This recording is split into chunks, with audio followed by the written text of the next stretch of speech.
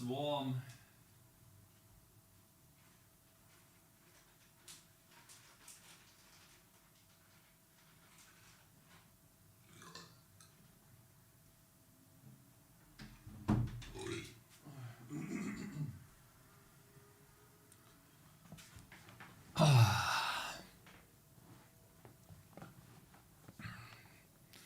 Good morning, my brothers.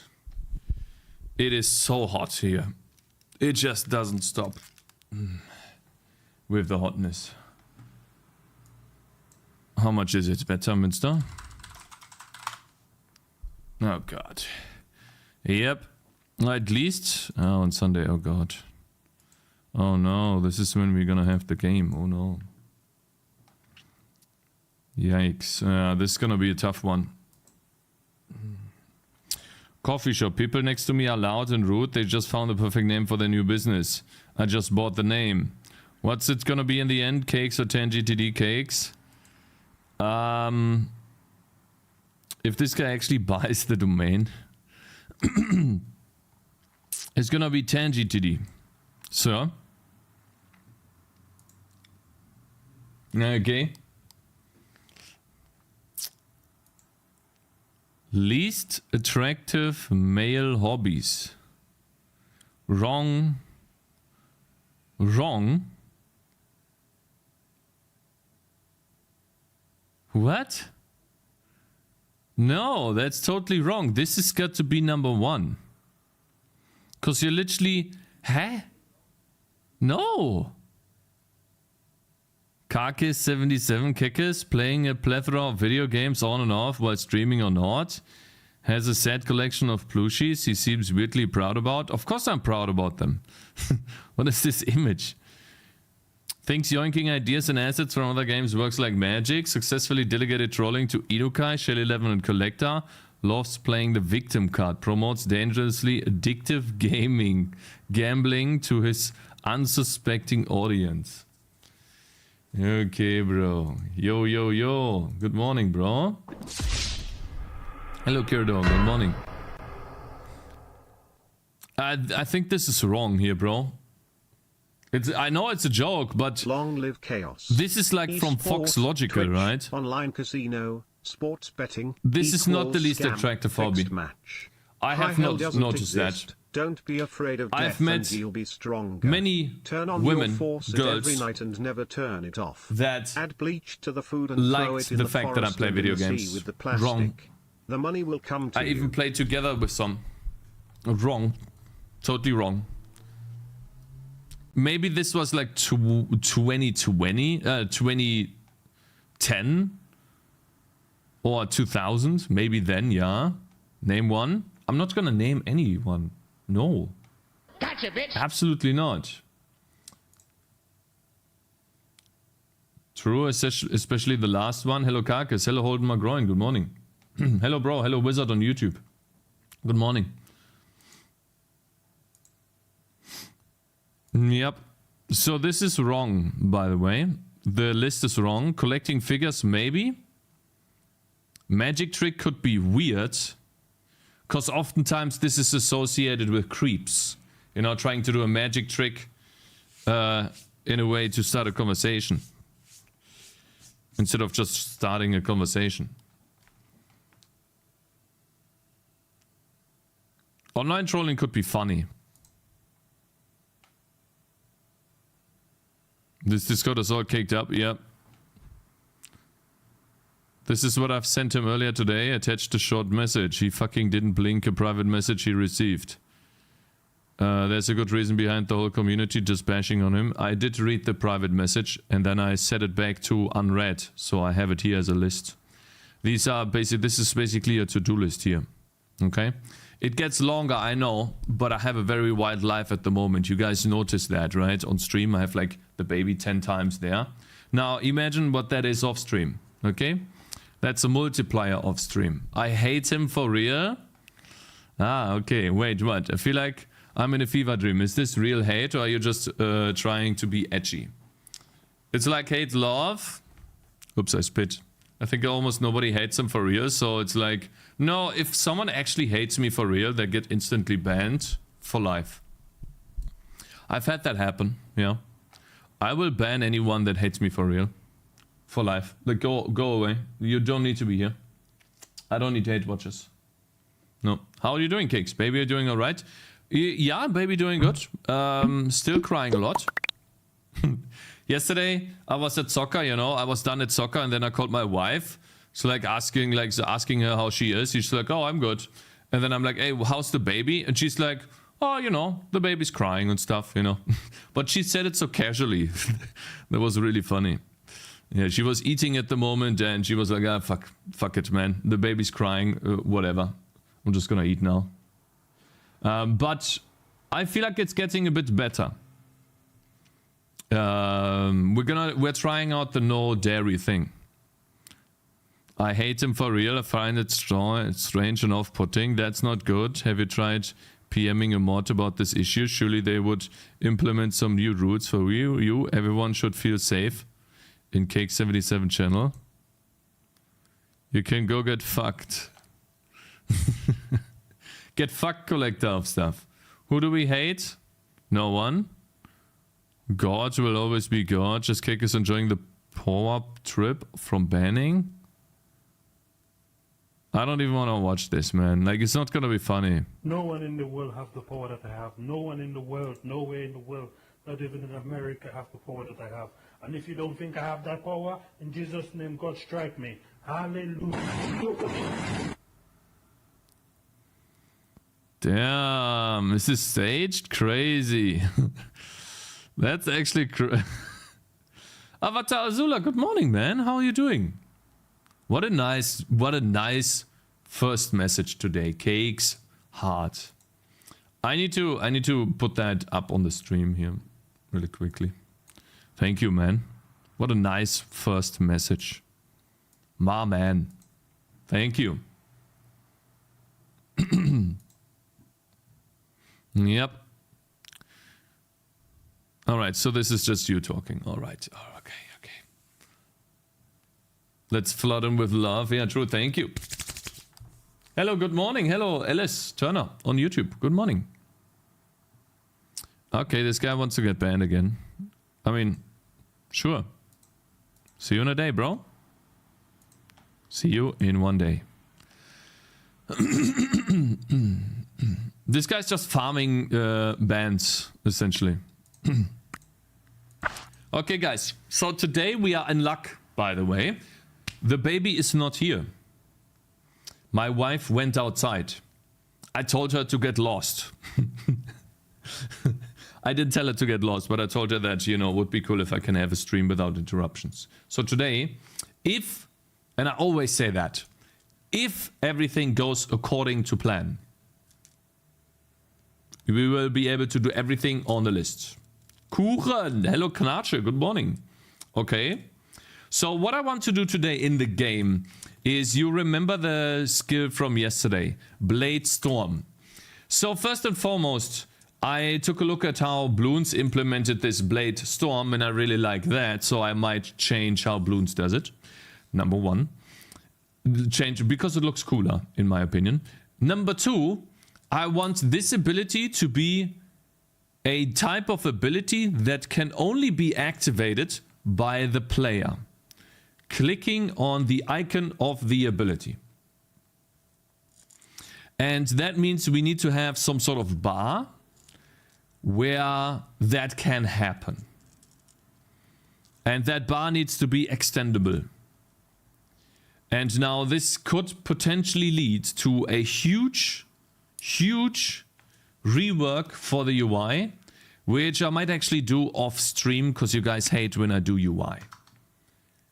But I might do it. I'm gonna give you an idea of what I'm trying to do, okay? And then we might be able to talk about it. Okay, and who said about something like a little girl? He's basically like a little girl. Okay, see you in 10 minutes. Here you go. You fucking bitch. So the idea is this. If we draw the UI, then on top here, this is where we have stats. Let me do control. Okay. And then we're gonna pause this for a second so I can get this drawing done. Bitch. You think you have control here, collector of stuff? You do not. Then over here to the right, this, oops. Then over here to the right, this is where the units are. Units. You know, so like the different slots for each unit. And I might do it like in Plants vs. Zombies, where you can only have a certain amount of units with you. Now, let's say we have a Tangy in the level. Oops. Let's say we have a Tangy in the level, and we select him, right? We click with the mouse on this Tangy. Okay, we click on him. Now, if we select him, right now it shows us a bar on the bottom here. This is his skill bar.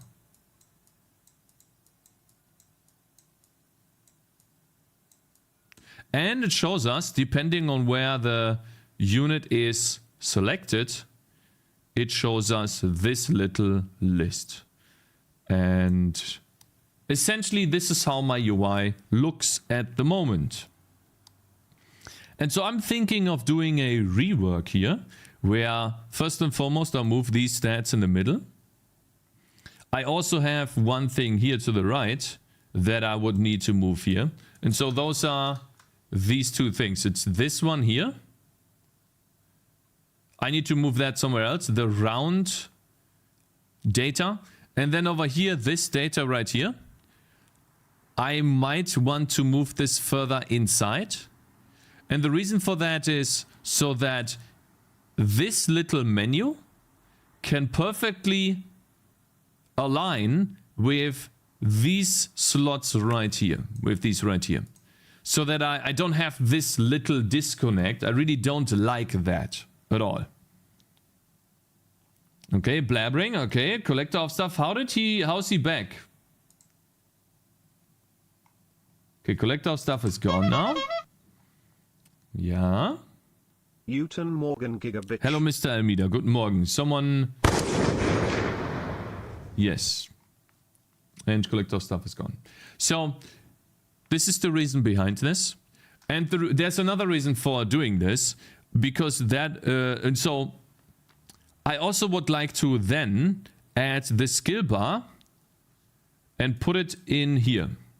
Essentially. Now that's a bit annoying because right now when let's go ahead and give ourselves some money and give ourselves some skill points. If I train an ability, right now the ability gets put on the bar at the bottom here. And we can always take a look, excuse me, we can always take a look at the ability itself. Now, right now, if I were to remove this bar, which is a really cool bar, I spent a lot of time actually creating this. We had a lot of people creating this, like Ninx created a version of this, I created a version of this. I actually created multiple versions of this. But if I remove this, I would need to take the target priority and put it in here. I would need to add this in here. And then on top of that, I was thinking of adding in these little arrows here. They look something like this. And you can click on them. You can click on them and then it extends a bar or a UI behind it where it shows the previously selected upgrades. And so you can always take a look at the previously selected upgrades if you want to. But it's by default, it is hidden. If that makes sense. Okay? And so why do I even think about this rework? Why do I think about all of this? Now imagine the skill bar is gone. Okay, imagine this is gone. Imagine this is gone here. It's all in the middle now. I want to have icons for abilities at the bottom that you could use. These are the global ability icons. And so one of them would be this Bladestorm icon. One of them would be this. And so where do I put this? Well, it's best to put it here. I know this looks exactly like Bloons then. But I don't right now in the current setup. I don't know where to put these icons. I could put them to the left here, right? I could have another list to the left, but even then, I really do not like this. And so I would definitely have to move this out of the way, maybe to the left, and then put this little box maybe somewhere higher up. What do you guys think? Or should I just do it? Good morning, Senor Cakez. Hello, Mr. Sturdy Pose. Good morning. I don't Hope wanna you're be doing like good, this. bruv.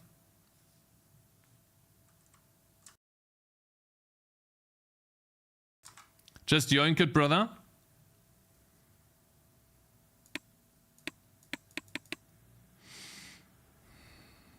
But first and foremost, I actually want to create icons for these global abilities. And you can only use these global abilities and the units do not use them. They just ignore them. What did I miss? Nothing. We're currently talking about UI and gameplay rework, where the player will be able to use these global abilities themselves. So for example, Blade Storm. Collector got timed out again? Maybe. Maybe he did. So let's see here. If we want to program this in, first and foremost, I need to do a git add,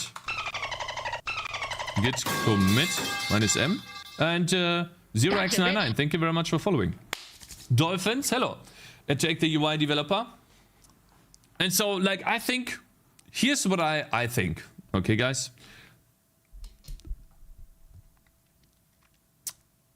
I think, even though I'm working on UI again, I think it's just it's a balance between gameplay, content, UI, gameplay, content, UI. It's like all of it at the same time.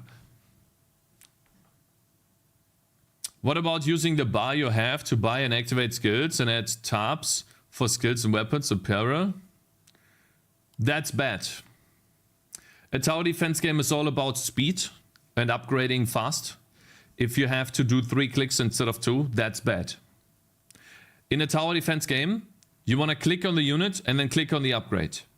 Every single game out there does that. And if I take 3 clicks, then I'm worse than every single game out there. That's just how it is. And so we need to be better or the same. Make the interface larger. Making the interface larger takes away too much space on the screen and you can't see what's happening. It's a balance between proper size, fitting the stuff in perfectly so that it works, and trial and error, essentially. What are your thoughts on UI as an ex-backend PHP developer? Pepe Love. I was PHP and JavaScript developer, bro. I was front and back-end developer, 30+. I don't know why that would be funny. Does the game pause when the skill tree opens? Yes, currently the game pauses when the skill tree opens. Full stack Pogo. Yeah, I was a full stack developer. Yes. Let me see here. So, git commit, and then we do edit, a new ability, Blade Storm. There you go. Git push, and we also did way more stuff, but you know, it is how it is. Chat's mom is fat. There you go. It's not always about making speed. It's about making the player experience fluid. Exactly. Exactly. And the player... So bro, like that is exactly what I'm doing at all times. And this rework, I think, will do that for the player. So here's my issue at the moment with my game. Okay, there's 2 issues that I identified with the game that I could potentially improve. Number 1, when I upgrade a weapon on the unit, we see it, but we don't see the stats anymore. So I could potentially, you know, have a nice little green arrow here that I click on, and then it extends another menu where it shows me how many upgrades I currently have. And then if I have all of the upgrades, it shows me all the upgrades right here, like this. Maximum. Boom. Done. And then the same thing here. Right? Uh-oh. Unrecognized item type. Open eyes stroking eggplant. Uh-oh. What is that item type? Ooh. Ooh. Armor choices. Ooh. What is that item type? Where is that coming from? Bruh. Then why does your eye take 50 milliseconds to animate before it actually shows? Well, if it's too slow, then we make it faster. That's just how it is. I think I found a bug. Let's see here. Huh? The Millennium Shield is the wrong item type. Interesting. Okay, let's try that again. I wonder what happens. I think we'll be able to do this really quickly. Let's see.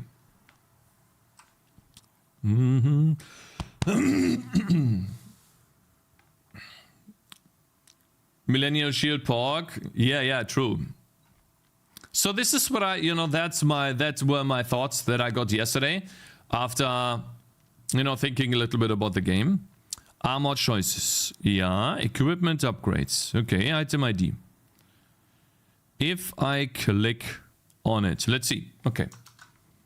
Let's play here.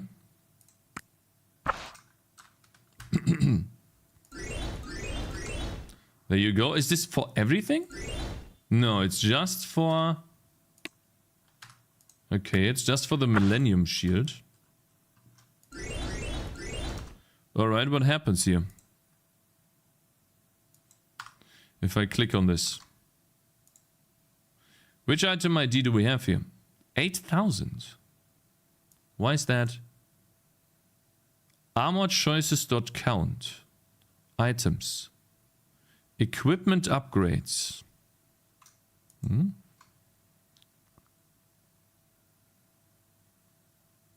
0, 1, 2, 3. Okay. But Millennium Shield is here. To me it seems like it's indexing into garbage. Shouldn't though. Because it's 0 initialized. It should be 0 then. Okay. How does that work? So the hero type is 0. Then dot items. 4 and 3. And then the equipment index is 1. But that should give me an item ID of... Not this. Eh? That's odd. It's correct though. Huh?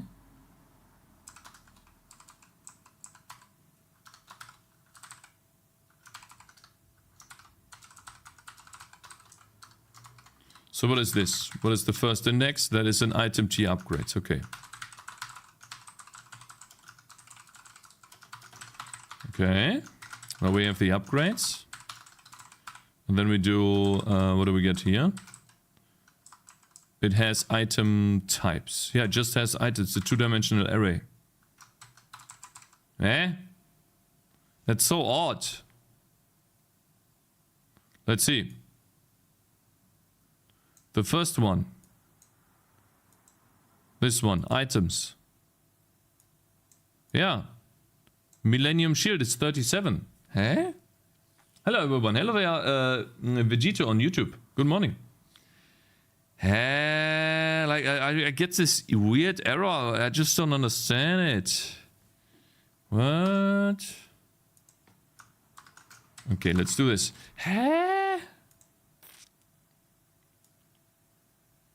What is wrong here? This shouldn't be wrong. Maybe the other way around? Equip index. Choices. No. Huh? Okay, let's do this again. One more time. Maybe I did something wrong. Let's see. So upgrades. These are the important items. We have Millennium Shield. So we are indexing into items on number 3.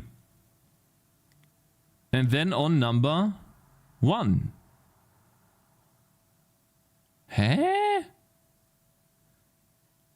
Then why is it 8,000? That doesn't make any sense. What?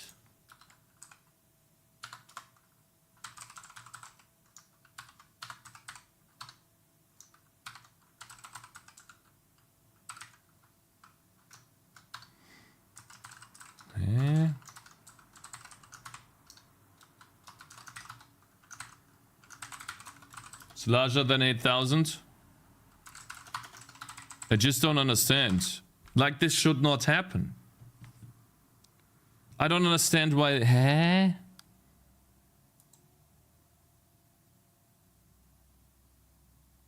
Huh? So this is a two-dimensional array. Wait. Yeah. Huh? Guys, am I stupid? Do I miss something here? Am I actually missing something? How's this 8,000 even? This is what I just don't understand. Because it shouldn't.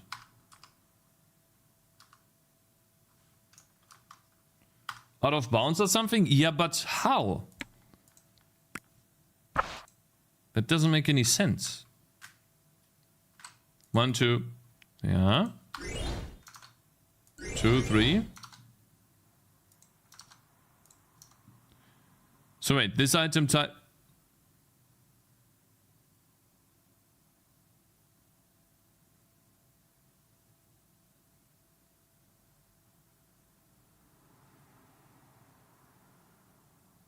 Can someone clip this, please? Can you please clip this right now? What changed? Huh? What just happened?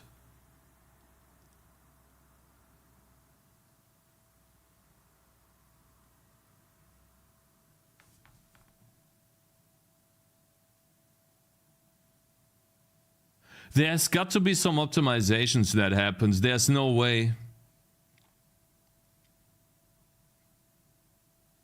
Huh? There's no way. Oh, this makes... Guys, this makes me really angry right now. I'm so fucking angry right now. I just cannot believe this.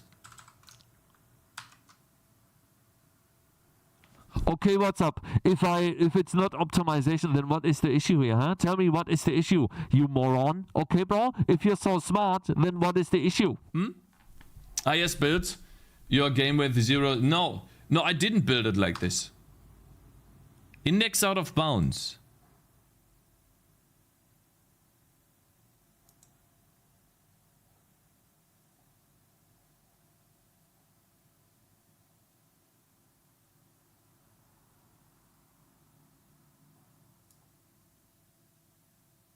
Huh?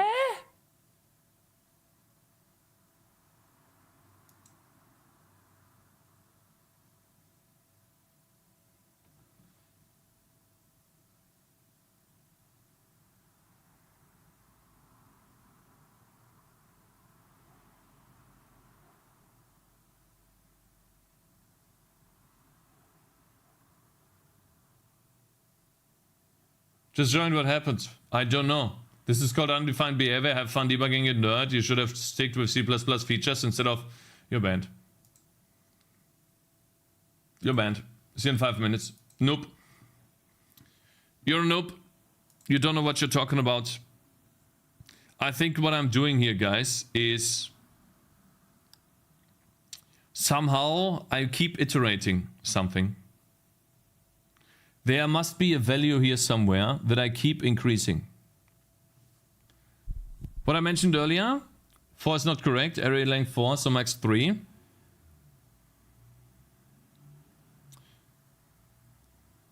But it's a count 4. Hello Statics, good morning. Something keeps increasing? Sometimes. Where does this come from? What is hero.count? Hero.armorchoices.count. That's 4. But I start on -1. So 3.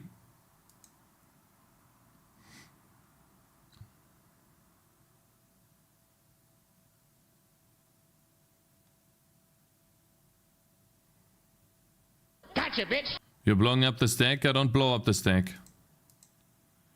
I don't blow up the stack, bro. It has nothing to do with this. Hey, like what the fuck did I just come back to? What?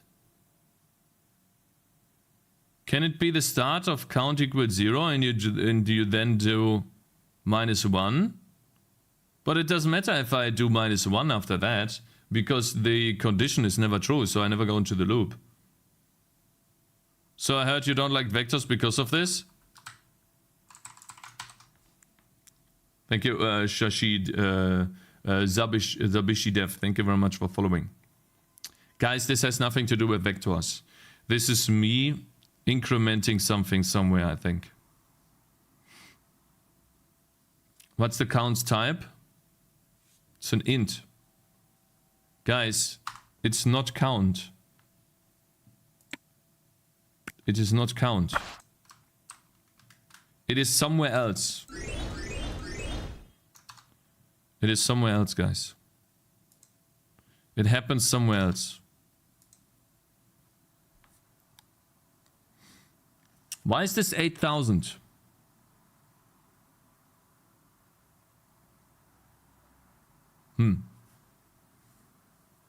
Programming's printf everything.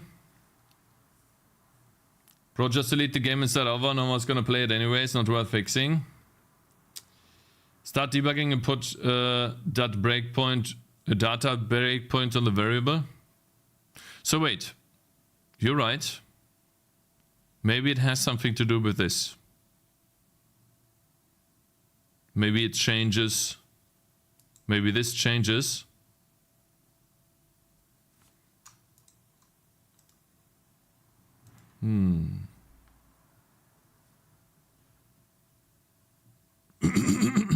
How do I do this? Thing is, it's in a loop. Let's just see what this looks like. I have an idea. Excuse me, guys. I just have terrible... Alright, let's see. Click on this. Man, I don't want to deal with this today. Alright, let's see. We have Wall of Nature. Then we have Millennium Shield. And we have the sickle. Okay, so that works. The item ID does not get changed. So the item ID is always the shield. If equip edx is the same as 1, int a is 0. Let me guess, you suspected unwanted promotion to unsigned and all the fun coming along with reverse loops. Update on my game's journey. CI is building. Running tests, analyzing warning zeros. OpenGL is set up so I have an orthogonal projection and it can set objects on pixel locations instead of normalized value. Am I so out of touch? Cool. No. Paprika6 just Oh man, subscribed. thank you. Paprika. Big tick support for 1 year. Thank you so much, bro. I really appreciate the support, man. Alright, let's see here. Oh, I hate that. Alright, now it works. Okay, so if the equipment index is this, then okay, fine. Now we have a breakpoint here that we can use. How can we figure out what happens here? Because the moment I do this,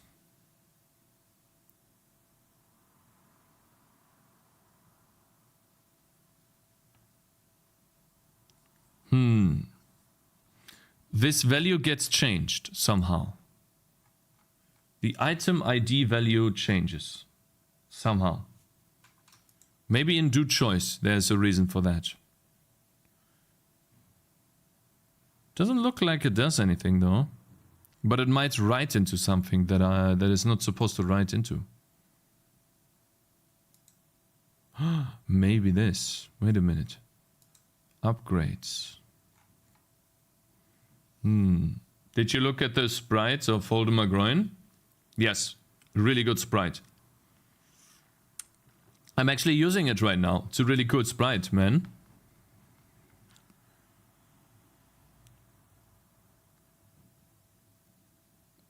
But item data is here. Item ID is here.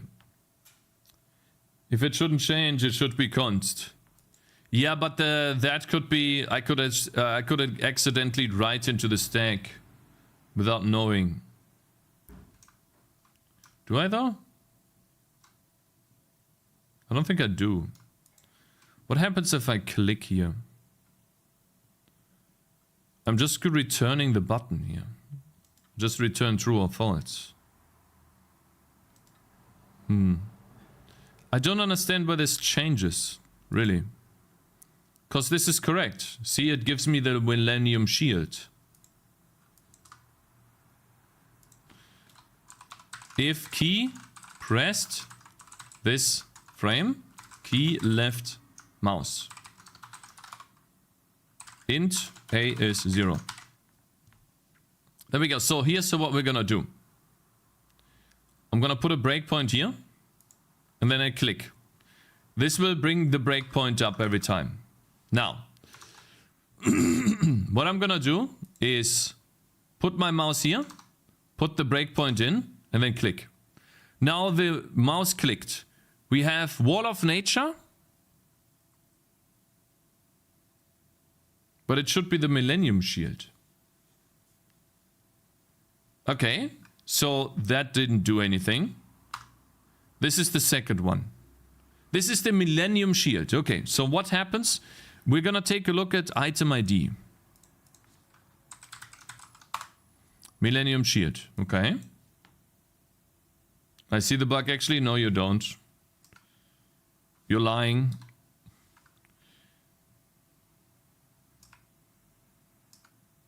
It still doesn't change it. It does the choice. Eh? What? Item ID sicker?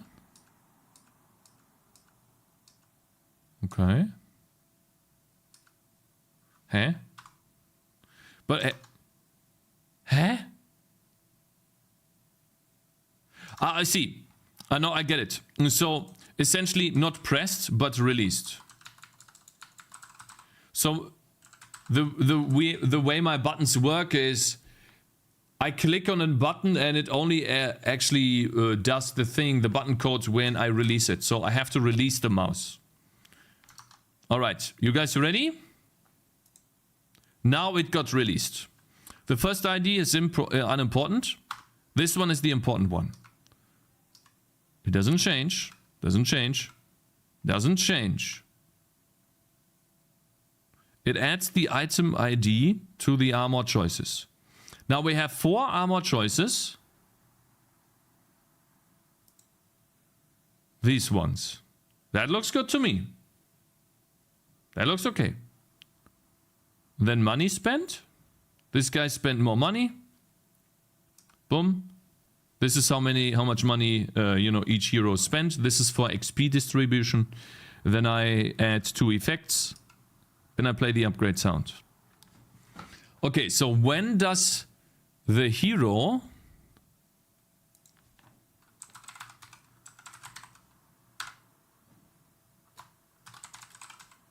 when does this change? Because this is supposedly changing. I wonder what happens.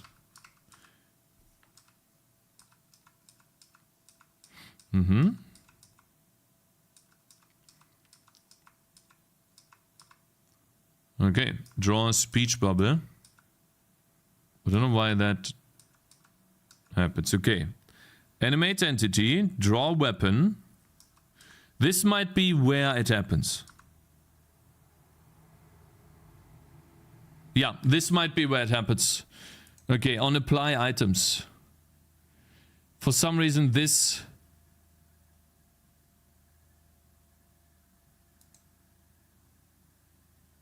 How is this working here?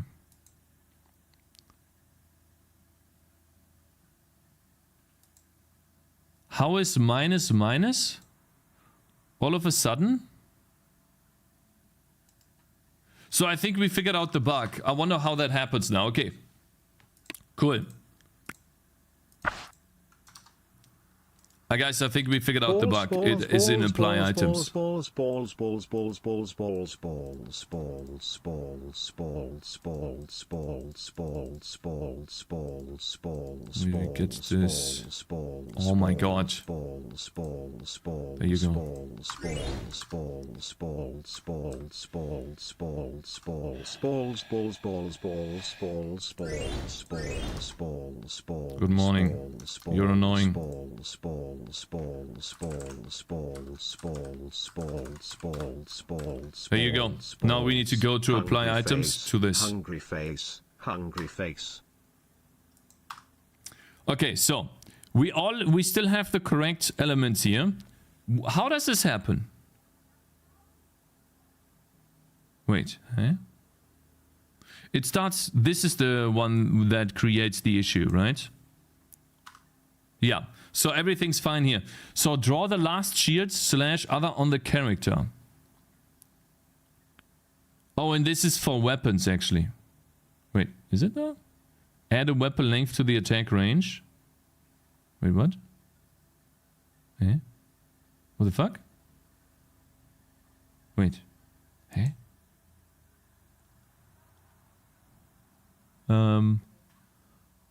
Add stats to the character. Ah, and then I do the inverse loop. So what is the issue here? We do 4 minus 1.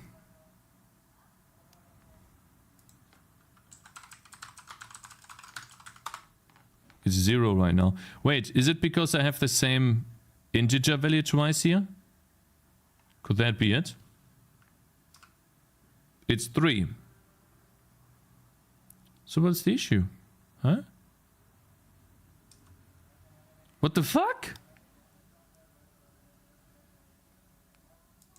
What the fuck happened? Huh?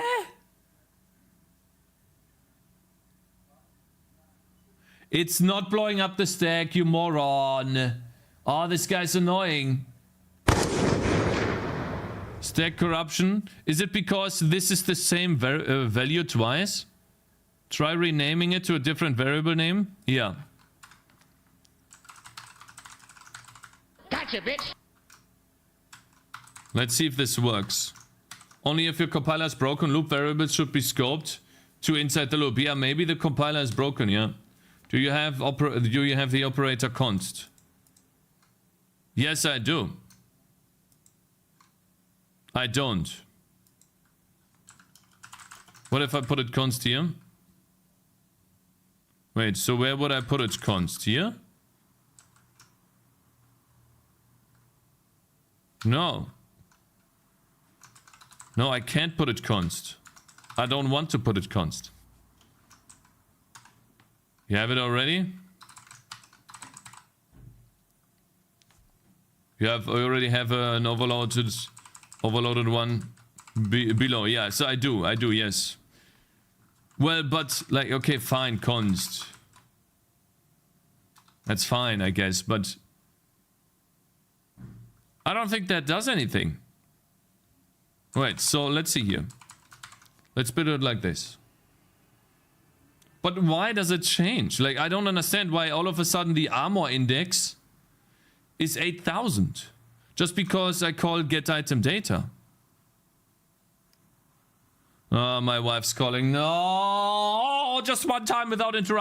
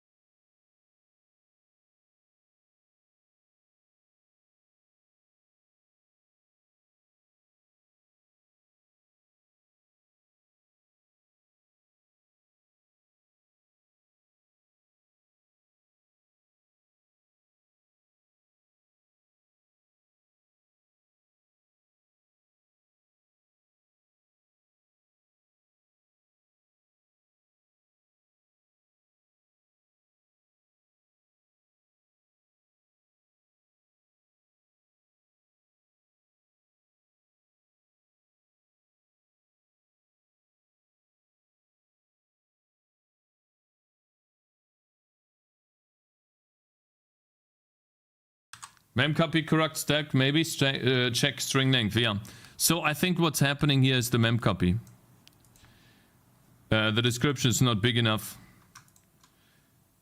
and that's causing it to overflow. That's the issue, essentially. Unfortunately.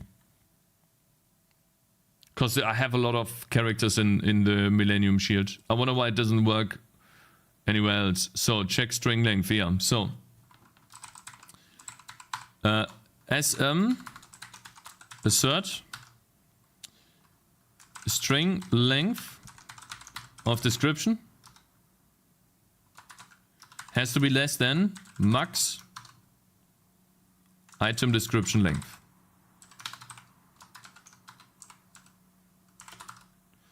Item the description is too long.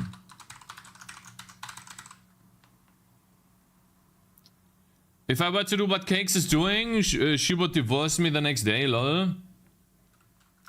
No. Like, when you talk about, like, it was an accident, by the way. She accidentally called. But no, it's about giving and taking, you know? That's how I see it, bruv. So, like, it's a support structure, okay? And so, when someone gives you their word, they should keep it as well, you know? But do you give love, support, making food, being there all the time? I will be there every day. I don't want to be like We this. have the luck that I can work from home. Path of Exile after? No way, it's not Path of Exile. You're wrong. It doesn't say Path of Exile, bro. What are you talking about? Huh? What are you talking about, bro? What are you talking about? Bruv? What are you talking about? When someone gives you their word. Oh, I see. Chat. Oh, ban him? Yeah, maybe we should ban him. We banned him yesterday too.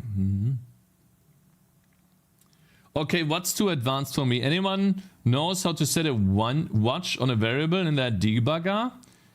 Breaking on change is easier than stepping and checking manually. Yeah, but I didn't know which variable actually changed, bruv. Wukong later. Guys, today we're actually going to play Wukong. Yes. Alright, guys, let's see if that's actually the problem. Let's see. Plop.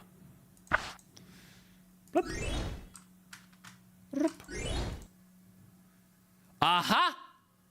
There's multiple that are too big. This one too. Armor choice index was changing to a wrong value. What do you mean?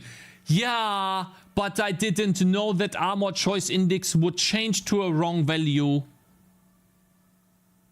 So, okay, well, C strings. So guys, how do I set a data breakpoint in Visual Studio Code? You guys are so smart, right? So how do I set a data breakpoint on this armor choice index somewhere? How do I do this? Come on, if you're so smart, you know? How about use std string and proper copy mechanics instead of this C array bullshit? Don't tell me what to do. I'll see you in 5 minutes. Everyone knows this? Okay, tell me. Oh bro, you're unlucky, bruv. Now you tell me. You have 5 minutes. It is 12:40 right now. You have 5 minutes to tell me how to do it. I'm waiting. Okay, I'm gonna continue programming. If in 5 minutes you don't tell me how to do it, guess what? You have time to Google even. I give you enough time to Google, okay? Yeah? Item description is too long. Okay, so we need to make that bigger. We need to make this longer. Hello? Ask your mom, bitch. 8? Oh, you have 4 more minutes. 256. Asmon 77. Assman 77. 5 or 10. Shade 11. 5 or 10.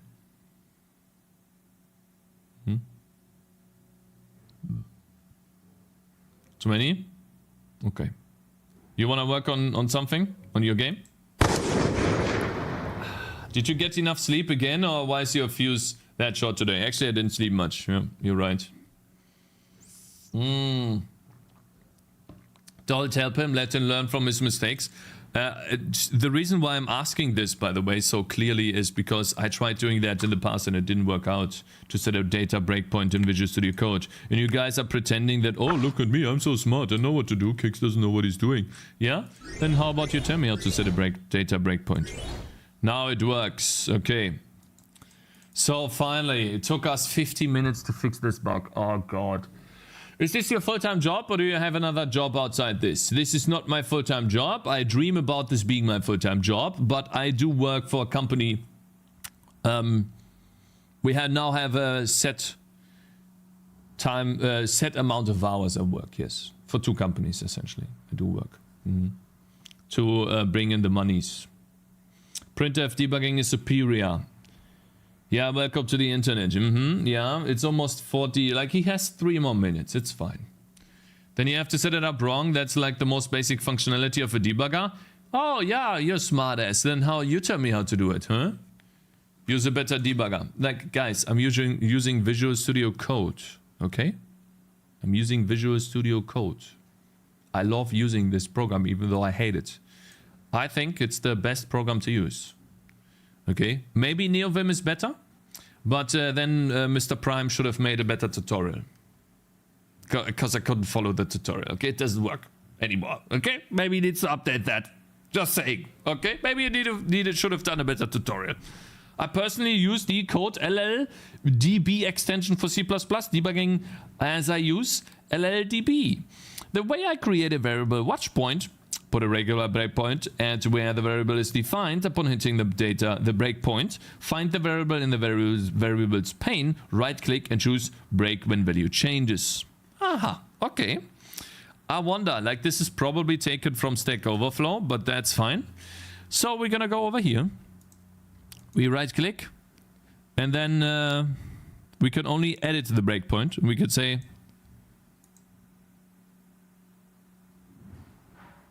I don't know, log message, wait for breakpoint. There is no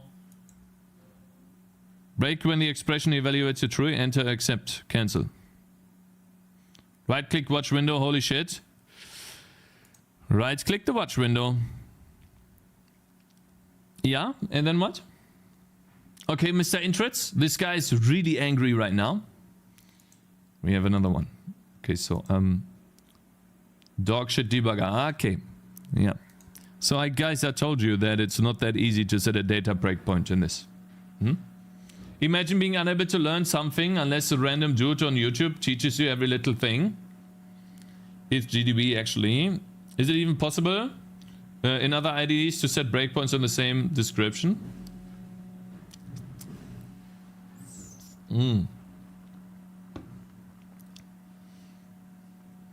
Howdy, just write weapon choice index equals 2.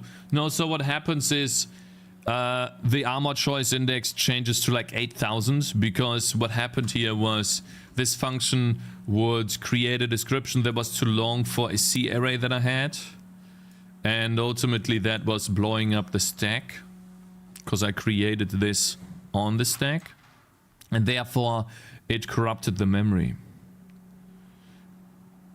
Then if debugger supports data breakpoint, they can set to the context menu in the variables view from the VS Code docs.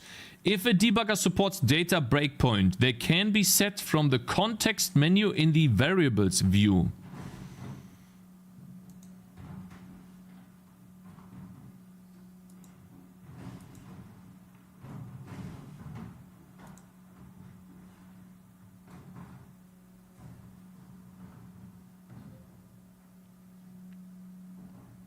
I have it here. Doesn't support it, yeah. So it does not support it. What are you trying to do? Nothing. We're wasting our time. Okay, so now that this shit is over, we can finally work on what I actually wanted to do. I wanted to display this ability as an ability that we can use as the user, like a hotkey. 1, 2, 3, 4, 5, 6. Something like this. And now, this is where I actually... It's been a long time, guys. It's been a long time since we have taken a look at this list. And there's one particular image in this list. You know, I take a lot of ideas from other games. So, for example, this one is something that I might do too. You know, this is a boss. And this is something that can... he is able to freeze towers. And I was like, that could be a cool mechanic that we could put in our game, right? But there's another thing from other games too. Take a look at this right here. This is the Bloons menu. The Bloons, essentially, well, how do you call that? Hotkeys. And I wanted to take a look at this to figure out, okay, they do not have 1, 2, 3, 4, 5, 6, 7, 8, 9 in here. This is, I think, wait, how does this work? Actually, this is 1, 2, 3, 4, 5, 6, 7. I wonder why these are for multiplayer, right? I have a to-do list, yeah. Steals are by... I'm not stealing ideas. Okay, watch the Pirate Software shot, okay? It's called a remix. You take 10 minutes. Bitch. Okay, fuck you.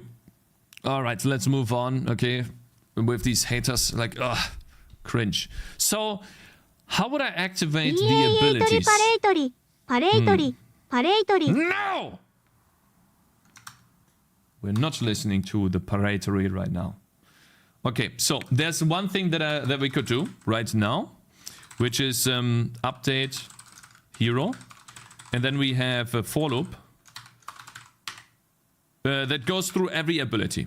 Now, the interesting part here is that we check the types of abilities here. For certain abilities, though, I want to do if the ability type data.type is the same as ability type user activation. This is essentially the type that you can only activate as a user, and the unit does not do that. And so here's what I don't know how I would essentially manage this. It's gotta be some sort of global position that gets reset every time. But we need to create some sort of list. And so I think I want to create either a static variable here. Let me check. So this is called update hero, right? Update hero has an array index and a float delta time, and maybe it creates a vector 2. No, we need a list. We actually need a list in the game state. So essentially we need something like this somewhere. We'll put it in a game state, guys. So what do I need is actually a... Do I store the abilities?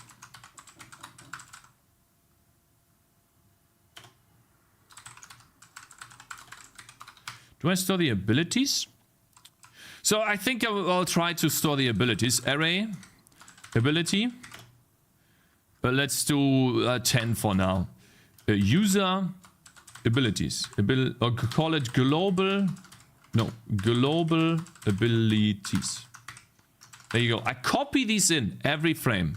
And so whenever I update the level. I hate that. Oh, it's here.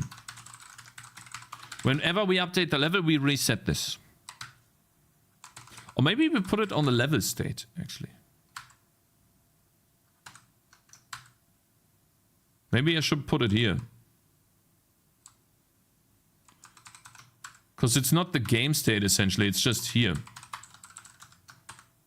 Yeah, we'll put it here. 10 capacity. Is it so generous, Cakes? You will run out of memory? Shut the fuck up, bitch. Okay, I'm just testing. Okay, I can always increase this. Moron. Stop complaining about something like this, okay? It's not... We don't need this, okay? So, for example, this here. Game state, and actually this, user skill activation. This one, I don't know why... Do I use this even?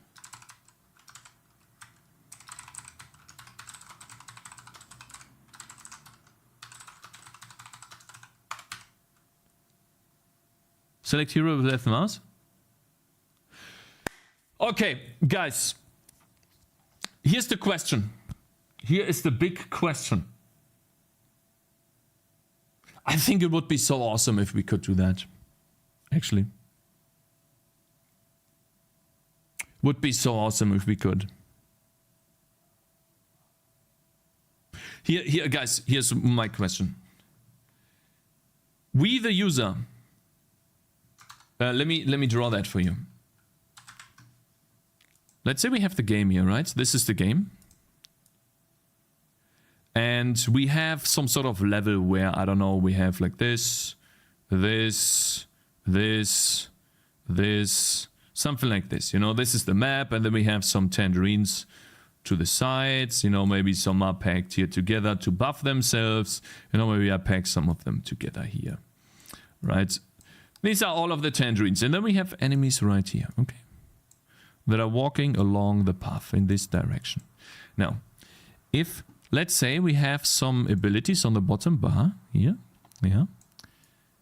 What do you guys think? I have had a really cool mechanic in the game that I had to get rid of because it was too much to handle for the player. So essentially what I had in the beginning was, let's say, let's give him some skill points. All right, let's say the wind slash right here. Okay, let's say this ability.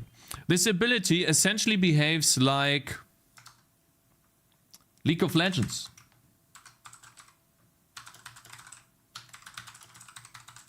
Like a League of Legends skill shot. Like this. This is what I had in the game a long time ago. Can we get like some proper image that is not blurred out? This is what I had in the game a long time ago. And so what I would do here is I would select an orange, and then I would click on an ability, and it would show me a ranged indicator, something like that. And then I would click again, and then it would essentially shoot the ability in this direction. And so what I had to do back then was I would click on multiple of these, and then click one to click on here, and then essentially do all of the skill shots myself. That was bad. That was really bad, because you would essentially have to control 20 League of Legends characters in a tower defense game. Okay, I learned that this was bad game design, so we got rid of it, and I automated all of the abilities using target priorities. I think it works if you use heroes. Yeah, one hero would be fine to do this, but not more. So now, but now we have global abilities. These global abilities, you will at most have 10 of those. Now the question is, do I bring this back for the global abilities? So for example, if I have a global ability as a skill shot, let's say a meteor, right? This could be meteor here.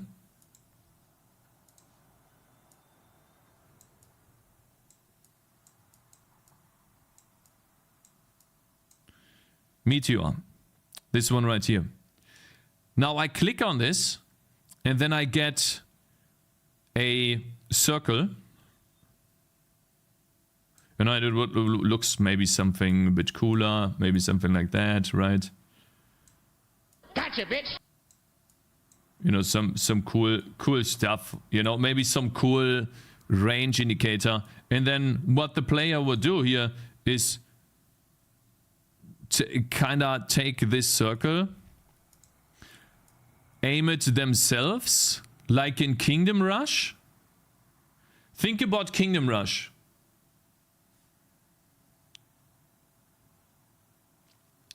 And then you could say, okay, I want the meteor to be tossed here. I guess I have to test it out, huh? I kind of dislike active abilities into these, just want to see my towers to the level. I know. And I think the cool thing would be, you can do both. You don't have to have... So there are global abilities that don't have these indicators, and then there will be some abilities that do have these, where you can focus a little bit more. I think giving the player the opportunity to use both is kind of cool. Guys, I need to go to the bathroom really quickly. Okay, give me a second. Sorry about that. Be right back. Oops. Hello Rico, good morning.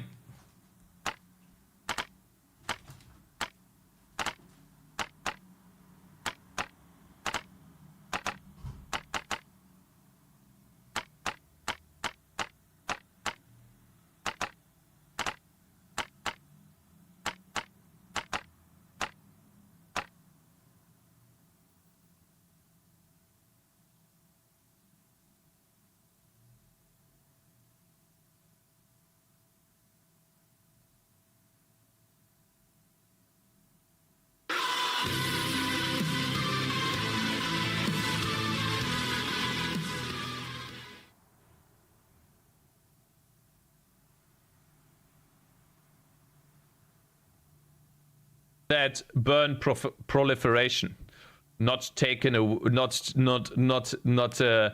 not even close to be no. Ah!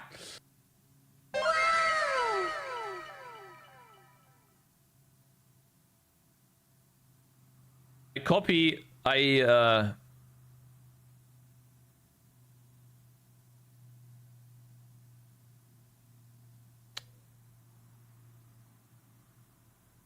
I don't know how to explain that because it's starting to get fucking difficult.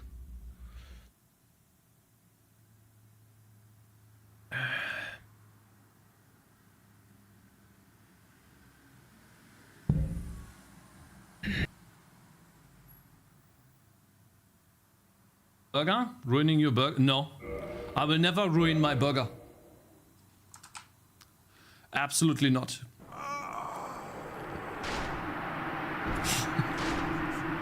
Ah, come on! This is how I start? From yesterday? That doesn't count, by the way. No, I did do dev counter plus plus yesterday. That does not count. We start out like this. Absolutely not.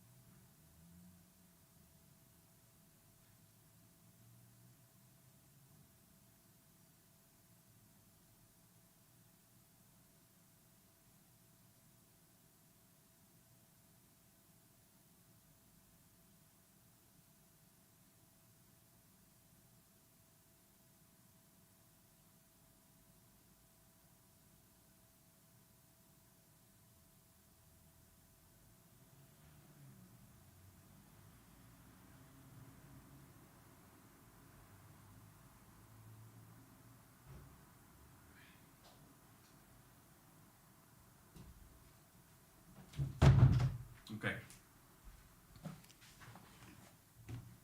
So, Mr. Das sieht He zumindest. said it's trash before I used it, then he used it and thinks it's okay. Isn't the goal to work towards the demo? Making the full skill tree seems kind of pointless when you only have 1 to 2 levels for your playtest. You might rework it after feedback anyways. No. Like, this is actually like some real feedback. No, I think what we need to do right now is make the one part of the game complete enough so that the player can figure out this is how the game is gonna be and essentially get hooked into what I want to do with the game.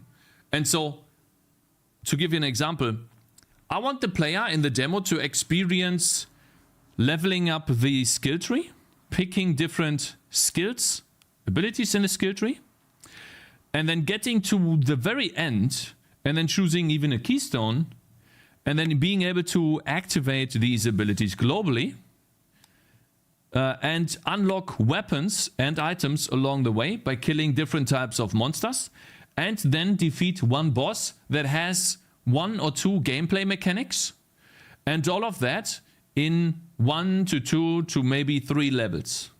This is what I want the player to experience in the demo version. And then I want to see how long they play, and I want to improve that part, and together with video feedback, I want to make that part as interesting and fun as possible, so that I improve my time from, let's say, people play the game for 10 minutes instead of 8 to 20 minutes, maybe to 30 minutes, to get a baseline of more and more time. That's what I want to do. Right now, if I were to release this unfinished, there is no strategy and there is no synergy in the items and abilities, and it doesn't make any sense. So I need to at least have one class somewhat finished, where you could at least get the idea of what it could be, and then with that synergy, with all of these implemented, I can then go ahead, take the feedback for that class and rework these abilities. I don't have enough content and options right now to put out a playtest, because it wouldn't do anything, essentially. It wouldn't do anything because it's not finished. It's not finished. Hello, it's me, Alice, from before. Good morning. I made a proper channel so everyone here can know me as Fluffy, my online tag. Okay, good morning, Fluffy. Hello there. How long? Long time lurker, first time chat. I've been following your progress and I think you're doing a great job. Keep it up. Thank you, Charmbite. I really appreciate it, bro. And that just takes time. In Bloons, not everything is used in every map. Some maps have water obstacles, etc. Yes, like we're talking about obstacles. We have the codes for the obstacles in the game too. You know, all of this stuff is going to be implemented, or is already implemented, but now we just need to make use of it. We start making use of it little by little. But this has to do with different levels. I cannot make different levels right now because I need to work on the mechanics first. And the mechanics are this right here. Hello, my guys. So now that I explained this, let's go right here and do level, state, abilities, global abilities. Dot count is 0. There we go. We reset global abilities. There you go.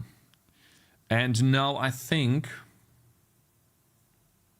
we need to somehow sort these abilities so that they are always in the correct order.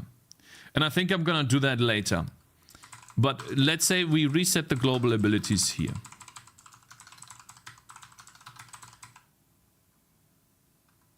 Reset values. There you go. Now that we have this, do I still have this on a game state? What I thought about here is really important. The ability itself has data and a couple of stats, not all the stats. And currently I do not have a connection between the global abilities and their owners. So what I thought I would need is a structure, global ability, which is just ability, and stats. That would be the owner stats. I need those two together in order to activate them. In order to activate, and maybe we need a UUID, owner ID. Maybe we need that too. But and then a global ability should be a reference too. It's really important that this is a is this how you do a reference? Is this how you do a reference?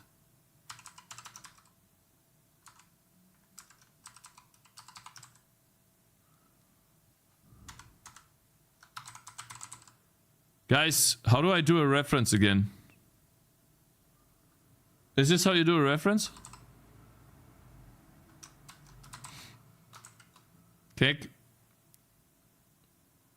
Okay, yeah. I'm a bit confused why this is white. That's why. Anyway, so we want global abilities here. Like this. And then whenever we update a hero, right? And we have an ability that is supposed to be activated by the user, we go to the level state.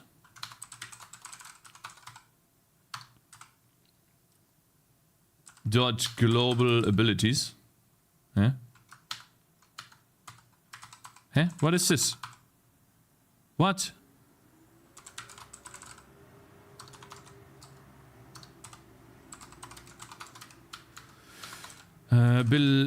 Abilities dot add global ability. Use pointer though.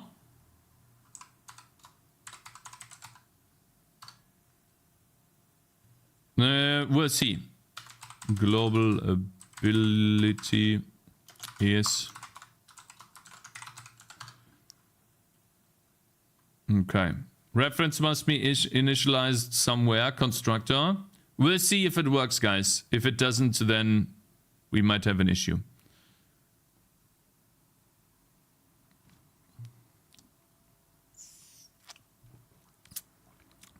I can't add, no, I can't do that, yes. I cannot add it to the array, guys. Let's see, dot ability, that would be the value of ability.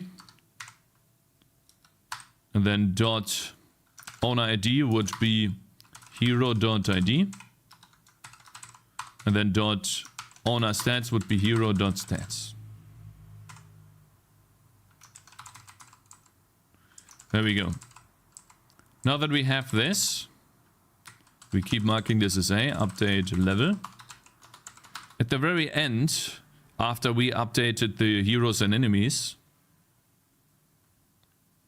Oh god, what is this? Manage rounds. Yeah.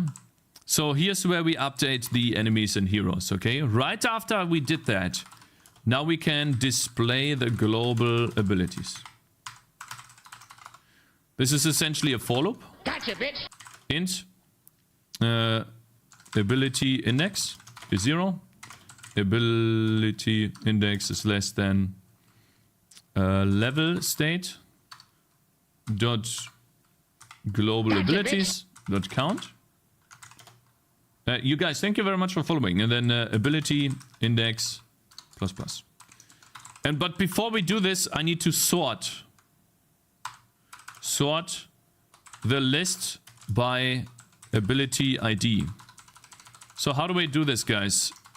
This is gotta be queue sort again, right? How do I do this in the GL renderer? How does that work? It's been a while. So I want to queue sort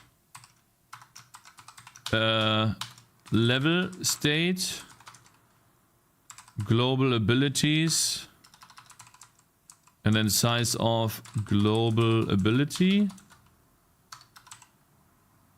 And then we have A and B. And that's a global ability pointer. And that's supposed to be a ability.data.id. Okay.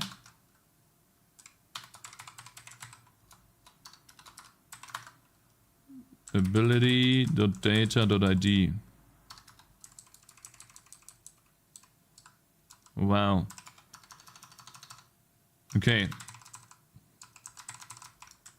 So now it's sorted, hopefully, right? Did you sleep well? It's really not hot. Is it really hot again in Germany? Yeah, it's almost 30 degrees right now. Yeah. I try to not move too much. If you want to swap abilities or have no ability, then there must be a pointer. Otherwise, it must be initialized immediately and it's fixed after. No. So essentially, I want references to these abilities and I'll tell you why. Global ability, reference, global ability is level state global abilities on ability index. What I want to do for each of these global abilities, I want to first draw the ability. And then make sure that we can also activate the ability. These two things. Okay, activate would be using the number keys for now. So that would tell us the ability index, essentially.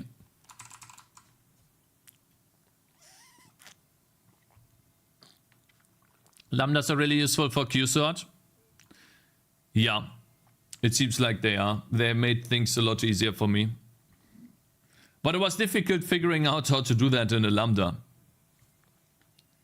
Your humongously huge head is covering half the code, bro. Is it? Actually it is, yeah. Sorry about that.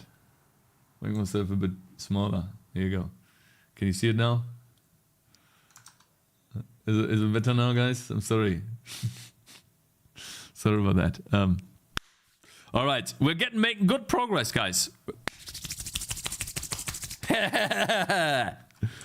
Okay, let's see. How do we do this? Draw UI sprite. Let's see. Global ability dot data dot sprite ID. Yeah. And then we need a list. So that's a vector too. Let's call it ability list position.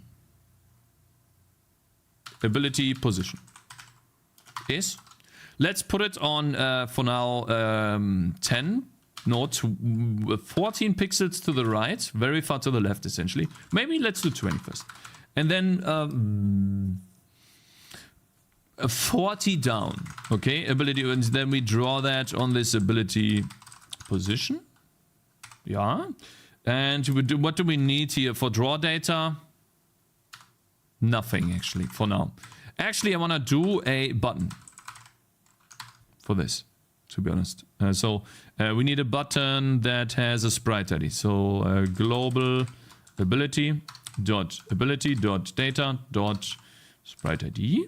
And a position would be the ability position. And then ID would be,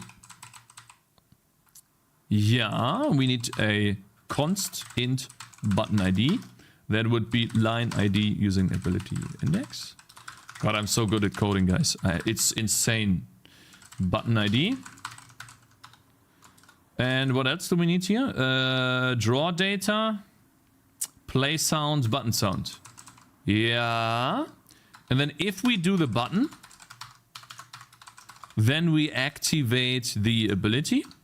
And this is where we need the reference. You see, this is where I need it. So the global ability dot ability, and we need an activator actually, essentially here. That's important. So we need to get the owner. Okay. If we don't have the... Oh, Schrupter, moin. Good morning. Good morning, bro. Good morning, bro. Hope you have a wonderful day. And the wife and kid is good. It's getting better and better. Kids actually, a baby is growing, bro. Like, she's getting tall, it looks like. Or maybe she stops growing at some point, but bruh, yeah. But you know, currently we are dealing with a lot of stomach aches. And so yesterday we had someone in chat that ultimately said or pointed out that it might be an issue with dairy products.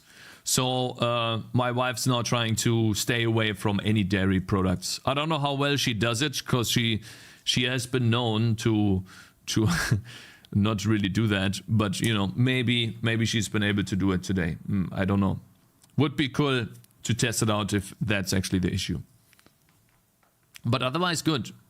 And let's see. Entity pointer owner is get entity by ID, and then that would be global ability owner ID. So then if we don't have an owner because the owner died, then we just remove it, or we just continue. It's fine. We just continue. That's fine. We cannot use a global ability of something that we don't have. And now we can use the owner here. Owner, and then the target data. Ooh, okay. Well, target data. Let's see.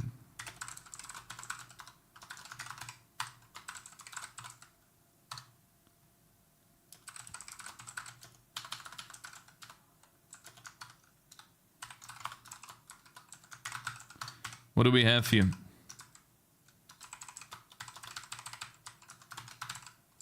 This stuff. Dot activator.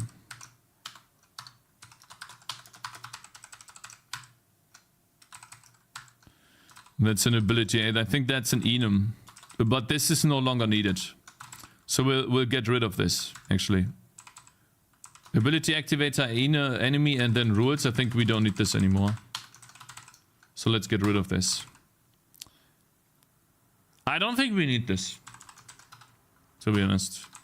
Might still need it, but we'll see. Yeah. We don't need it. Huh? Dude, can you please go down here? Ability activator rules. What is this? Where are we here? Trap.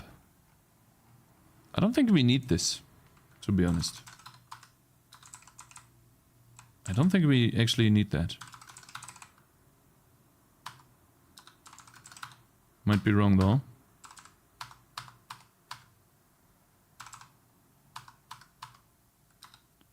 Ability activator enemy. I wonder why that, like that doesn't really matter. Hard at work or hardly working? Hard at work. Yeah, I don't think we need this. So, okay, fine. Target ID. We don't have a target ID. We get rid of that. Target components. This is global ability, so that would be target. It depends on the ability type, whether it's harmful. Oh yeah, the activator. What is that again? Oh, wait, what is that again? We don't use that. Target components. That would be component enemy. It depends. If the ability...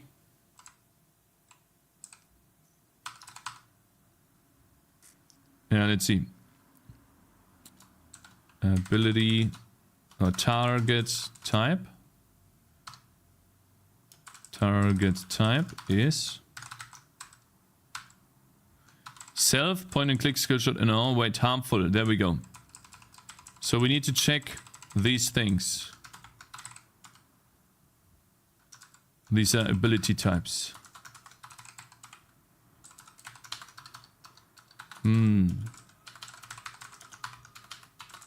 We need to check these to know whether we need to target enemies or heroes with this ability. It's really important. Oops.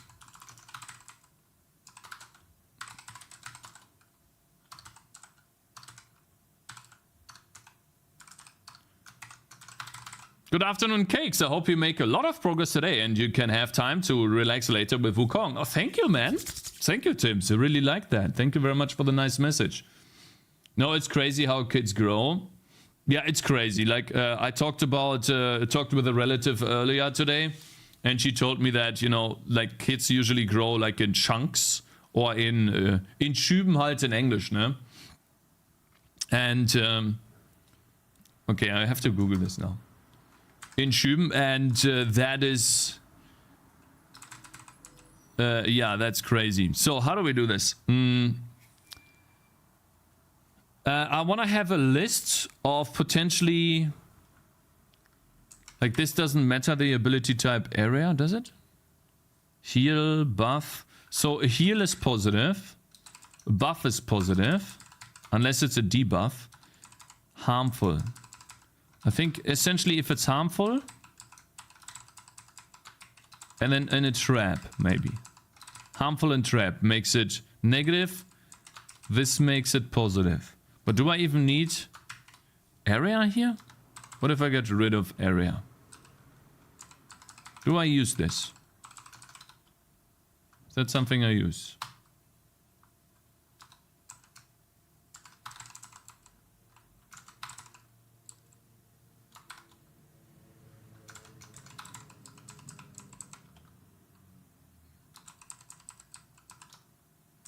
Give me a second.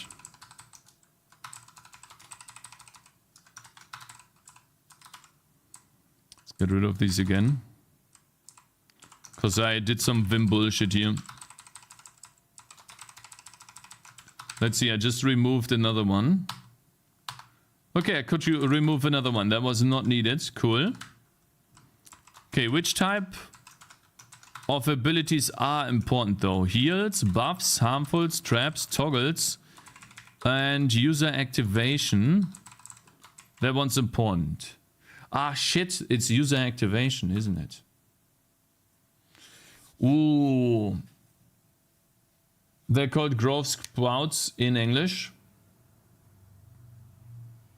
Close the crap to the left, you don't need it anyway. Yeah, but then I would move it in. I need to figure out whether an ability is harmful or not. And I can't do it with the ability type, essentially. It needs to be a target type, I guess. But even then, this...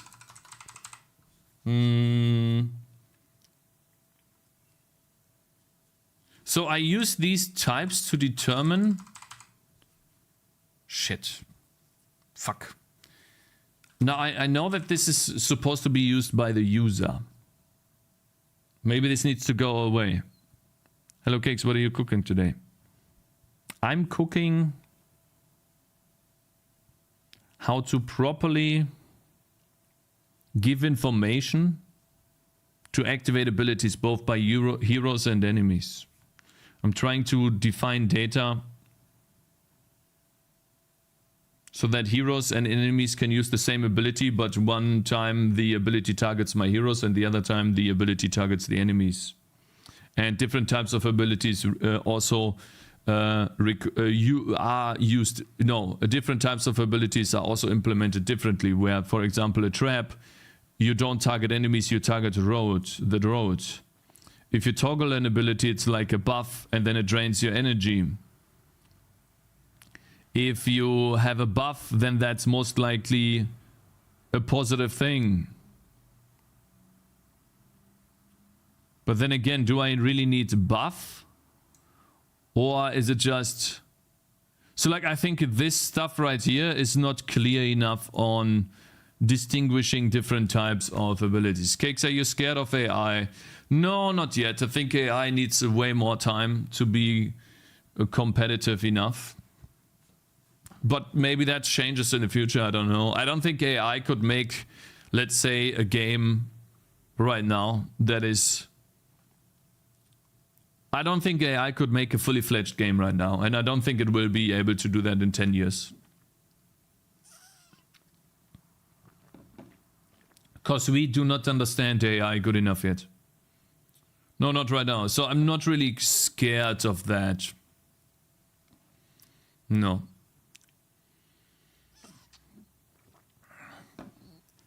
I don't think I will lose my value or job anytime soon, because I'm very versatile. I have many different things I could do. Like, let's say let's say I can't even do stuff with computers anymore because AI took this over completely. I could still work with my hands. I could fix kitchens. I could fix. I could build, or I could more. I don't know how you say that in English. I could montage.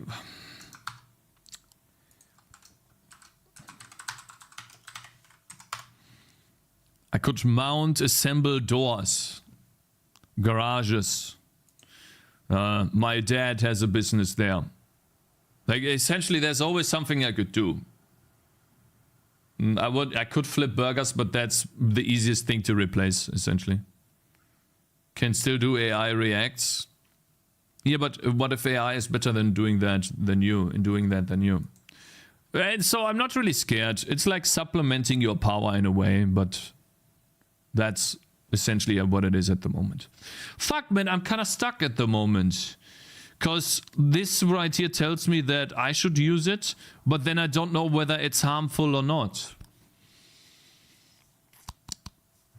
I need to give it more information.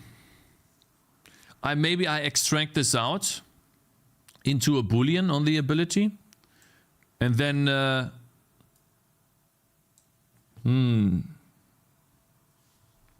I have these. It's a heal, it's a buff, it's harmful, it's a trap. It's a toggle. And then the target types here, self, point and click, skill shot, area. Would it make sense to use them as flags? I was thinking about flags too. Even if most combinations are likely nonsense. Yeah, I was thinking about that too. But I think I'm gonna get rid of this. And then create a boolean for now and see how that works.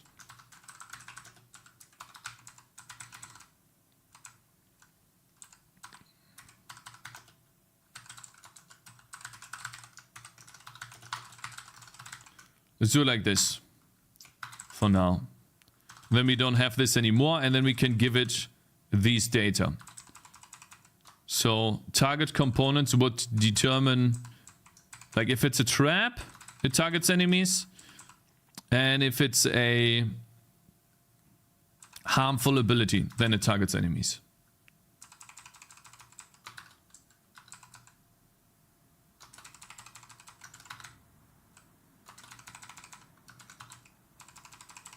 Target components. So, ability type is the same as Great to be back to my favorite ability. Oh, code and green, my Please man. keep Harmful. your functions shorter Or than 5 lines. ability Big retard, don't help. type dot is the same as ability trap. So if it's a trap or a harmful ability, one of the two would mean it's supposed to target enemies, otherwise it's targeting heroes.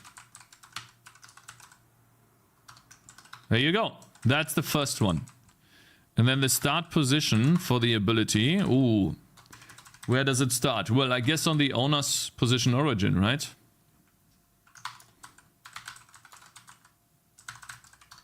This is where it starts. And then the location and direction.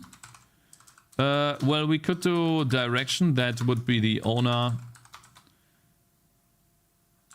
Location, I don't know. Attack, direction. And location, I guess, would be owner, target location. If I have that even. I do. Okay, so maybe this works. And then we activate the ability like that. Cool. Getting something done here. Very nice. In the future, AI can take over 99% of jobs, so I think it's a dumb argument to say AI will take over game development. It's just a matter of how long. Even if AI would be capable yet, you cannot blindly trust it. So many devs in the future don't develop applications anymore, but they might provide, for example, tests to the AI to assure that the generated application fits the needs. Yeah. So, yeah.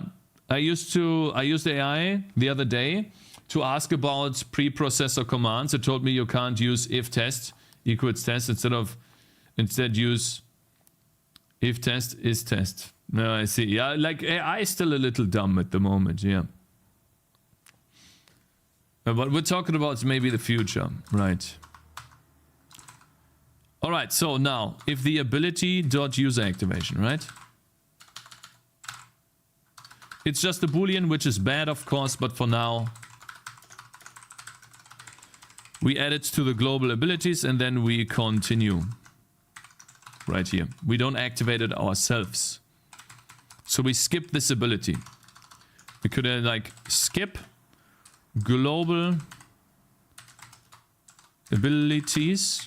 They can only be used by the player. There you go. We have that in here. And then for some reason, unknown type name UUID at game state. Wait, is it though? Wait, it's not UUID. It is UID. Yeah. So it's not UUID, but UUID. Yeah, and get rid of this shit. Okay, cool. Now, is it? Overloaded, no candidate function, no copy instructor. What is it now? Const level state. We have some const here somewhere. Candidate function implicit copy assignment operator, not variable. Cannot convert the initializer list argument to a const level state. So guys, tell me, does this have to do with this dog shit global ability thing here? Where we have the ability reference? Is that it? Is this it actually? It is. So I guess we'll use pointers then. Fine. Fine, it is a pointer then. I was right about stack blowing up. Told you, retard. You're toxic. You're toxic. We don't need you, bro. We don't need you. See you in 10 minutes. Think about what you did, bro. You should really think about what you're doing. Not to distract you, but the topic of AI, you should look into AI Doom if you haven't already. Basically, it's AI that simulated Doom without a game engine. Not really sure the details. Okay. AI Doom, well, we'll take a look at that. Yeah. There you go. Yeah. Okay, I'm excited, man.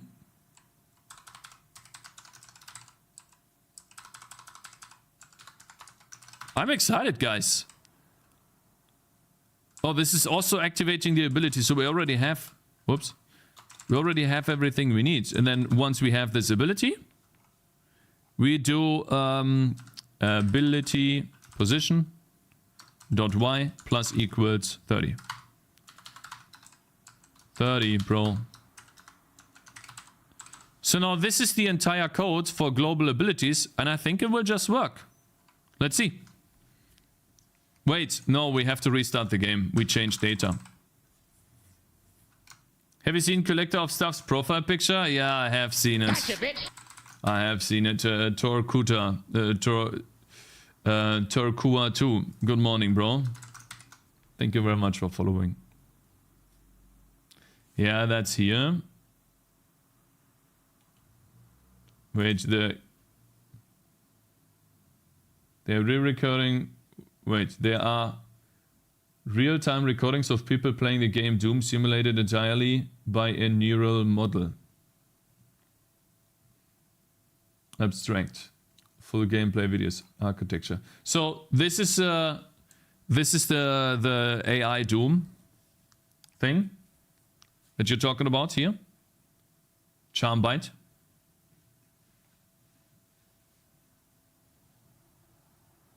So it recreated the original game. Or what is running AI here? Is it explaining how it worked or how it was created here? Requires some massive GPU farm to play Neural Doom Limau. How does it work? It says it's running at 20 FPS on a TPU, but I don't know how powerful one of those are. So like, what is the AI doing here? Did AI create the game? Or did AI play the game? If AI is playing the game, then that's fucking boring. If AI is creating the game, then why do you need a ginormous GPU to play the game? Because it should be finished. It should have made the game from ground up. Now we have an executable to play. AI is just creating images? I think AI is generating the game in real time. AI is rendering the game. So it's literally just a video? Guys, I don't think this is impressive at all, man. It's just a fucking video. Then.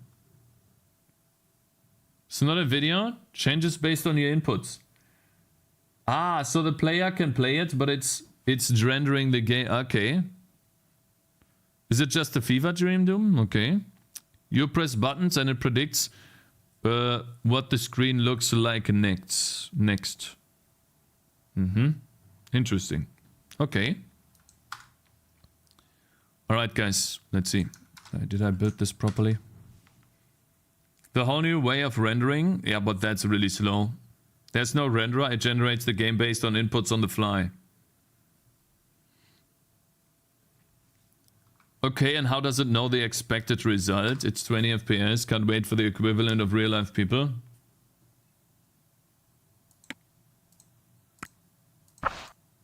Okay, let's see. P. Let's get this global ability here. Okay, right now the ability here is here. Okay, I'm gonna do a Control K, and we're now going to change the code of Bladestorm to turn this into ability.data.user-activation. Set that to true.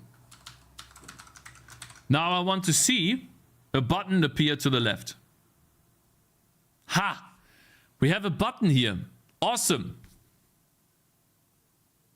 Guys, if I click this, does it activate it? Huh?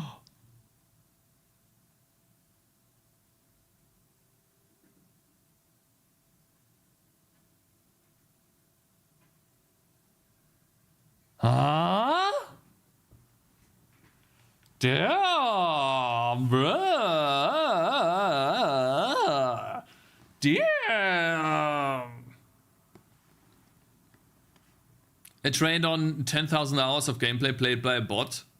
Now we gaming, first try. Now we have a global ability. The one thing that sucks though, it seems to draw it multiple times. Not sure why that is. It should only be there once. Not sure why it displays this multiple times. Is it because I draw the sprite too?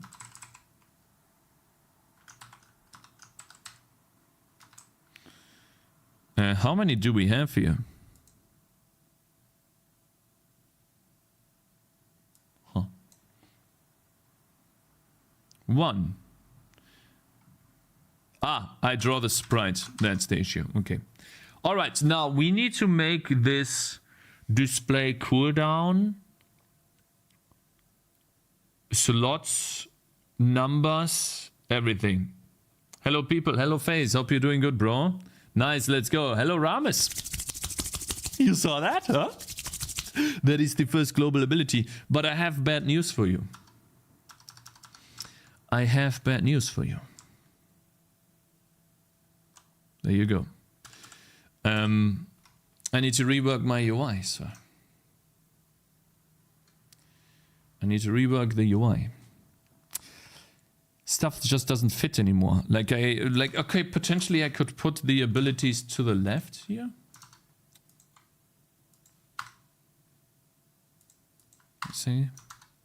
Potentially I could put the abilities to the left, but even this looks really bad, in my opinion. Look how clunky this looks. I think I have to essentially do it like this. 1, 2, 3, 4, 5, maybe 6. Let's try unlocking 6 heroes.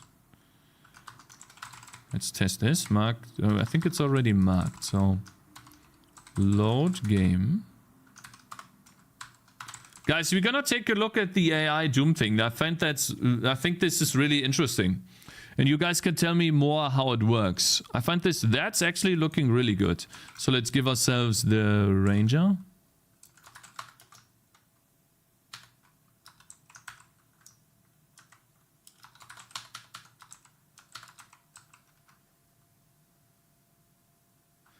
The C-Tree, the Healer, and the Mage. Let's try 5 first. And then we'll put the semicolon at the bottom here. And then we can always like toggle this on and off. It's much easier. Like this.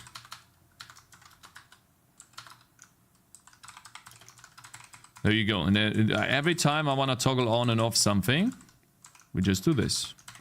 So that would be 1, 2, 3, 4, 5, 6. I think that's too much. I feel like 50% of game dev is spent on UI for games like this. Unfortunate, but it's just a reality. Yeah, but you could also just have a distorted view because I work on this a lot. And maybe I'm just doing it wrong. Maybe I'm just doing it wrong because I have so much in my UI. Oh, by the way, Cakez, remember the whole 3 days for a circle thing? Well, I just spent 3 days of sculpting and troubleshooting only to end up having a capsule. My man. My man. Good morning, Oakberg. I hope you're doing good. Nope, any game with a semi-complex UI is like this, speaking from experience on this one. Okay. Good UI takes a shitload of time and effort. We're gonna make good UI work on the game, bruv. You know why we need to do that? Because Bloons has very clean UI. I think Bloons has one of the bestest UIs. And then Plants vs. Zombies too. Aha, so 6 is too much. 5 units is what I want to have. 5 units in a game, guys. 5 units. You can at most get 5 units. Unlock 5 units. Take a look at this. I think this looks good. Maybe I make the portraits a little bit bigger. So they fit better into the level. Oh wow, that doesn't move. That sucks. Okay, that's kind of bad. But let's say this doesn't move. Then that's easier. Right, so 5 units you could choose from in the game. Maybe that's a bit too little. But we'll have to see. Right, we'll try out if it works or not. And then let's click on one of the heroes.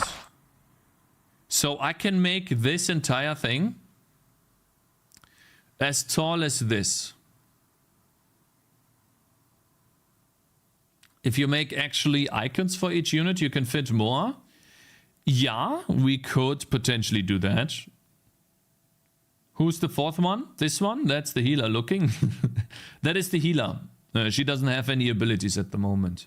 The one that has the most developed skill tree, or one of the most developed skill trees, is this guy too. He has a lot of really cool abilities as well. So we do have like almost 2 units with abilities implemented. Almost. I still have to redesign all of these. Or not redesign, but revisit them. How they work and how they activate. Just to make it scalable. Kinda sexist, bro. Why is she a healer? Because that's how it is in my game, bro. Okay, the touch of a woman soothes you. So that's how it is. So your game is diverse enough. Female characters, yay.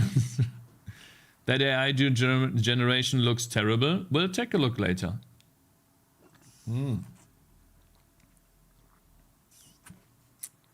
More units, less skill trees. No, every unit will have a skill tree, bro. That's just how it's gonna be, you know? I just wanna do it like this, okay? Maybe it's too much scope. I could agree. That's true. Yeah, maybe it's too much. But I'm still gonna do it like this. Okay.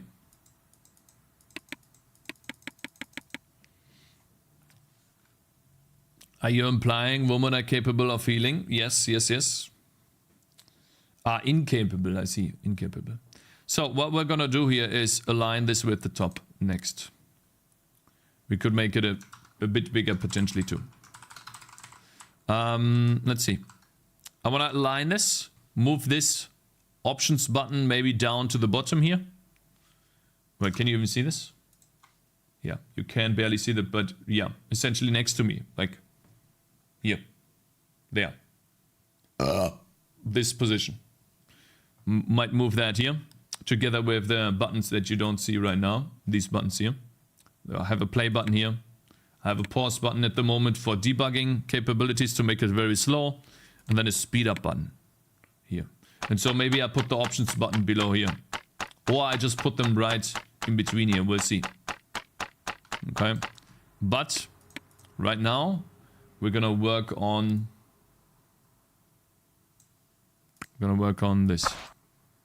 this thing right here. I think it looks bad. It's not aligned to the bottom. It's not aligned on the top. I think this looks bad. Isn't it nicer to move the units down and put the start button on top with the settings? So the idea is the following. I have the stats on the left here. I move them in. Then I have this button right here. I move the rounds here. And then the button gets deleted and I put it somewhere else. This thing needs to align properly with this on top and bottom. And then since this thing is here on the right very high, it also needs to be able to be drawn here very high. Then so that it's mirrored on both sides. And then the skill bar gets completely wiped. I put it in this here. So the target priority will move from here into this image right here, maybe below the character, below the level. There will be a slot for target priority, because now you see how much space I have left here. This is just enough space to put a target priority into this. Then this is gone here. I will unfortunately, I will have to get rid of this bar. Or I will keep this bar, but only have abilities on the bar. And these will be the abilities that we saw earlier. You know, the ones that are global abilities. Maybe I still can use the bar. And then the abilities, when you train them, they don't show up here, but they show up here. And then for each unit, what they trained will be, you can see that using this green arrow. And by default, this is folded in. Right? And if you click the green arrow, it expands a list here. And if you click the green arrow again, it folds it back in. And so then you can see your upgrades with 2 clicks. If you want to see the upgrades, but they're hidden by default. Because you see them on the character. You see what they use. I think that's the best thing I could do at the moment. Won't that feel a little bit crowded if you leave that bar?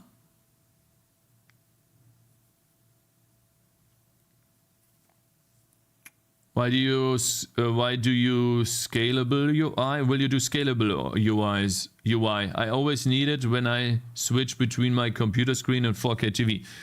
The game is scaled, essentially. So the game, like, it's just the game.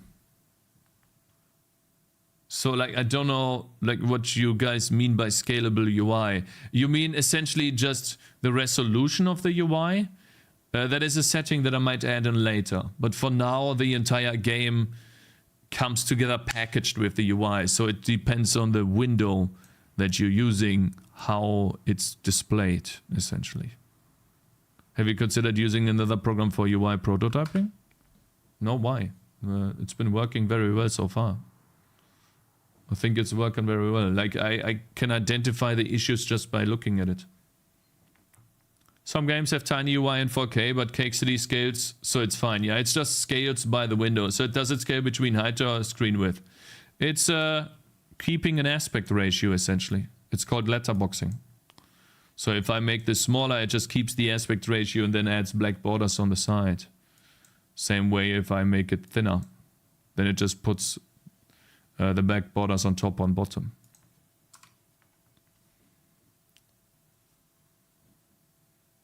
So anyways, enough talking. This is what I think I want to do next.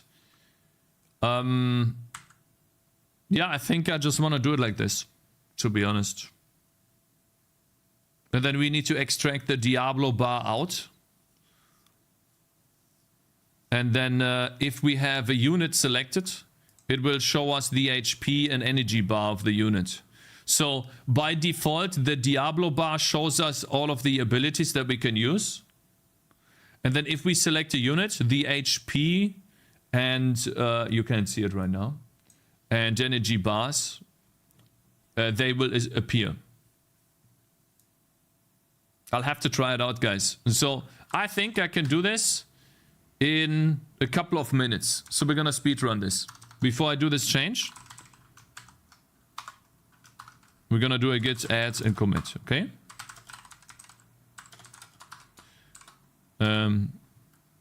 Edit global abilities.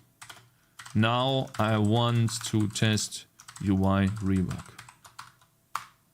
Git push. I think I like this rework because then every single upgrade is in one place with target priority. I started reading the small print on some of the AI services. Most have a clue what that say everything you generate with the service, they get a royalty-free perpetual license for 2. That probably is gonna be all kinds of messed up. Last UI rework, I think as the game grows, we will have to do UI reworks to accommodate the changes, bro. That's just how it is. Okay, let's see. Let us begin by making display upgrades.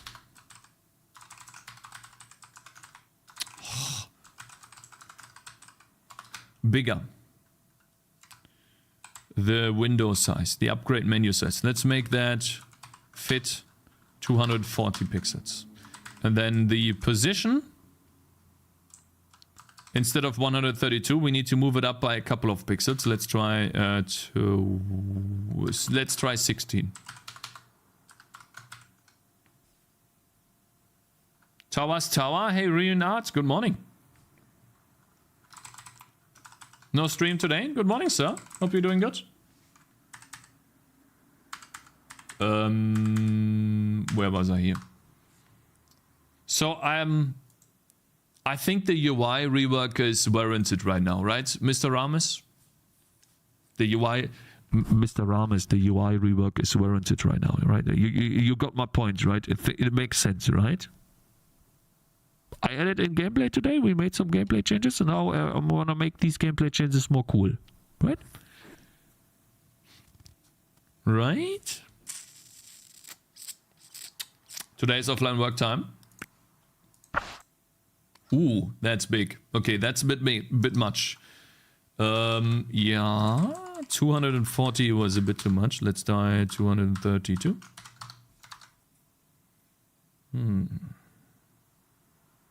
Still too much. 228. I haven't followed on mobile at the moment, going home from the office. It's fine. It's fine. It's gonna work out in the end, right?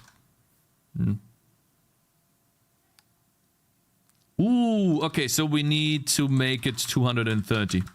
Damn. Okay, look. Well, how much space we have now, guys. This fits perfectly with 5 heroes. So this is the, by the way, this is the downside of making UI in C++ and using hard-coded positions, because now I can't just go ahead and drag these around, okay?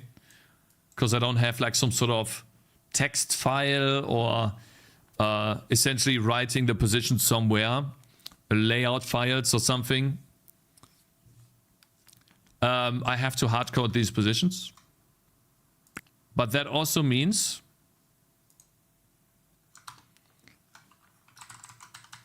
yeah, I mean it's a downside. Maybe it's time to do that. Yeah, we knew that. Took you long enough. No, I'm not gonna change it, guys. I don't think I will. Even if it's bad right now, I think it's still okay. Now, since we have the position here, we need to move everything there is to the left more to the middle. This is what we do next. All right, let's see. So that would be in-game.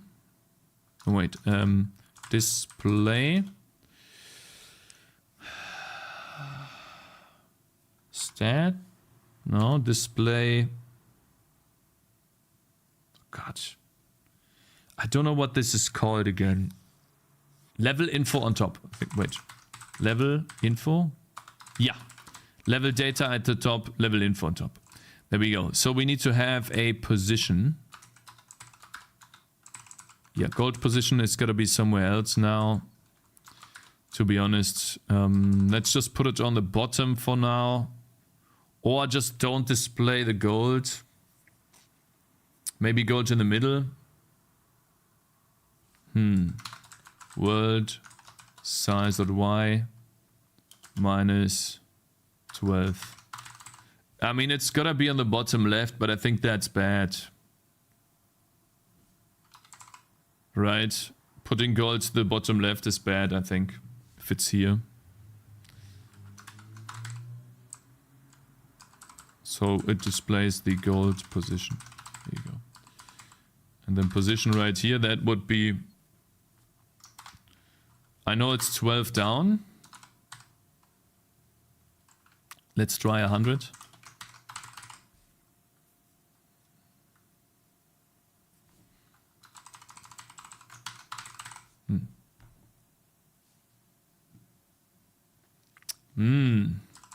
I think it looks really bad. Maybe I want to do some UI here.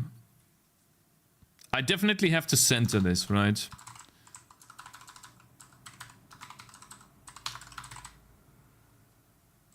Display seeds, display spawn count. It draws the skull. Oh yeah, this is how many units will spawn. Then after that is 200. Let's do 30 here to display the rounds. Oh wow. 50. Way better than lame UI talk anyways. Politics. Guys, you can talk about politics if you want to, but if you guys get mad, I'm gonna start banning you guys, okay? I try and hardcore things. That's what the SQLite DB is for. Still sometimes you do anyway. Politics. You guys aren't you talking about politics? Elon? Family? Superior children? Maybe I'm wrong? Breeding king? Okay. Alright, it's fine guys. I'm sorry. You're wrong. I was wrong. Okay, I'm wrong. I'm wrong guys. I'm sorry.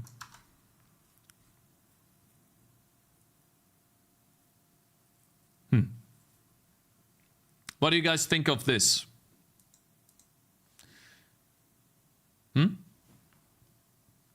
What do you think of this? If I put it in the middle here. Now, let's get rid of save deletion, right? For a second.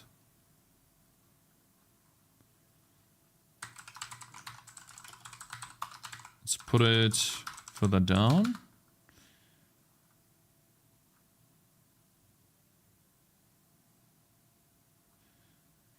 $20.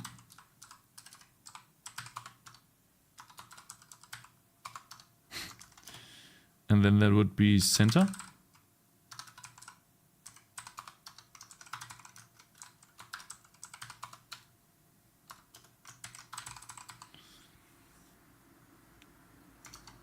Cakez immediately said you're wrong. Yeah, I know. This is the middle of the screen, okay. Let's do 30 then. Okay. It's a bit annoying. Yeah. But I still need it. So I don't miss... Yeah. So what do you guys think? Maybe there's too much space between these two here. There's got to be a way. Let's see. Between all of these, there has to be a fixed amount of pixels I go. Display gold. That would be somewhere else. Maybe. Can't you switch around with the gold? I'm just not gonna display the gold for now. We'll figure out the gold later. But essentially 1050, 1050. And I think 50 is too much, so we need to do 1040. And then spawn count is 1040. And then rounds 1, it looks like it's aligned to the right, which is not what I want. I see.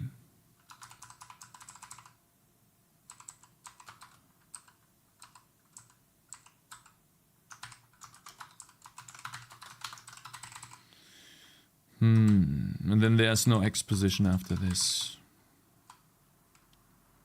Since this is aligned to the right because it gives us a number, but we could also just draw this as a draw format UI text. And then we do %s for the string. That would be round. And then we do %d/%d.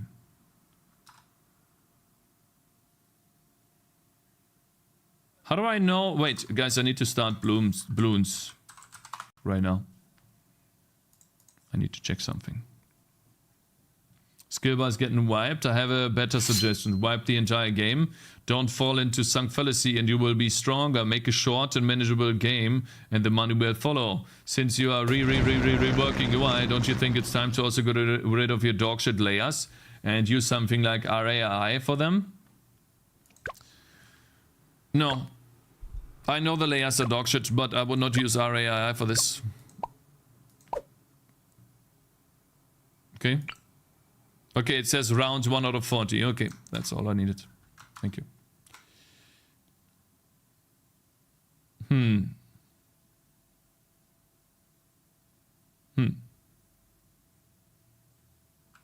Let's just test this.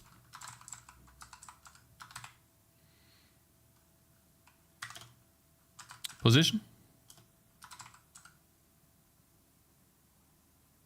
Plus vector 2. 0, 2. Text data we have here. Dot. Font size is 1. Dot render options is outline.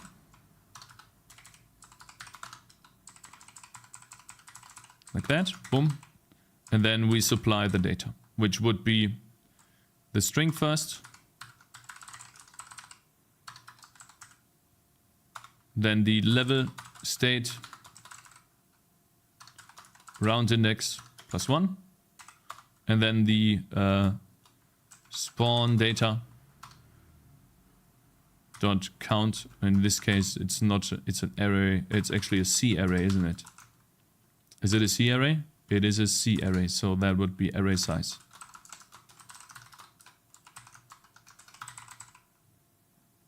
Of this. Array size gives us the count of the elements in here. That makes it a bit easier. Let's see.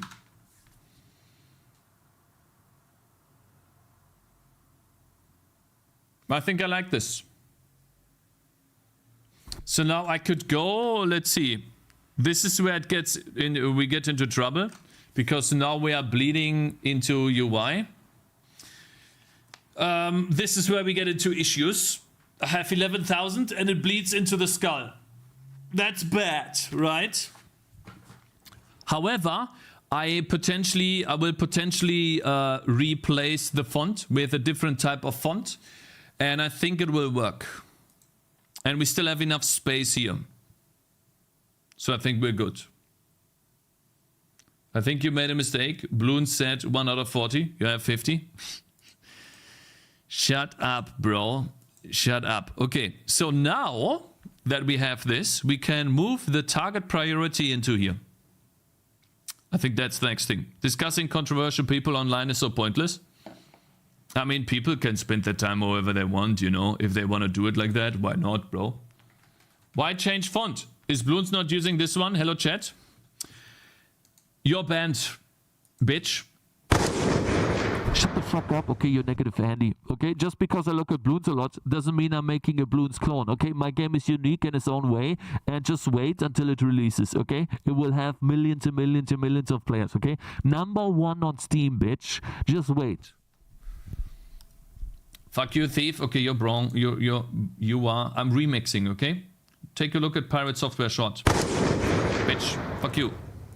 All right, so now that these critics are silenced, we can actually work properly on the game. So what I need to do next is create a somewhat like a little what do you call that? Like a you know, one more so that we can put the target priority in there.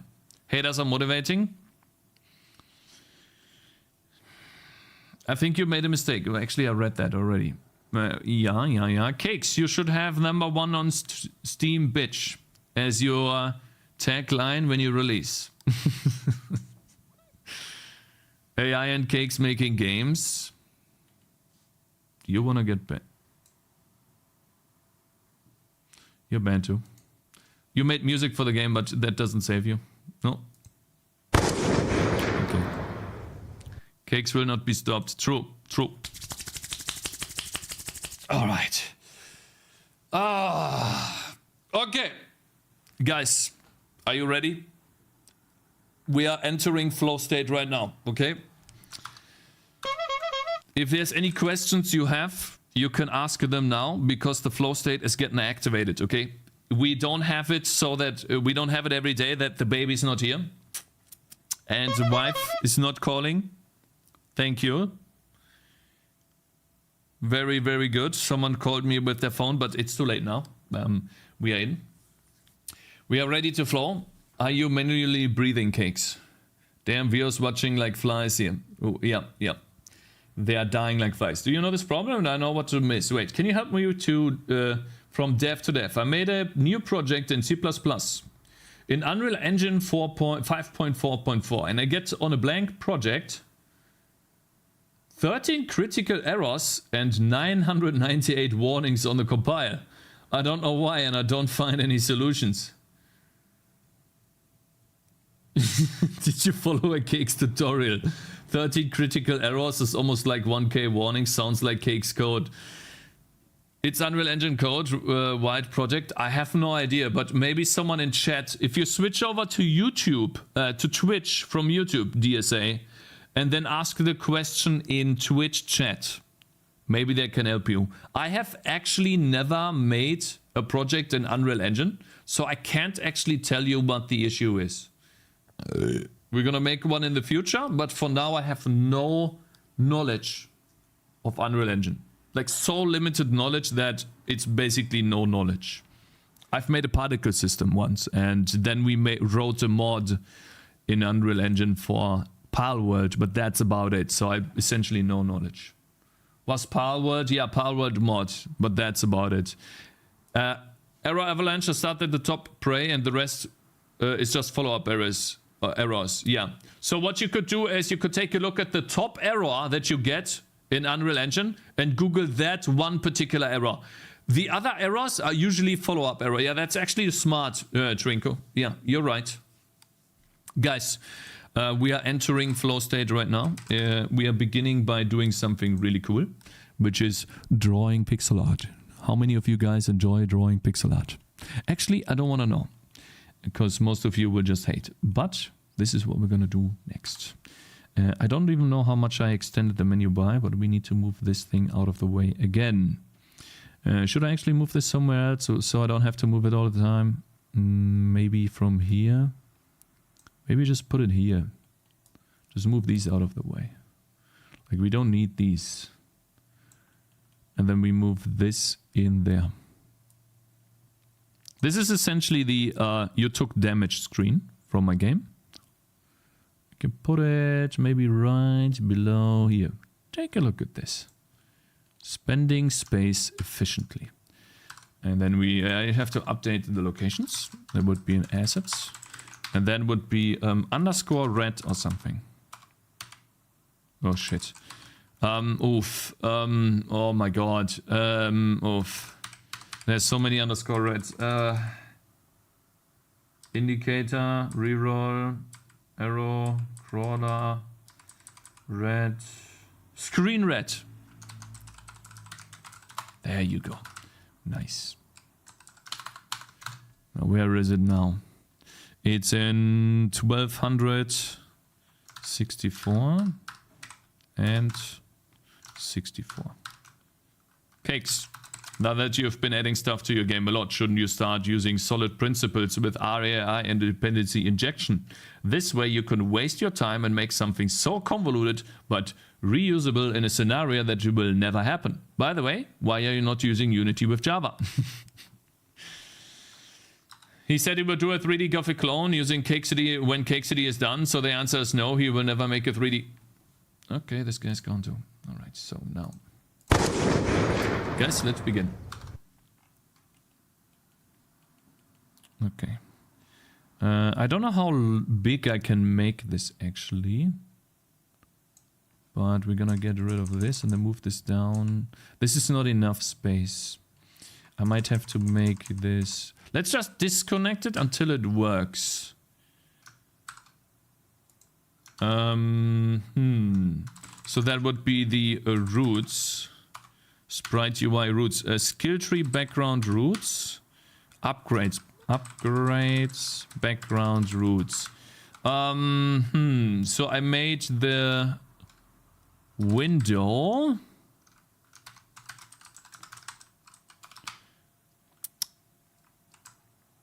$230. And then I have 3 pixels on top and 3 pixels on the bottom.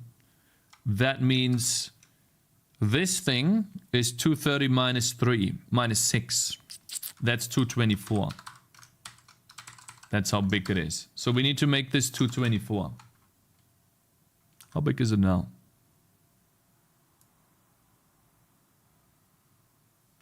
$216. Wow. So it goes till here. Wait, really? Damn. Wow, it actually fits perfectly. Lol. That's nice. Okay. Let's test this. Does this fit perfectly?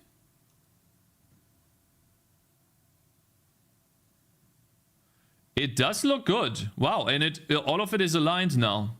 So essentially the name, the level, and then we move this down next because here's going to be the target priority.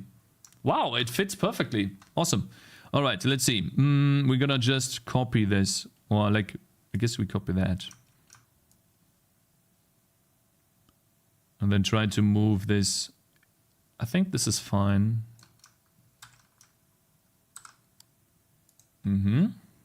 Let's take a look at how that looks. Hopefully this works.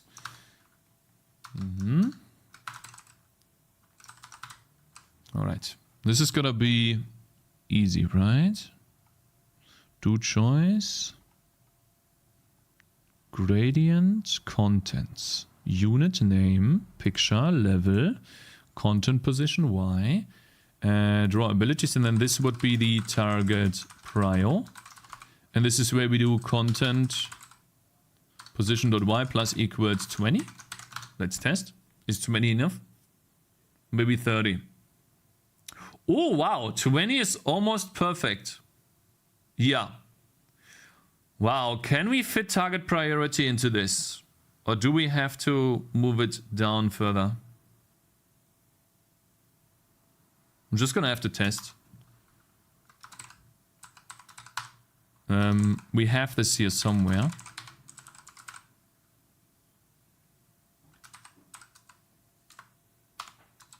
Use the target priority, target priority, target priority, target priority.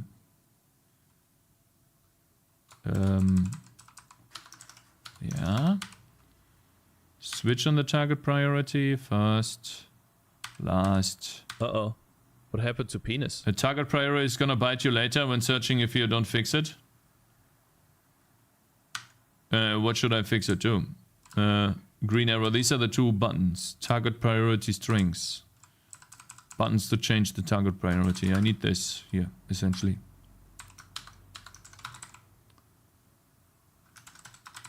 Boom.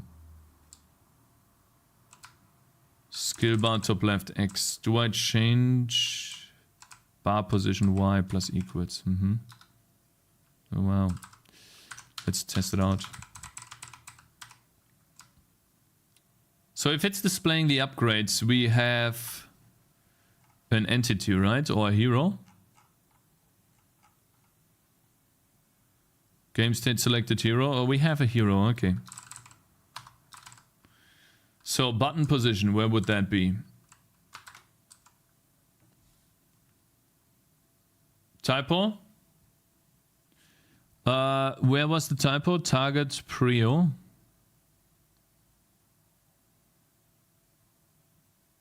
Where? Is it a target? Oh. Thank you. Thank you, guys. Yeah, thank you very much. I really appreciate that, man. Target, yeah.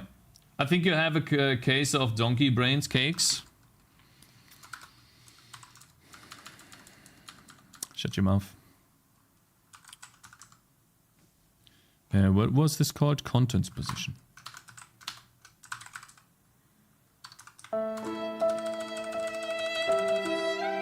Actually, it's really easy to do this. So this is the left arrow, the green arrow. That would be...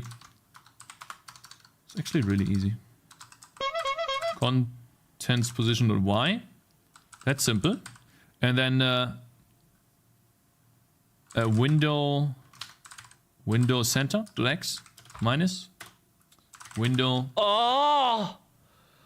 size or something size. Upgrade menu size .x divided by 2 plus some padding. Let's say 20. There we go. And then we have, I think it's called hero, right? Hero.target prior. And then we do hero.target prior. There you go. Now we have the first one. Now we do the text. Text position is essentially nothing not needed. We do hero.target priority.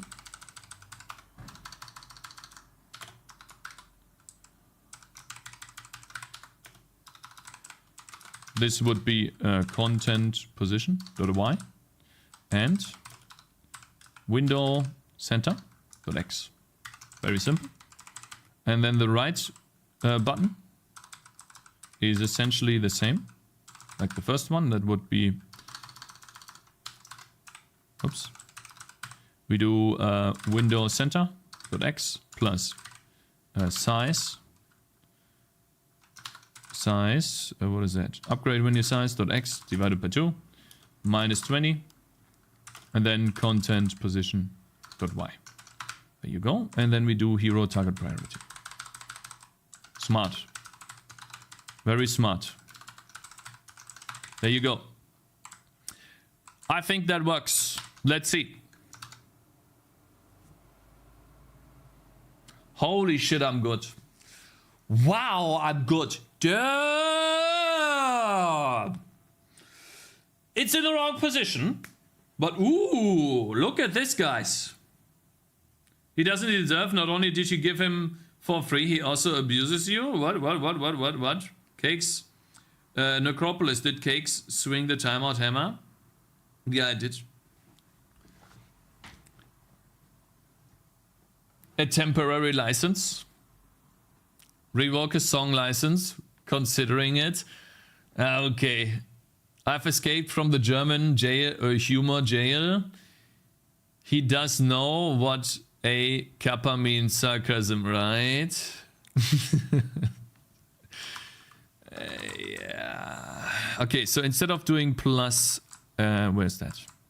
Plus 80, we do plus 12 or something. Maybe plus 12. Test it. More, plus 14.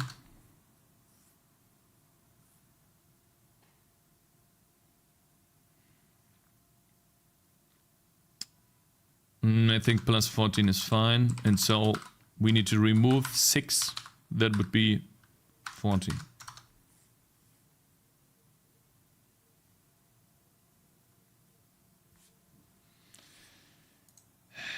Cakez, say sorry to him on your knees, you dog. No, he was toxic. I wouldn't do that. He was toxic. Why would I do this? No. I'm not gonna say sorry to someone that's toxic. Like, it's like saying sorry to a collector of stuff. Please. What are you saying? It's ridiculous. There you go, guys. What do you think? Is this too clamped or is this still fine? What is your opinion? I feel like the bottom items, they have a little too much space. Otherwise, I think it looks good. This is the new upgrade menu. It has everything we need. Looks busy. Yeah, it does look busy, you're right. But I think you get used to it. Your face is in the way. I'm gonna move myself. This is what it looks like. I think there's a bit too much space here, but we have to also take into account that I will have really big swords. So now, yeah. Cake says sorry to him. No, isn't it boring? Isn't it... Oh, wait, isn't it to be paid to win and never get banned? Isn't it boring to be paid to win and never get banned? Say sorry for all Mr. Amida chargeback cakes, fucker. Do you see the jam entry I posted in Showcase, by the way, Cakes? No, I didn't take a look at this yet. Pretty good. More consistent margins would polish it. But don't I have more consistent margins? They're all in the same position here. And here too. Like, isn't it consistent? Maybe this is a little bit off here. Let's just see what happens when I have 100 points. It moves over here. And on this guy, level 1. I feel like level should be a little bit further to the left, maybe. Vertical, I mean. Why does Collector not have the ban shield, by the way? He has subbed for 18 months. I think oftentimes his subs have been by other people. So he actually didn't support me. He did support me in the beginning, yeah. And he actually had VIP. He still has VIP. No, oh, you mean the ban shield? Yeah, because he's toxic. The overly toxic people do not get ban shields. I feel like the character window and the bottom bar are too close to each other. The character window and the bottom bar. The character window? Items are different sizes. Yeah, that's the issue, unfortunately. Swords are usually longer. Yeah.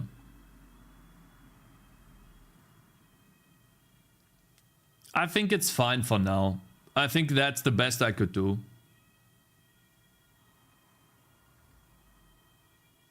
I think I'm good. And now we put the icons on the Diablo bar.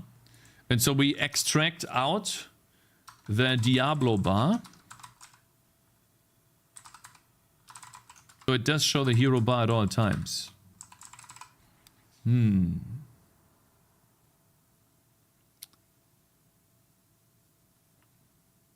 Will you have spears? So here's the question. The Diablo bar, right guys? Should this be displayed at all times now? Or not?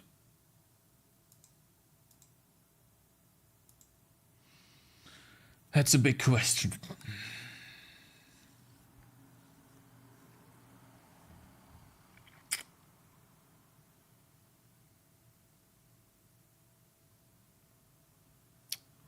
Has Cakes ever been far? Even as decided to use even go want to do look more like? Good luck, my Cakes. I think you hold my groin. What the fuck? Yeah. Yes. Will you have spears? They are even longer. I will have these types of weapons in the game. Scimitars. I already have one. They will be huge. However, I don't think they will be bigger than these. This is the longest weapon I have in the game. And I don't think these will be longer. They will be similar, just bigger and thicker. Look cooler and do some really cool stuff. It's a 4chan meme, 2009. Guys, I think we reached the point where I need to think again. I think we reached a good point. I like this though. I really do like it. So we need to remove this button now. Where do we put the options button? I guess I'll put it in the bottom corner. Fuck, thinking is the worst. Yeah, right. Let's see. Options. Button. Speed options button. There we go. Let's see. The options button. It is hard-coded here.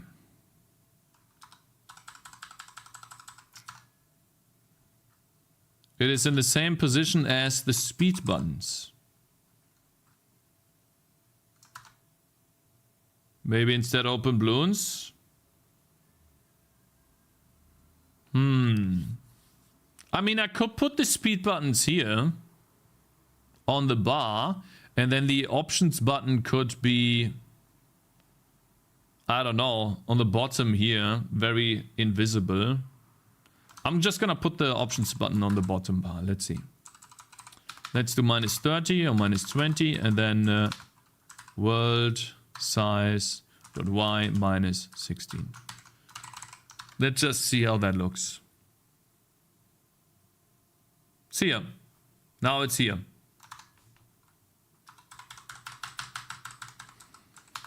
-24.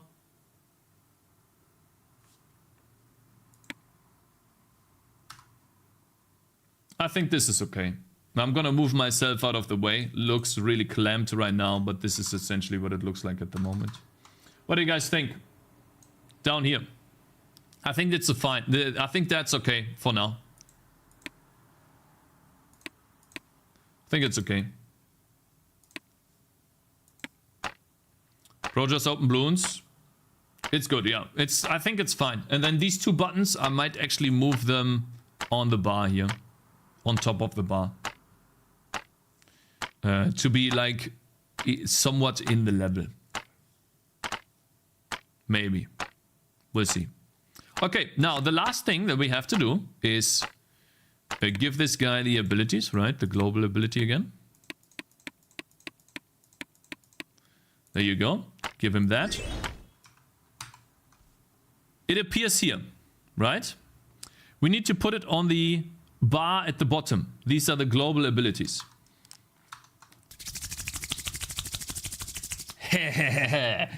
Okay, so what about the Diablo bar? Do I always show the Diablo bar? Do I show this or not?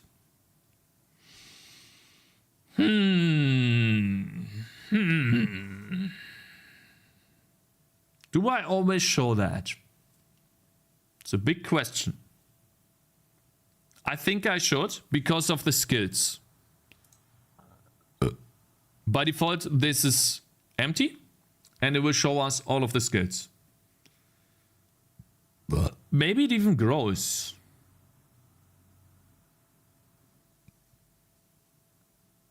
But maybe not.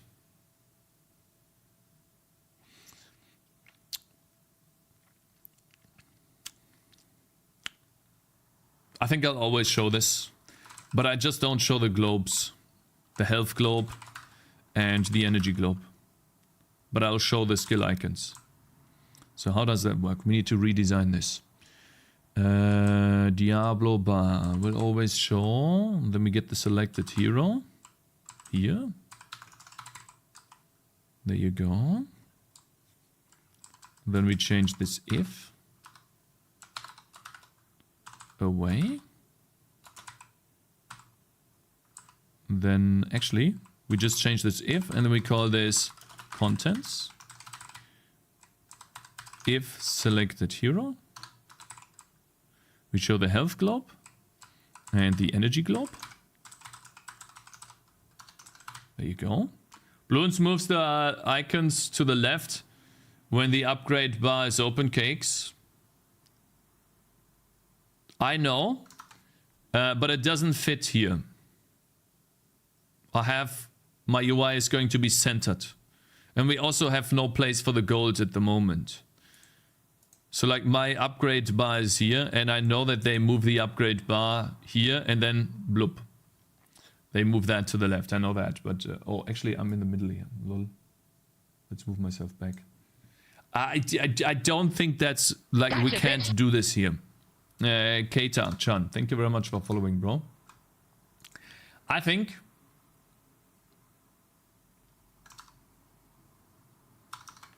Yeah, let's just try this first. Let's see. We have... oh, I see. Energy level. Oh yeah, wait, that's the energy globe, right? So let's see. Selected hero. What do we do? Health globe. Energy globe. And then skill icons. These are dependent on the global icons. So let's call it global skill icons. Current energy. Actually, these have nothing to do with current energy. So we need to get rid of this. And then we go for, I guess, the slots. Let's call it global ability index. You know what? I'm actually gonna do global ability index so I can fix all of the errors by default. No. How do I say that? I can wait, let me think. I want to rename this. I don't want to rename this so I can see every single instance error where I use the index so I can make sure that I'm actually using it correctly. I'm actually renaming it correctly. And I find all of the places where potential errors could happen. Cakez, you're using too much screen space though. Some of those UI elements should be able to switch to a smaller alternative. I don't think so. I don't think I'm using too much space, to be honest. I think it's fine, to be completely honest with you. Because this is what you're gonna see, minus this menu in a second. I think it's fine, to be honest. And if this is too much, then I'm just gonna get rid of the Diablo bar. I just don't draw the sprites, unfortunately. It will look different. So now we need to not index into the abilities, but we need a global ability here. Reference. Call it global ability.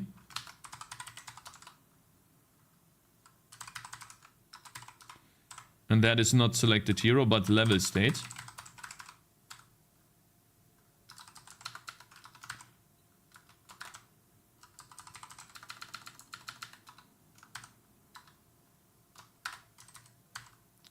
Game state, level state, global abilities on global ability index. And then we do global ability, dot ability.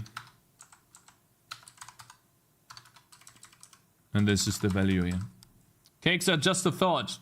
Might be nice to have an option for keyboard shortcut to hide all of the UI in case the player wants to look at the whole level without the UI covering up so much.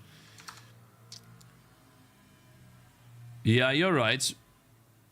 But I think when I'm done, it won't be that bad. But yeah, you could try to add that in. Yes. You know what? We're gonna do ability. Reference ability is ability global ability the value of that. There you go. And then we can do ability.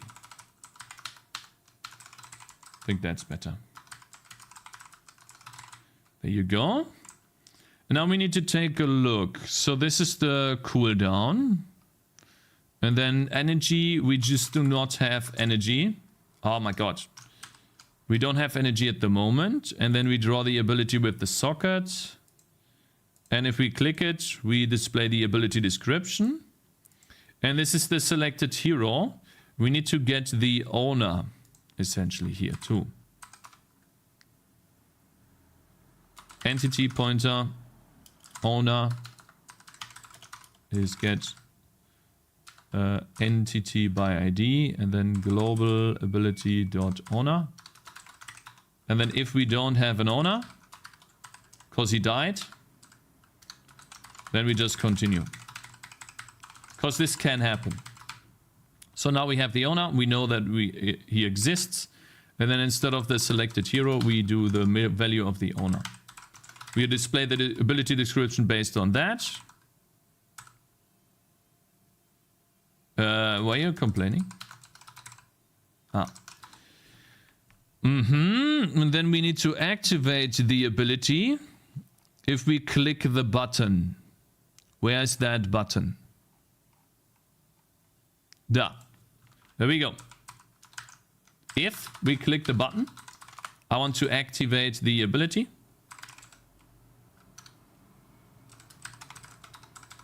That would be the owner.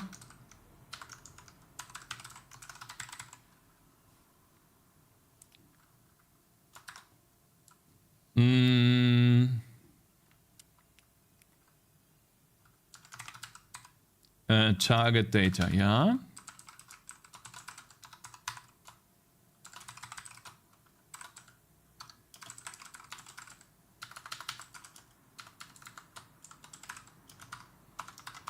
Okay. So let's see. Let's make this and then this is display global abilities over here. We queue sort them. Wait a minute. Draw ability. This is essentially in the bar now. So we need to get rid of this and then go and jump back. Draw ability with socket. This is where it comes from. Oh my. Okay.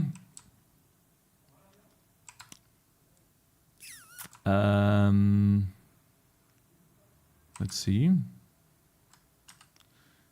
We need to still queue sort these. So before I do the loop,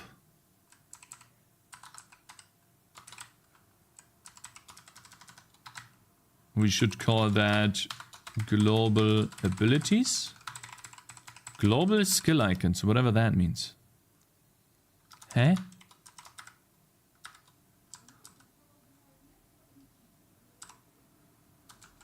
Global abilities. And then first we sort them. No. Sort by ability ID. And we don't have access to the level state here.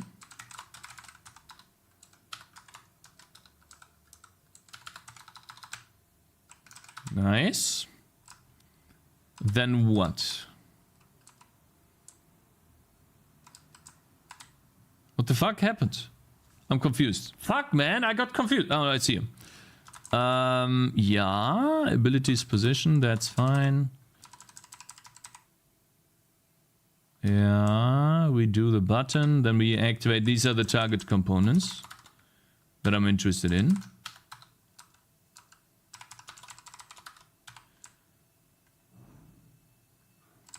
Oh, wait a minute. Where is that shit? Display. Ah, it's here. Yeah. Target data.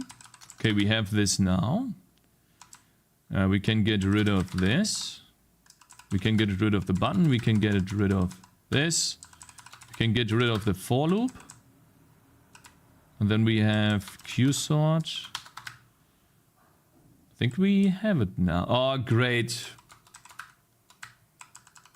Great. I have one. Shit. Oh, wait. Oh, God. Okay. I have one too many. One brace. Of course. Global ability. Shit. I knew this was gonna happen. Global abilities. Do I have one too many? Or one too little? Fuck, man. Shit. I think I'm missing one here. Ha! Whoo! I hate that. Okay, okay, that's bad. Okay, global abilities. I think we have it, guys. Let's see. Shit. What is this? Aha. Yeah. Global abilities, it goes over the, wait, yeah.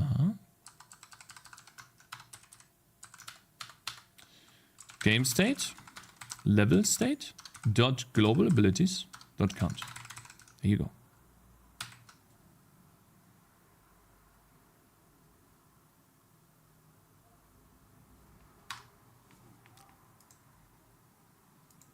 Shit. So you see how the bars, the HP bars appear to the left and to the right? You see this? Let me show you. I don't have a unit selected, but it shows me this. They all have different bars. And then we don't have a global ability here, which is odd. I thought I did. Maybe it's behind. Does it not go here? It doesn't go into this. Why? Wait, we have global abilities. Wait.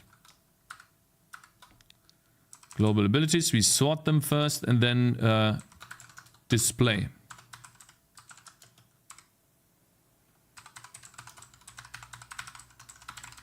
Why is it not going in here? We have 0? Wait. There might be a reason for this. Update level. We set this to 0 here. And then we do some stuff, blah blah blah. We draw the UI, draw the hero list. You just got a crash because you don't add to the array. Yeah, maybe that's the reason, yeah. Yeah, maybe that's it. Actual dev stream today. Yeah, right? We're making good changes today, I think. You guys enjoying this? You like the progress we do today? You having fun? Let's try. To control U and then P. Give us some points.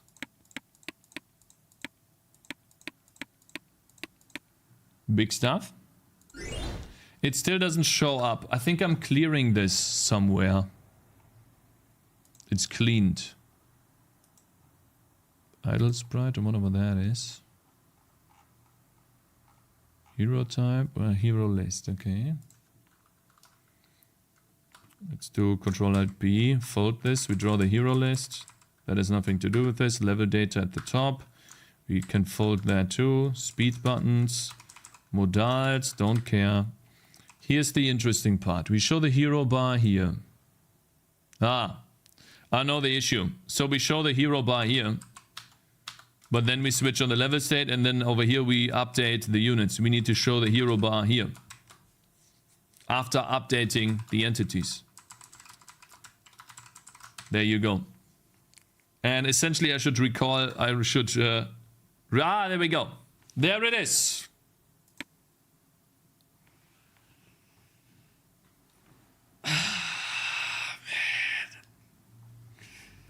Yeah. Oh yeah. Guys. Isn't that nice? Uh-oh. That's bad. That's bad.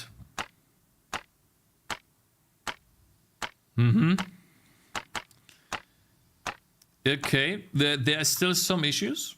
Yeah, but we're getting closer.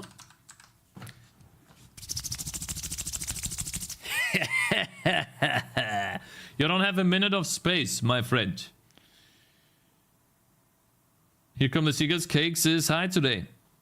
Why is his head floating? I have fun, smiley face, finally plus plus. Is that green arrow between play and settings?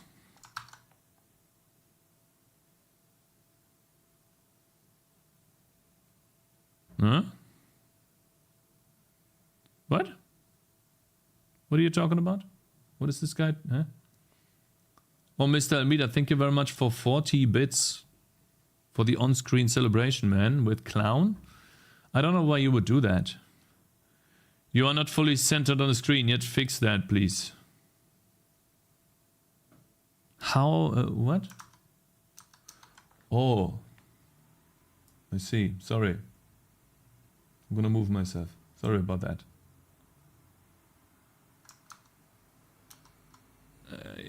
Thank you, Mr. Amida. I appreciate it. Behind you now? Now you cover it? What are you talking about? Huh? What is the issue? Guys, there's a play button here. Yeah, the play button is maybe in the bad position. I know that. This green arrow, that's the play button. Next to it, this arrow here. This is something that I have to fix. It's scrolling for this part here. You see this? This is, I might change this. I don't know. It depends on how many units I allow in the game. And so I don't know yet how or what I'm going to do. But thank you guys. Yeah, I know, I'm aware of this. I'm also aware of this terrible UI here. I know this, but first I wanted to make sure that we have this working, because this is literally gameplay. For some reason these, yeah, I don't know what's going on here. So let's see. Global abilities. We should have... How many do we have? 2. How do we have 1 only?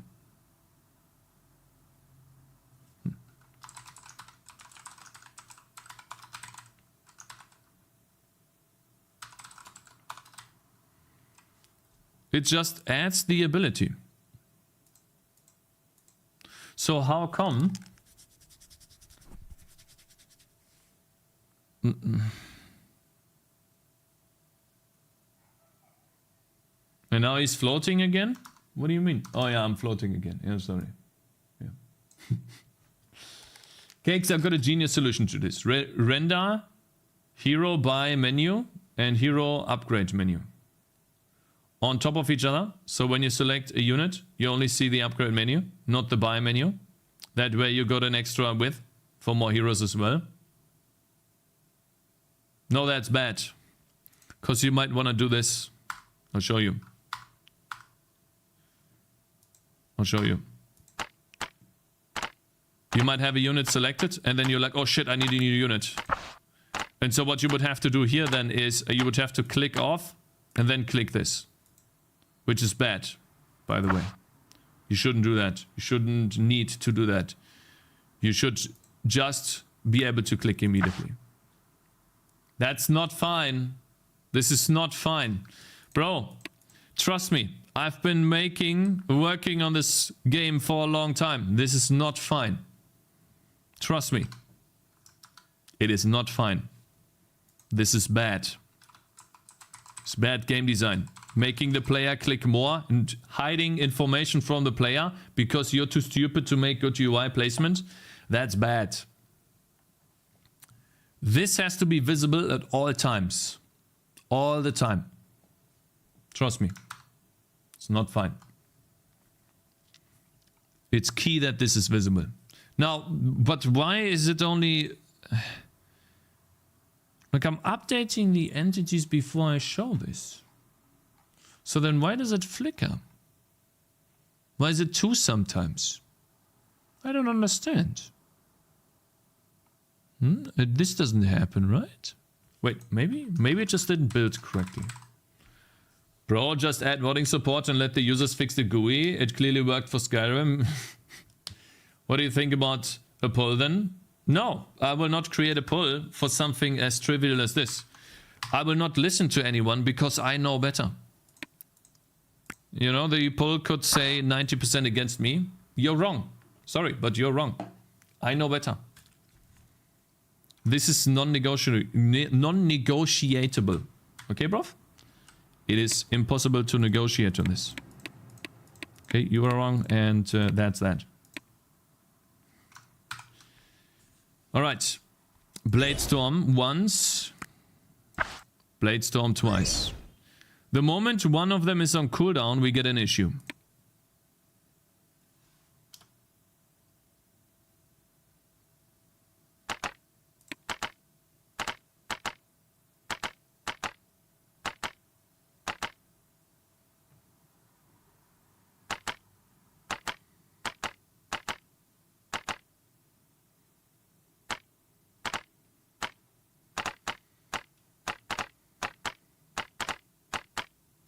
This looks buggy. Oh yeah. Why is this happening? Do I skip updating a hero sometimes?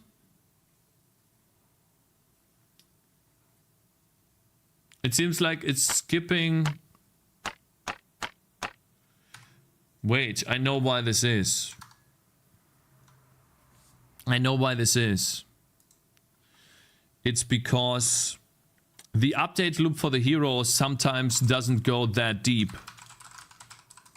That's the issue. Like there's a continue here somewhere.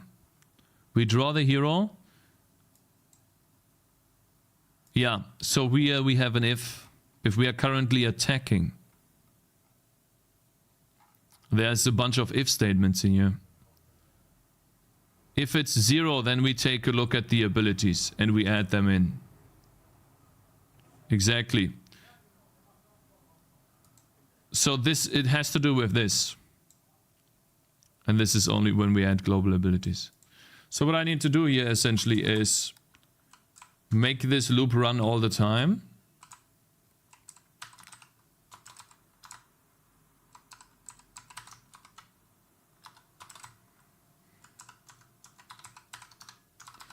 Add to global abilities. And this doesn't matter how it works. Should be 0, could be 0, and then less than hero.abilities count, and then ability in x++. Doesn't really matter, we get the ability. And if it's a user activated ability, we add it here.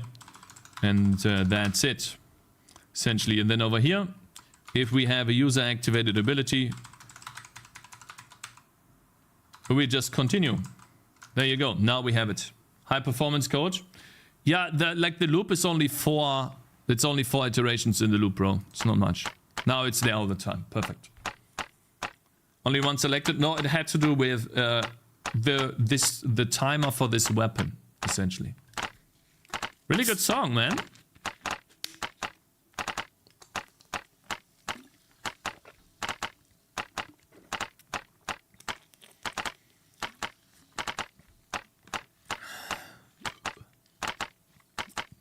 Cakes, I can't highlight enough how much I enjoy sipping my afternoon espresso while you're getting quite a bit of stuff done instead of chat being on fire about timeouts. That's awesome, right? Yeah, agreed. We did make some really good progress today. I think this is cool.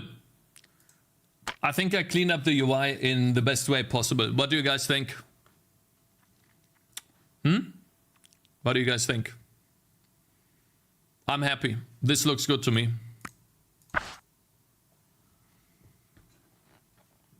What's your guys' opinion? Gotcha, bitch. Thank you very much for following. Bro. Maybe he got some medication. He isn't reading and arguing with chat today. He only concentrated on the game. I think you're cute. Oh, thank you. If I say this UI is clean, will anyone get Poltergeist reference? I don't see anything different. I was away. I'm not sold on the size, but the functionality seems fine. Looks good. Yeah, the size is a bit big. I agree with you. Maybe there could be better separation on my part, you know. But I think this is as best as I can manage at the moment. In terms of separation. Separating stuff in the UI.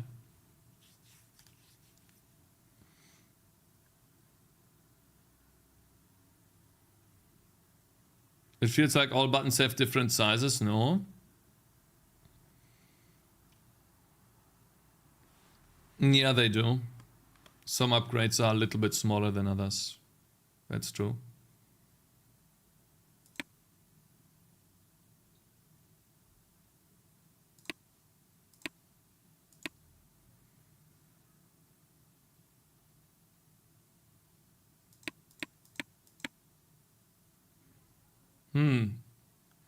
It's not immediately clear that the textures are buttons.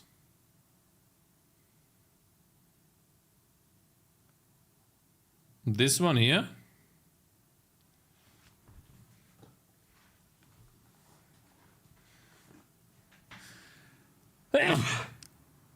Oh God.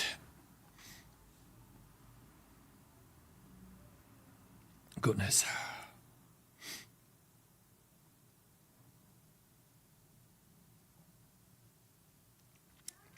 Bless you.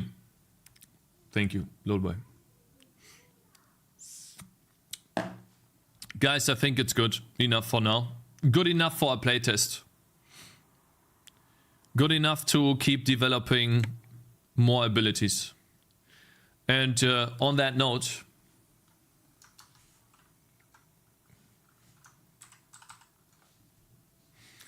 I want to make an ability change.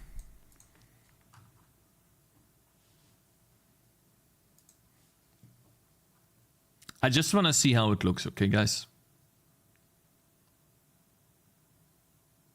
Because I think it looks cooler. Okay. Come on, load.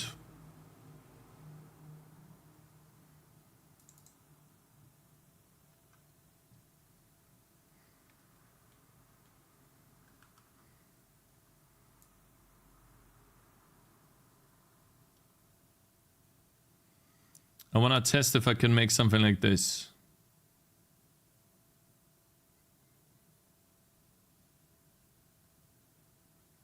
I think this looks cooler than the shields that I have currently.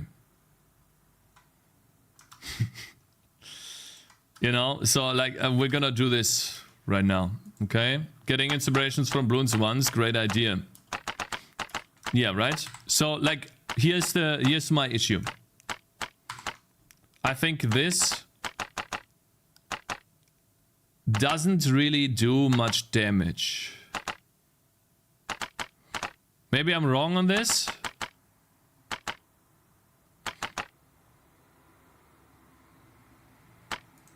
But I want to try out a different thing. So, let's see. Blade Storm. Let's see here. If it's not triggered. So we would have to do it differently. You know what? We're gonna do this later, because it's already very late. We'll do this later. I wanna take a look at the balloon, the Doom stuff. Does song request only support Spotify? Yeah, we don't have YouTube. The problem on YouTube is that you have different loudness levels, and so one song could be very loud while another song could be quite quiet, very quiet, and then you have this mismatch, and I really hate that. And it takes a really long time to find a playlist that is not DMCA strikeable by others, and at the same time have a somewhat balanced loudness level. Spotify got the normalizer, yeah. This game looks ideal for the mobile platform. Yeah, maybe. It is definitely developed with that in mind, but it's developed for PC first. Yes. But so far everything fits into one place.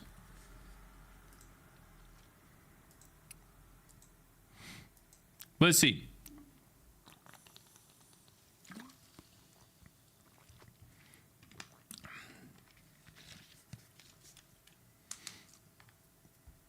Why is your energy orb looking like cheese? Well, I tried to make energy, but it didn't really work. It is how it is.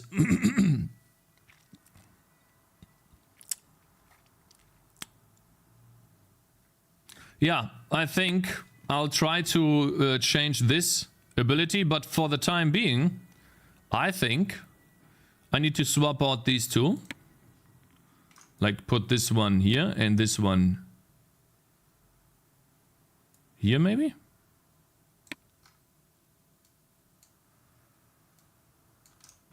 Wait.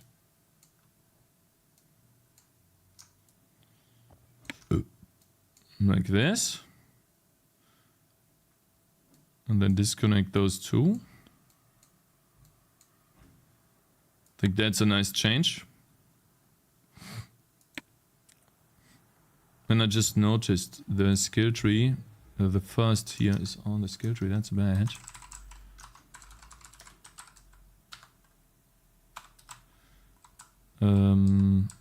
Why is that happening? Should actually be fine. Maybe we shouldn't do this.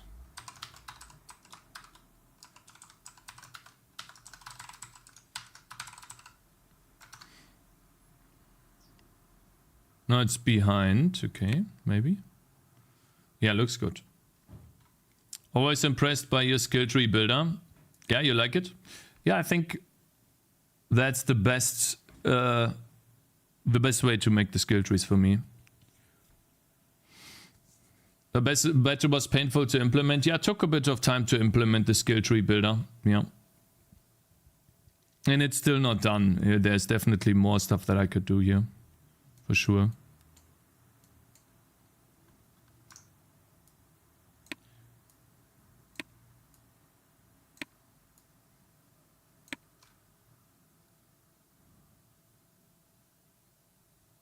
Okay, looking good.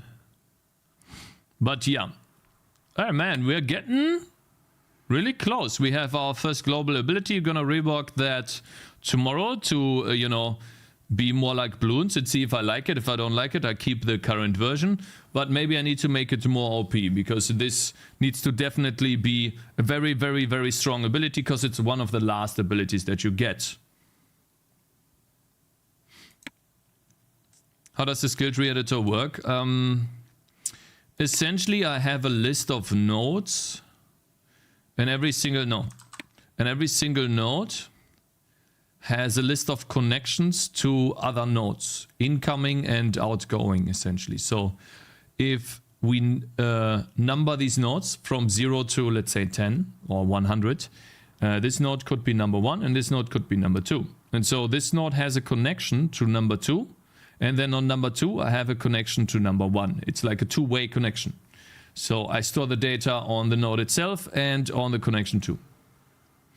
And this is how I build these connections between the nodes when I drag a line between one node and another. And I couldn't do this with programming or with text editing because I would sometimes forget to add the node to another node. I would forget one of the two arrays essentially, and then it would break. So this is done purely using programming, and then I save that to a file. Essentially, yeah.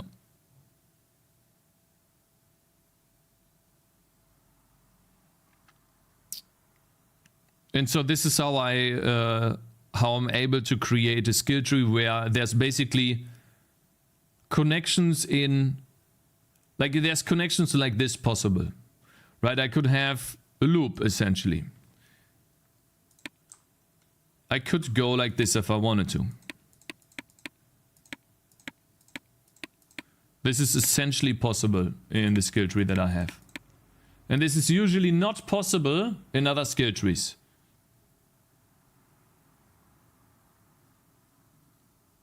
Now, is that a good thing? I don't know, but this is how it is. How is it saved to disk as a binary file at the moment? Okay, collector stuff is getting banned. Bitch. So for short, it's a DAG. Scratch that. No, A then. You can do that in PoE though, right? Yeah, it's inspired by Path of Exile. Exactly.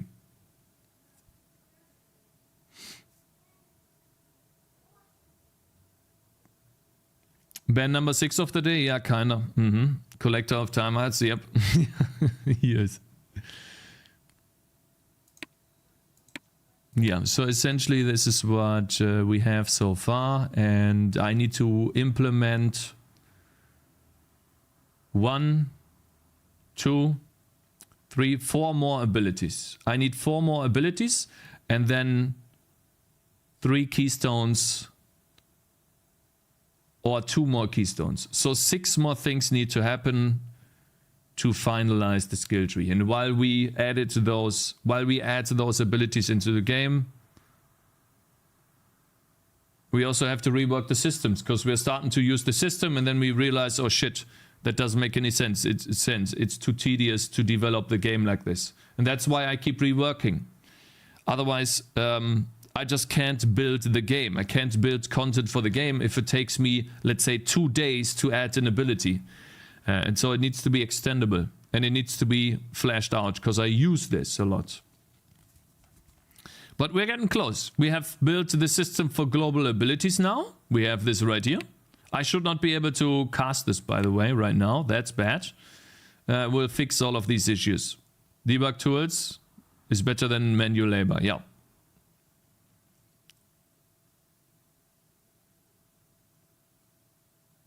This feels like Minecraft debug tools. Those are crazy. Yeah. Anyways, so I'm very happy about this. I think we're getting very close to finalizing all of the systems I want to have in the game. Or we're making progress, let's say that, right? We do have some nice scaling in the game, shards here, split count, all of that is really cool. I like it. Have a nice stream. Thank you, Tool. I appreciate it. Thank you very much. You're gonna make this so you can't go back to the nodes, because that's crazy. You can't go back a nodes. You mean like this, unspecking? Yes, you can at the moment. You can unspec if you want to. But I will probably disallow this during the level. So if you spend a skill point during a mission, you should not be able to spend or to unspend that skill point. So you could potentially get this ability here. Then place a unit. Train that ability.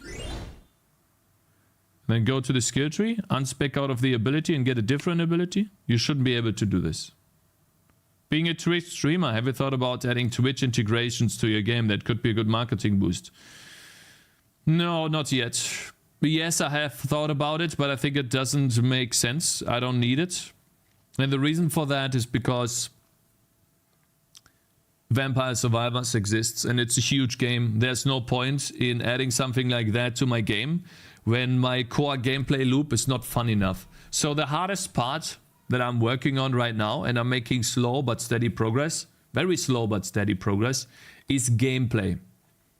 Emergent gameplay, choices, interesting mechanics, interesting enemies, replayability, incentives to farm, stuff like that. That's very much what I like, what I work on at the moment. A lot. And yeah, we're making slow progress on this because for me, this is really difficult. And so Twitch integration is just something that would add to an already fun game, but that's not on my list at the moment. Like, my number one priority is figuring out what is fun. What would make me excited to start a round in the game? Why would I play another round in the game? We need to think Steam integration first. Add multiplayer, so easy. Yeah, multiplayer will be done in a separate update if the game is fun enough and successful enough. If the game flops and I get like 1 review, which I don't think so, but I think, let's say we get like 10 reviews, 5, 10, 20 reviews, okay, after 1 week.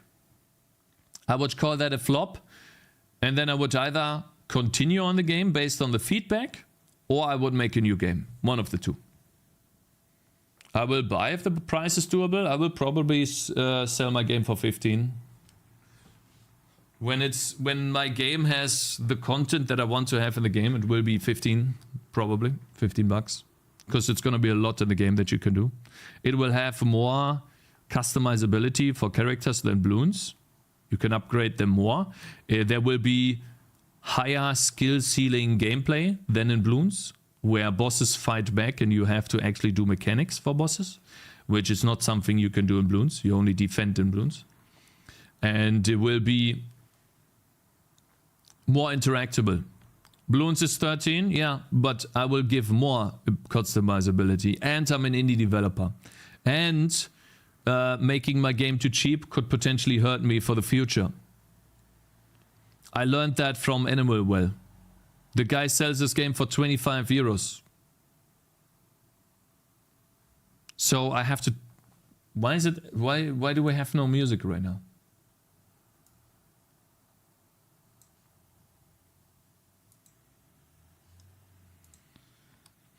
But 10 euro is a respectable amount. It might bring more sales. It might bring more sales, but it might also give me less revenue. Because, like, it scales crazily. Like, take a look at this. So here's the eternal issue of an indie game developer. Let's go to Steam Revenue Calculator. Let's say, okay, let's say we got lucky. We have 1,000 reviews. 1,000, all right? That's a lot. But possible, okay? Let's say we got lucky. Our game is doing well. Now let's say we sell that for 10. That's 100,000. Just adding in 5 more. That's already 150,000. That's essentially half as much that we earned more. That is crazy. 15 euros might bring less revenue, but it can be said both ways. Yes, maybe we only have 900 reviews. But that is... Wait a minute, this calculator is a bit odd.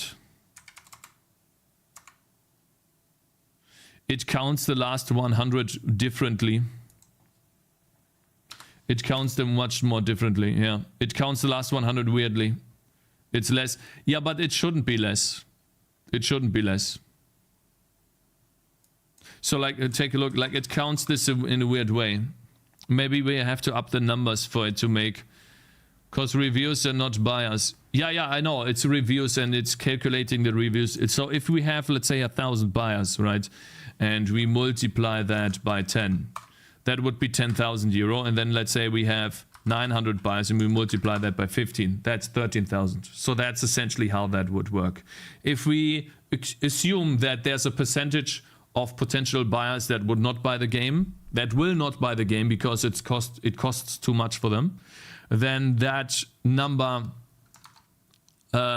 is obviously lower. So $15 and minus 20% on launch. I don't need to have a discount on launch, actually. I might do a discount, but I don't need to. Steam will still promote my game to everyone that wishlisted the game. On launch. On update, yeah, I would need to have a discount when I do a big update. But not on launch. I know that launch discount is always there, most of the time. But I will probably do 10%, not 50, not 20. More people will review at the launch of a game. When more reviews build up, less people will add as people think it's already been done. Yes. So the higher the review count, so maybe we have to do, let's say, 2,000. Right, 2,000 for 10. Let's say that's 200,000. And then let's say, well, 15. But we only have 1,800. So we have 280,000 compared to 10 on 2,000, which is 212,000. That's a ginormous amount of money. That is crazy. This is not sales, this is reviews. No, we're talking about this. Is my head in the way? Am I in the way, guys? No, you can read it. Like, I could duck a bit, but this is the actual revenue that I would get. So like 1 million sales. What makes you think you get this many reviews? How many wishlists do you have? I don't have any wishlists at the moment. I have like 400 at most. My game sucks, but this is not the game that I'm advertising at the moment. So this is my KXTD. This is my game on Steam. This is what it looks. Come on. This is what it looks right now. It doesn't get any wishlists because it looks boring. Long doesn't life look really Charles. Good. Game demo. Marketing. times it's better to sell at Steam a lower Next price and Fest. sell more copies. I know, All AQ, scam. because then Don't be afraid. it's better to sell at a lower price, because then the potential to have like a huge hit and a pop off is higher. But Am I so it's out also of touch? dangerous to do that, because your revenue Smiling could Big be just overall lower. subscribed. Big tick support for 8 years. Thank you very much, Don't be Smiling Big. I afraid. really appreciate it. Again, I believe you're talking about finding where the supply and demand lines interact. This is a well-known technique for maximizing profit. Yes. So I'll show you something. Why would I sell my game for $15? Well, because this game exists. This game right here is €9. So if I sell my game, I will sell my game, let's say, for €15. Okay, let's talk about euros. This game right here sells for €10. So this game is very simplistic, but it does offer some upgrades. Okay, it's mostly simplistic. It is definitely more simplistic than Bloons. It does not have multiplayer, but it's still a good tower defense game. You know, it shows some really cool stats, has really good graphics in terms of separation between enemies, backgrounds, and towers. And it sold for $75,000 in the first year. That's a lot.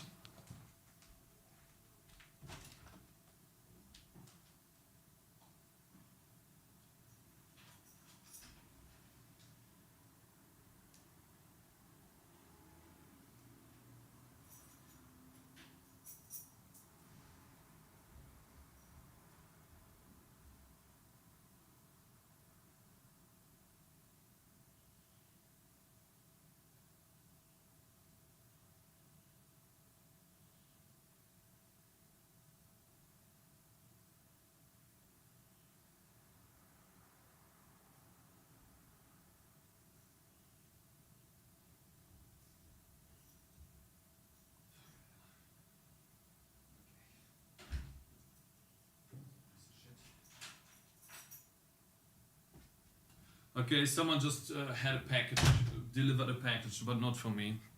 Of course.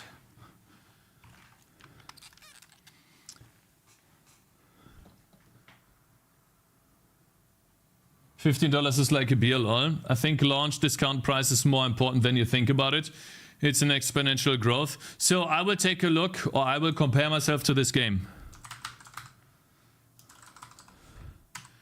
I will compare myself to this game. It's not going to be as sophisticated as this game is, but I will try to get to this game, closer to this game. Closer, but not exactly, because I don't have 7 years. I don't want to spend 7 years on this game. This game is €25. In how many decades? Okay, you're banned. All right. Okay, and so we'll take a look at the SteamDB, the price history of this. Where's this price history? Can we see this as a chart? Max. So it started with it. See, this is what I tell you, 10%. This is what I would do. See, they are smart because they did their research. On launch day, you don't need a discount of 20%. You will always, on launch day, on Steam, when you launch your game, you will always send out an email automatically. Steam sends out an email to everyone. Yeah, it's sort of science. You don't need 20%. They always do that. If you have a discount or not, it doesn't matter on launch. Okay, so you have a huge advantage there. Making your game by discount by another 10% is potentially hurting you. 10%, in my opinion, is enough. These guys have done their research. They did it correctly. 20% is the discount you need when you already launched and you want to do a big update. Exactly. This is when you do 20%. Exactly. And you see this, right? So he's done 10% at most. And I don't know, you can't really see the sales, right? How many sales, unfortunately, because Steam doesn't give us that. But yeah. And so I'm going to take a look at this game, because this game was published with big mods, and I think these guys are really smart. I think they are the best example to take a look at on how to make a game as a solo indie game developer and then market your game and then potentially set different prices for different regions. I will literally just copy this, essentially. This is like a formula on how to price my game. Yeah, that's essentially how it will be. I'm just gonna copy this, but for my price, which is gonna be 15. At the moment, 15. Paul Wild also had 10%. Yeah, I think Paul Wild had 10% too. So yeah, I will do 10%. That's already set in stone. And so this is also why we watched all of these videos, to do research on this. You know, and if you guys want to know where all of this information comes from, there's a video on YouTube how Steam visibility works. This video right here. This is Eric from Valve. Hello, sir. This is the best video to watch on how Steam visibility works. This can help you a lot. What about pricing the game at 10% more, then it becomes 15 at launch? No. You have to set a price for the game that is stable, that stays the same after the launch is done. And so 15 is going to be it for me. I'll buy it just to leave a review. Oh man, that would be awesome. Damn, you're so. Hello there, Johnny. Plants vs. Zombies. Hello there, good morning. Yeah, huge inspiration, Plants vs. Zombies. So there are ways to buy Steam games in cheaper countries and extract a key to resell. I don't know about this. Like, I'm not a big security guy. Maybe you need to ask Pirate Software on that one. Like, I have no clue, man.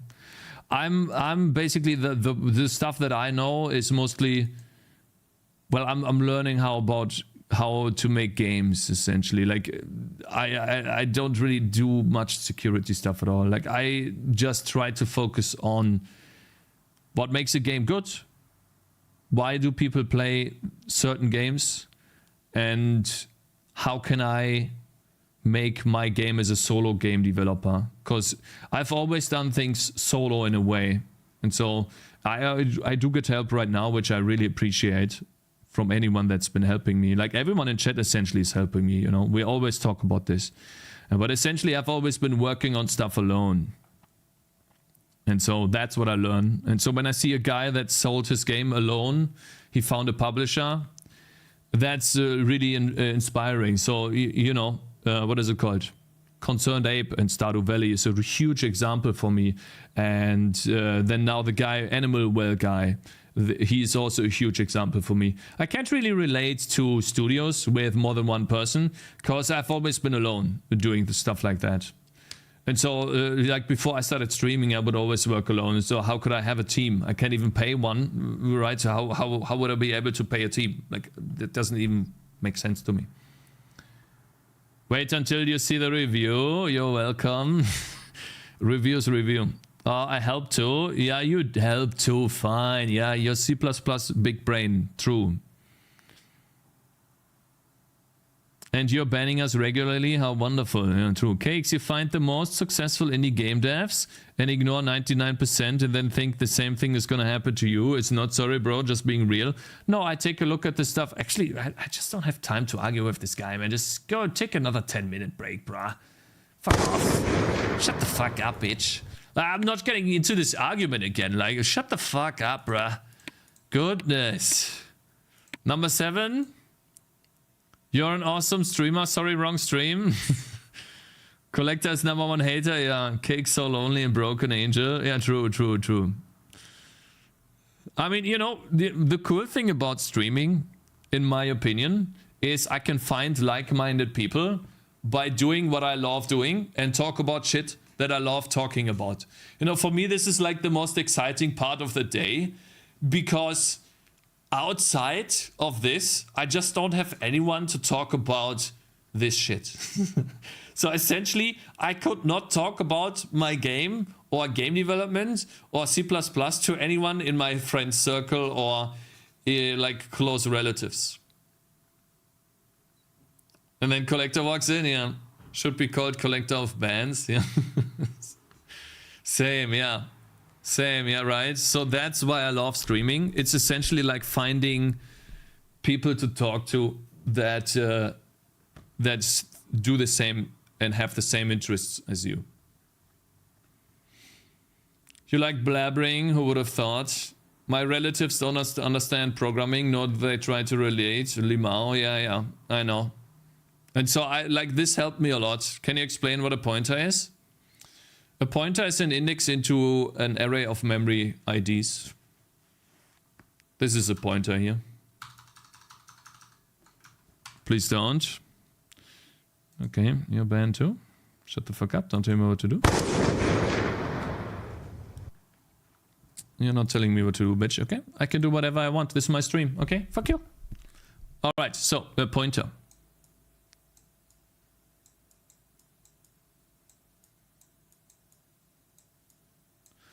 A pointer in, let's say, C or C++.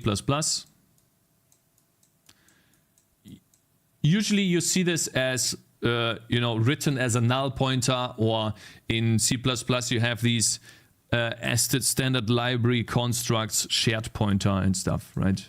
So std shared, I think it's underscore pointer, right? PTR, you know, etc.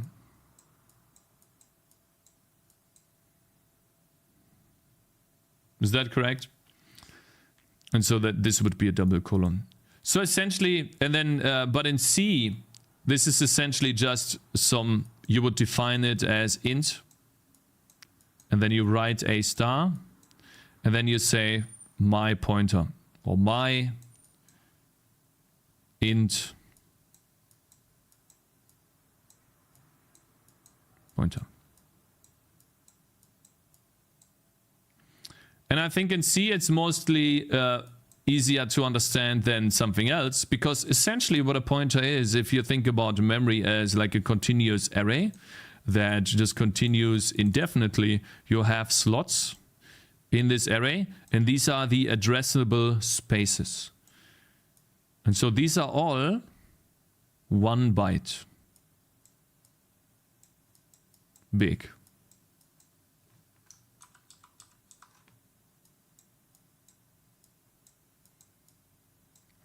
Okay, and so an int pointer would be this much space because it's 4 bytes. Okay, that is an int. And then what is a pointer to an int? Well, a pointer is essentially just an index into this array. And this is just a number. Think about it as like a very, very, very, very, very long array, where the number is, I don't know, and I'm not going to write this with like, this is essentially an int pointer. And this is the index here.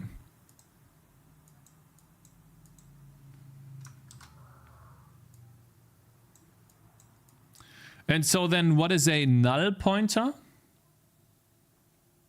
What would you call a null pointer? Because you see that in C++ a lot.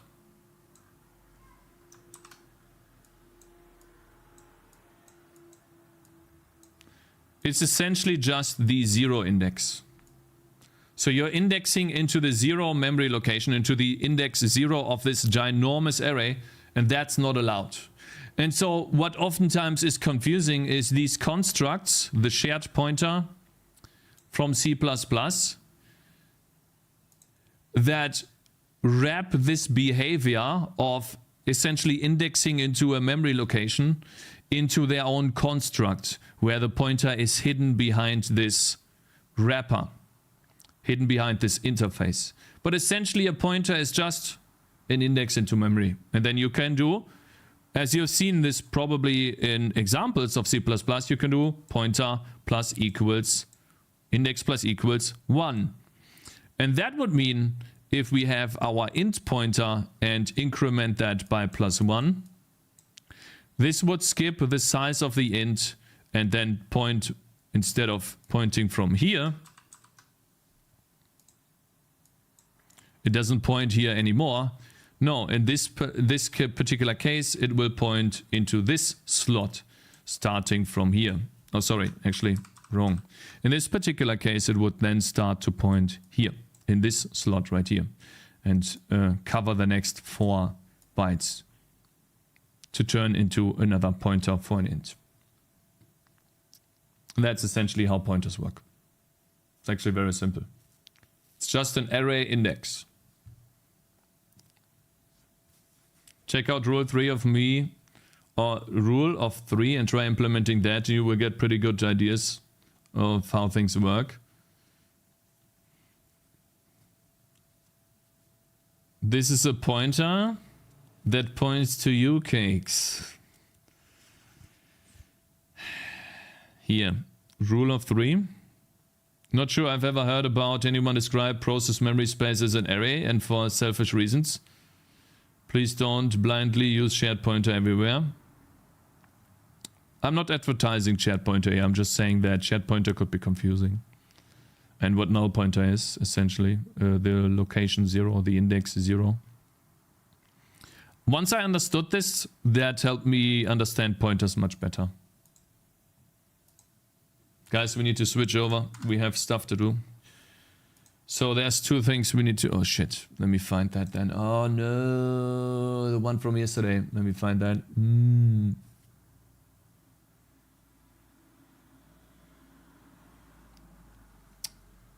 Shit. I'm being called. Ah, man. Where we gotta do our thing. You would have 24,000 FPS with WUKONG? Maybe. Maybe. But true. In order to write that, you would most likely spend half your life. There we go. There it is. I found it. So yesterday we didn't manage to... Yesterday we didn't manage to finish this. Code shill from the journal. I wanted to finish this. This is essentially someone gave the journal code and he reviewed the code. We were talking about resource management, and I was talking about how I would like the resource manager to be essentially like a generalistic system where you can just say, give me a file or give me something, and then in the game I say, give me that particular sound. And what he's pointing out for the resource manager, to give some context of where we are in the video, the resource manager in this particular example creates all of the specific resources for the game, the rendering and whatnot in the resource manager, therefore creating a dependency on that particular game and that particular, let's say, rendering interface, because we want to have these 2 fonts available. And so the improvement for this, which I agree with, is to have the game, the user code, tell the resource manager what they want to load, and the resource manager just gives back a handle or an index or an ID so that we can use that ID in the future to, let's say, play a sound or use a texture. And so that's where we left off, essentially. This was some VS code, right? Yeah, it was some VS code, yes. We're gonna take a look at this now, because I want to finish this. Let's close this. Is leaning too far into either generic reusable code or specific code usually results in a suboptimal solution. Now, for those of you just getting started with your computer science journey, I have the perfect thing for you. A 30-day free trial. Perfect. We stopped the video yesterday. Before that happened, okay, I mean, we're gonna watch a little bit to support him, and then we skip past the ad, okay? Brilliant.org, the sponsor Brilliant. of this video. Yes. Those of you who don't know what Brilliant.org is, it's an amazing website filled with lots and lots of really high-quality courses on various STEM topics. As I mentioned, if you're just getting started with computer science, or maybe you know a friend who's trying to get into programming, I think Brilliant.org is one of the best.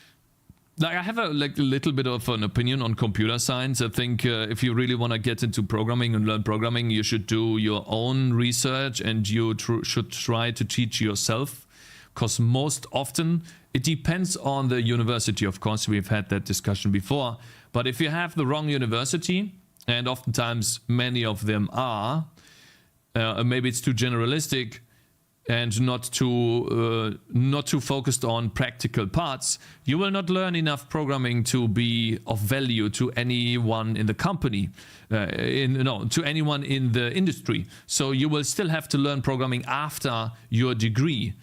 And so I would encourage anyone to actually go and learn programming as you're doing your degree. Doing the degree is still fine, I think.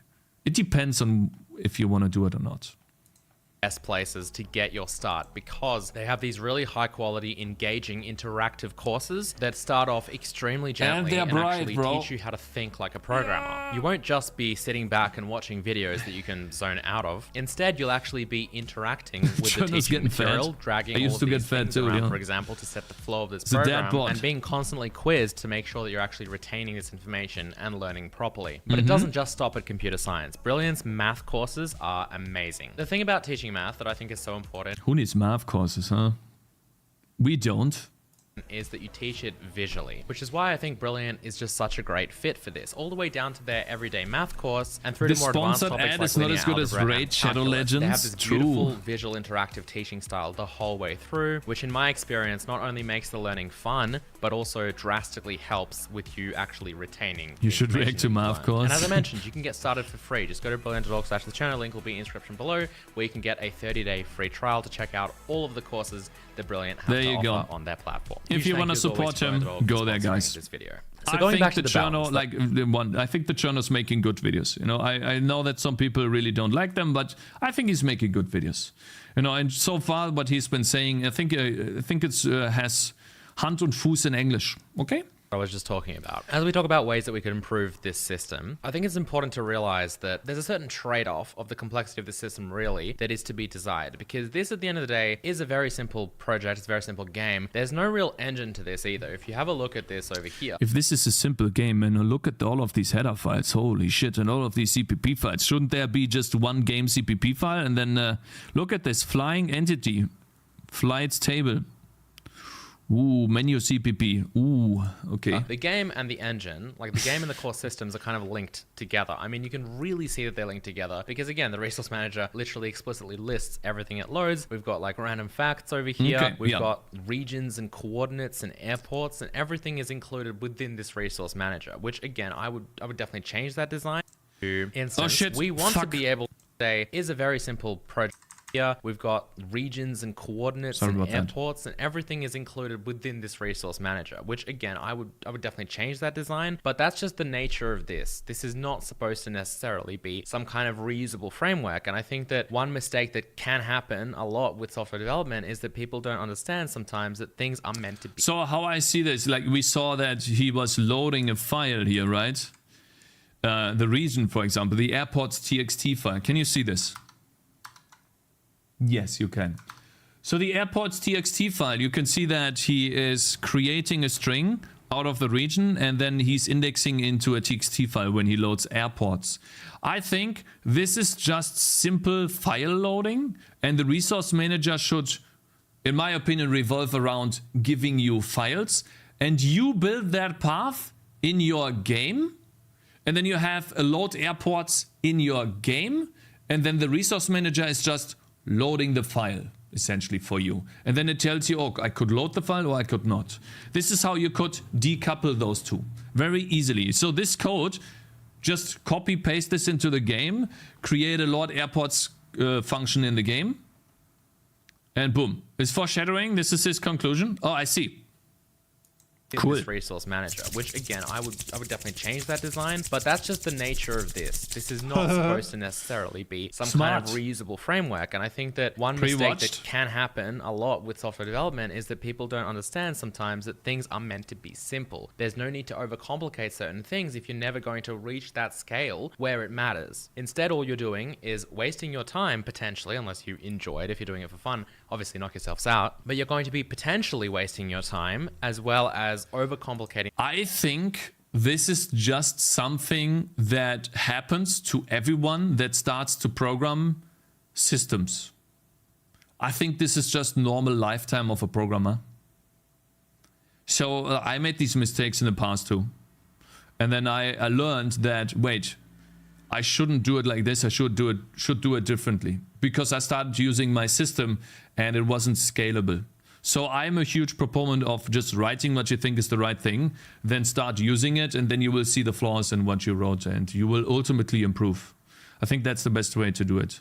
In the code, which is going to make it harder to deal with for both you and other developers. So because of that, we're not going to approach this the same way that I would for Hazel, for example. Instead, I'm going to try and find that balance. And so the first thing that I think we can hopefully all agree on is we get rid of this. Be here. This should be in the game renderer. In the back of my stuff, mind, probably the front of my mind, the thing that I'm keeping track of here is simplicity. I'm trying to make sure that this ends up being possibly even more simple than it is right now. So let's take a look at the structure of this, because one of the first things that stood out to me is the fact that this is a singleton, right? We have a deleted copy constructor, an assignment operator, we have a private constructor, and we have this static instance that we can... I think I would just create, instead of like, obviously this is preference in how you want to program, right? I don't really do classes with constructors.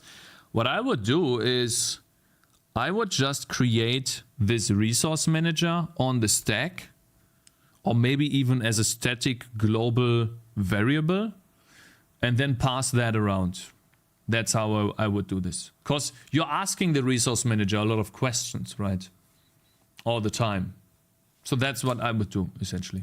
C, first of all, gets stack, initialized basically. Or the heap, but mostly... It depends on how big this is, right? Because this is not going to hold data for you.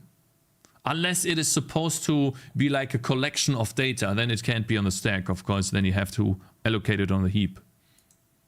We call it, and then it just persists forever. So I don't really I would like just give it as a static in one translation unit. Yeah, that's what I would do too. In this way in C++, and the reason why is C++ simply does not need singletons. In languages like Java and C#, you have no way really around writing this kind of singleton setup, because everything is a class. Everything has to be a class. In C++, you know, you can just do that, for example. And this obviously is out. Oh yeah, so wow, like pre-watched. Holy shit, this guy's pre-watching. Side of any kind of class, it's just sitting here in global space. We're limiting the scope to just this file, this translation unit, by using the static keyword. But other than that, like... Mr. Cakez, do you think a sentence that includes please is a bannable offense because it dictates what to do? Just asking, Sage. This is absolute brain rot, and the journo is sick in his head. Happens a lot with C++ devs down the line, get stuck in his weird mindset and do things for no reason. Okay, Mr. Collector of Stuff has earned himself another ban. We have about 15 minutes left. Let's give him a 20-minute break so he can cool his head. Truth equals ban. True. See you later, bruv. And let's enjoy the video. I'm sorry, you know, this guy is just, he has some, you know, he's a little bit too mean to other people, okay? We don't do that. We don't talk bad about other people here, okay? Let's move on. Like, it's just suddenly global now. That obviously achieves the exact same thing as this. However, it gives us some additional flexibility with lifetime. Not this specific way that I've written this, but I think that the lifetime of a resource manager might be important. The reason why is because these resources need to get unloaded somehow. And I think that that's something that people don't really think about. And to be fair, I'm a little bit like on the line here. I'm a little bit on the fence as to how important that actually is. The reason why is because this, again, is a small game. There is not going to be any kind of resource unloading during gameplay, as far as I'm probably aware of. not. I don't think that's necessary. So then the only reason we'd be unloading them, releasing these, when is you close at the very game. End of the application, when we close the application. But that brings in the... So making it static will automatically just unload the resources when you close the game? Argument of, well, do we need to unload them if we're just terminating the application? The answer technically is, well, no, because the operating system will automatically clean up all the memory, obviously, when we terminate this application. It just gets reclaimed like that. It's much, much, much faster than us going through and actually... I like that he points this out, because oftentimes I see people saying that, oh, everything you open, you also always need to close before you close your program. And then you hit X on a program and it takes 10 days to close. While it's essentially repeating the same process that the operating system would repeat for you in reverse order. So you allocate a bunch of stuff and then you deallocate this before you close the game. Why not just let the operating system do that? I know that in the past this kind of had to be done as far as I know, but I could be wrong here. Please correct me if I'm wrong. But for the most part, You just don't free shit. You just close the game. Unless there's a real life cycle in the game that needs to be freed while the game is running. I'm talking about resources that get allocated once and never get freed during the life cycle of your game. Those resources can just be that the operating system can do that. Freeing each and it's so resource fast. and visiting all of these, clearing the memory, doing everything. We're like tidying up after ourselves, and then it's the operating system's like, yeah, you didn't really have to do that. I'm just gonna clean everything up. It's kind of like if we were, I don't know, demolishing a house, and we went in and we just cleaned all the floors, and we just made sure that everything was sparkly clean, and then we're like, all right, now you can wreck it. Now you can take the house down. That's just like, why? Why would you clean the floors if you're about to demolish the entire house? Yes, it might be better and it might be all clean and nice and like, yay, but functionally there's no difference. And in fact, what you've done is you've just wasted time. However, shutting down like an instance of a graphics API. That's correct for stuff that needs to do a shutdown pass, like saving to a disk, and obviously RAI, you can't avoid once it's there. Yeah, but we're assuming that we have one big allocation. So I'm not really talking about RAI. Well, yes, that will happen. And yeah, the shutdown pass, like for example, saving a log file. This is something that you would need to wait for, essentially, unless you just stop right there. But this would be the, like for me, the only thing that really needs to hold up a program is log file writing, and that's it. Yeah, like Vulkan, for example, it really shouldn't be done until you actually free all of the resources that you've allocated through that API on the GPU. And if you don't do that, it'll yell at you. So there could be potentially reasons for freeing resources. I think some things need to be deallocated, like in Vulkan. I have done Vulkan deallocation, and I have done Vulkan non-deallocation when closing, and I never had issues. Vulkan seems to free itself on my system. I could be wrong here. Could be wrong here. But I have used Vulkan in both ways. It probably threw warnings at you. It could be, but it's been a while. We would have to write another Vulkan renderer for this, to test this. the biggest reason to do it is probably not for this use case, but almost just... No. You guys have the wrong idea. You probably use the Vulkan allocator, the VMA allocator.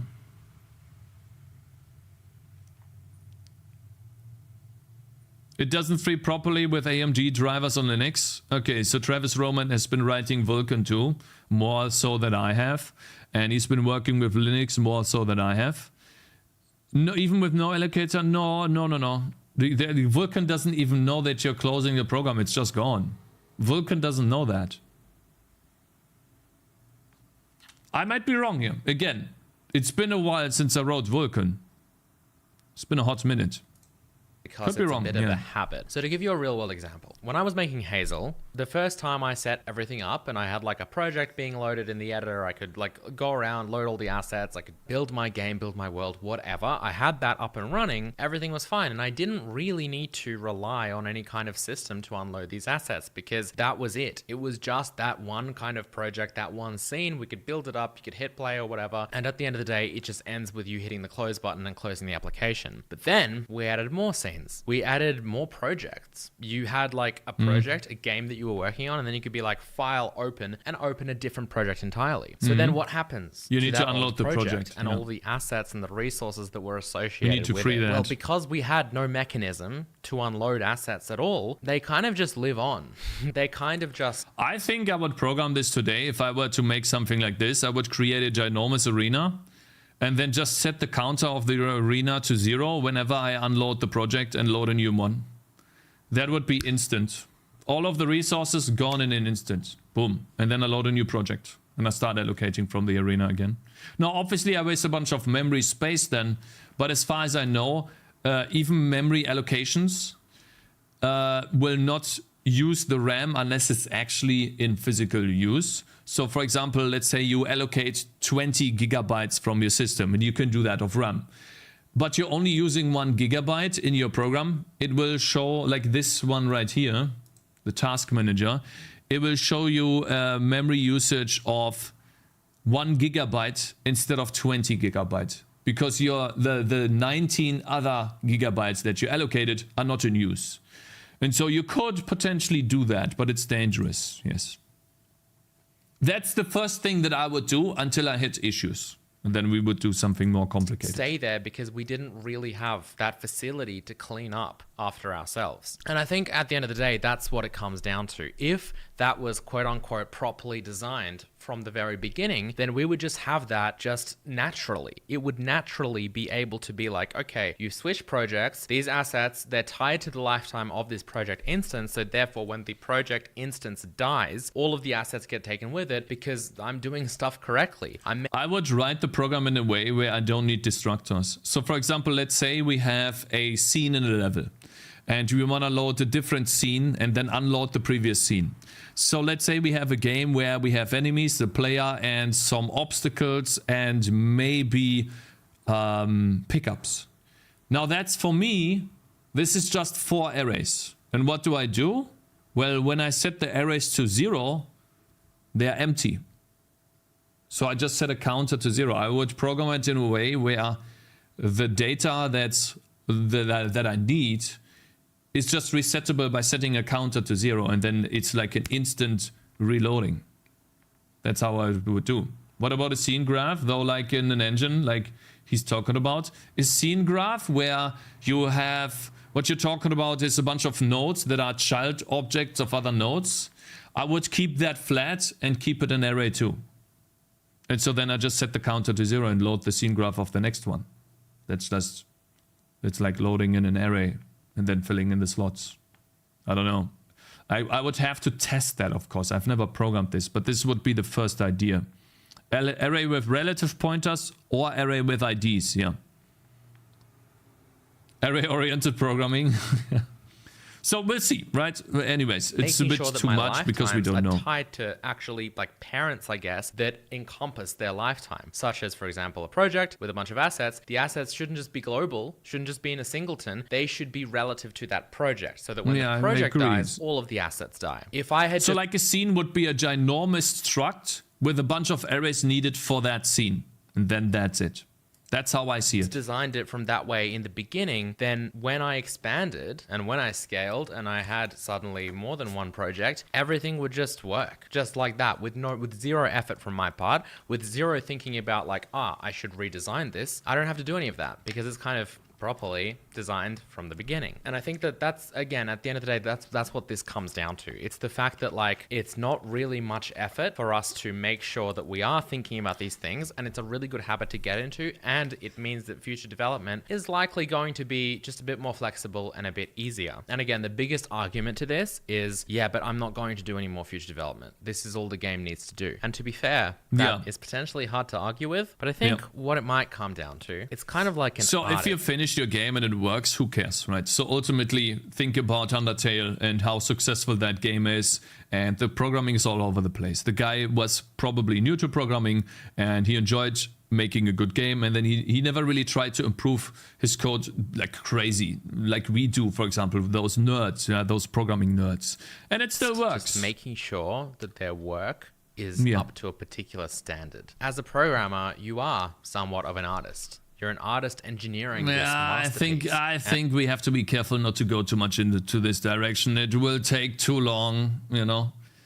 Like we do. Okay, you're banned. As a C++ artist, I can't ban you, your moderator. Things that you always think about is memory and thus lifetime of resources. Okay, so with that being said, let's move on because I feel like I'm maybe getting a little bit too deep. I don't know. This is, as I mentioned, a new format. Let me know what you guys think in the comments section below. Am I going into a bit too much detail? I don't know. Okay, so first and foremost, let's talk about how we're going to be handling the lifetime of this particular object. So as we know, the object has all of this data associated with it. When should that data be initialized, and when should it be deinitialized or freed or killed or whatever? The simplest way, I think, to handle this in this specific project is going to be probably just going to be to stick it into the main function, to be completely honest. The reason why is because that's where it initially lived, and there is no application class. I might initialize this in the application class if there was one. You know, in larger systems, you might actually have a specific project. I find this so complicated. Extern resource manager, G instance.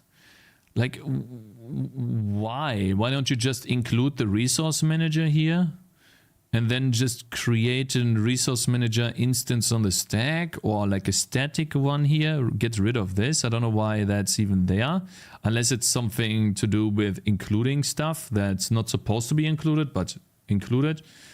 find it so complicated. As I mentioned, that the resources belong to. So then when you load that project, when you initialize the systems related to that project, that's probably where you would initialize that resource manager. And then when the project gets killed, when I the would project put the dies, resource that's when manager in the you main function. Initialize like all the systems associated with it, like Try catch the whole program, yeah. Manager. So I'm trying to kind of keep this the same. This, by the way, was from the code review. This wasn't originally here, but it's a bit of a similar idea to what I would have. So what I'm going to do is I'm going to have a resource manager. It's going to be a pointer, and I'm going to call it G resource manager. Now you don't have to use this G underscore prefix. It's global, I like using guess. this for global things. You also don't necessarily have to store this within this file, but you will need access to it in some way. So what I could do... Guys, how did he make this green circle? I like that. That was cool. How did he do that?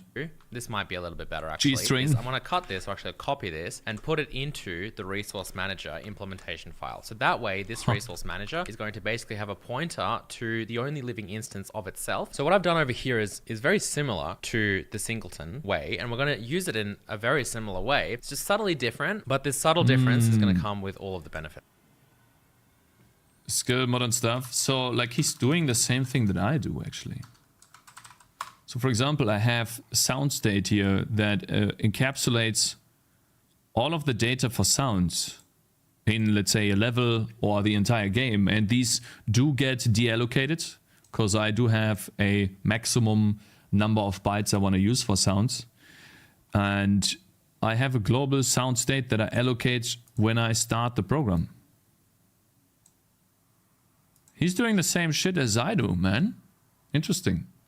You know, that's the global sound state that I talk to.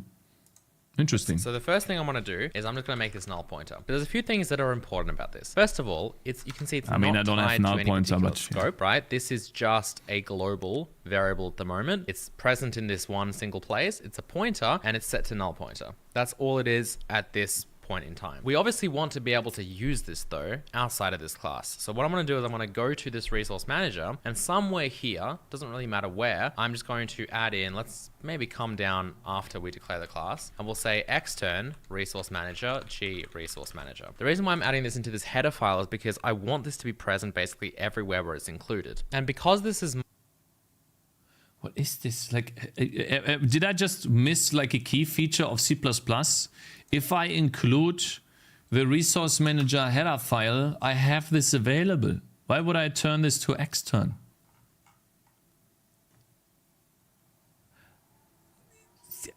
I even use dynamically loaded libraries and it still works. Like one translation unit. Yeah. Yeah. No, it's not one file Andy, bro. I have two translation units. I have the game as a DLL, a library, and I have the engine. The engine has this pointer, and then the game gets the pointer here. And then it sets the pointer here. Then I can just use the sound state directly. Because it gets initialized in the main CPP file as a null pointer.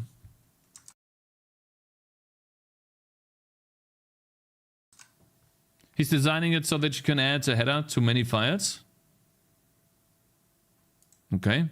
Marked as instead extern. of just one file. When this gets included into a... I have a Unity build system, and so for me it works because I include this only once. But I guess what you're meaning is I define the same instance twice if I include it twice, and then I get issues. So that's why we do extern. And then it's just one pointer. I see. Files such as main. Okay. So by including that header file, we're that's the reason for this code. It means that it's not going to create a new variable called GResourceManager, because that would be obviously weird. We'd have a different pointer in each file. I get it now. Thank you, guys. To anything. It's just going to reference that existing one. If this was a function, we would simply have like the function prototype with no body, and that would be fine in the header file. But because this is a variable, we have to use this keyword here. Another way you can technically do this is you can actually go into this header file and just have inline resources manager, GResource manager, and then you can set it to something like null pointer. I think possibly these days I might prefer that. The reason why is because it means that if you go over here, you don't need to have this. It's effectively a global variable, but it's just in a header file, which means that you don't need to have it actually defined in the CPP file. You can just have this single mention of it in the header file, and that's it. And then when it gets... Extern creates an unresolved link symbol in the current source directory. When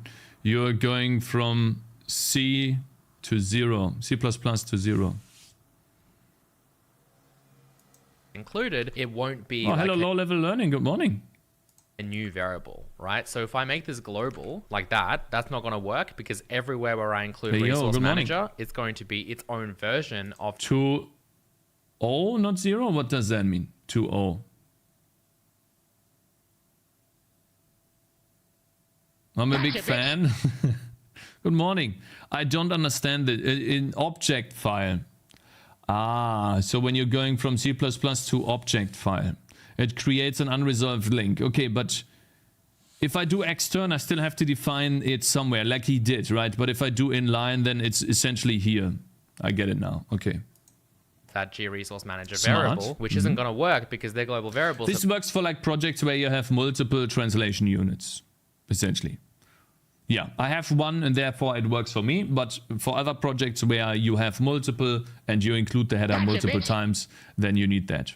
Well, thank you very much for following low level learning. This variable defined. You can't define another variable with the same name. That's not going to work. For the Static, info. same situation. It's going to mean that each translation unit has a unique copy of G-resource manager. Yeah, so that's what I had to deal with too. So when once I made it static and I had more than one translation unit, I had this multiple times over, and that sucked, which is why I created inline comes in to save the day because it means that there's only going to be single one translation copy of unit this throughout stuff. the whole application. So actually, I think I would rather solve it this way. Now, if we go down over here into instance, we want to be able to potentially use this through this instance API. Why? Well, potentially two benefits. It might look a little bit nicer than referencing G-resource manager directly, even though we can. But also note that this is a pointer because I want to specifically create an instance of it at a particular point in time, but this is a reference. So if we just return G-resource manager and then dereference it, it means that we don't then have to later dereference that pointer or use the arrow operator to access its members. We can just call dot. And also... Yeah, I mean, I'm starting to use references too because it's starting to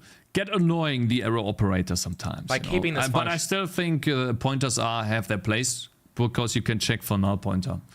Especially when you're trying to get an entity, by ID or something, and then you return. You could have like a 0 entity, but you're still returning a lot of data. A null pointer is more or less easier to return because it's just essentially an int, a very large int, compared to a big object.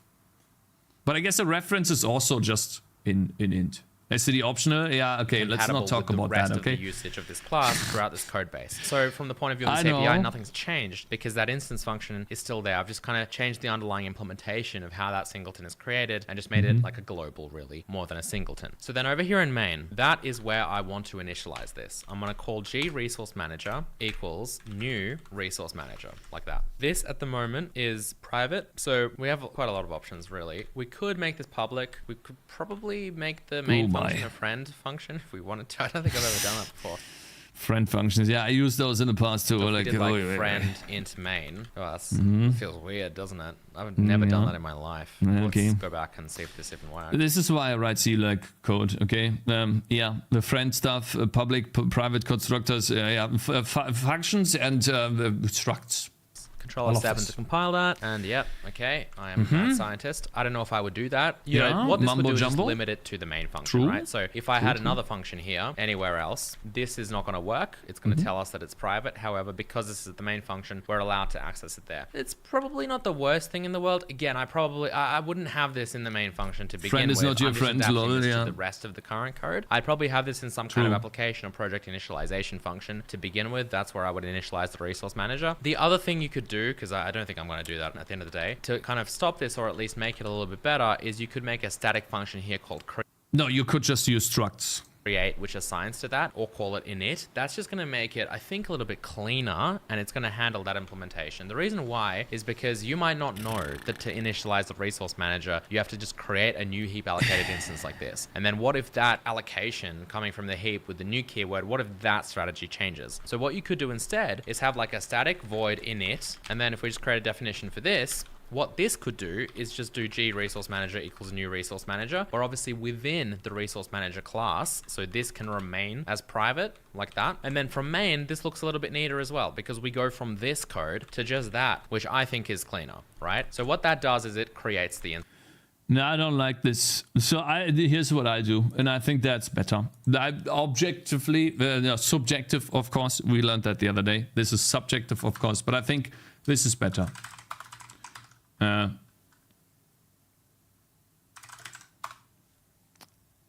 I think it is easier to do this.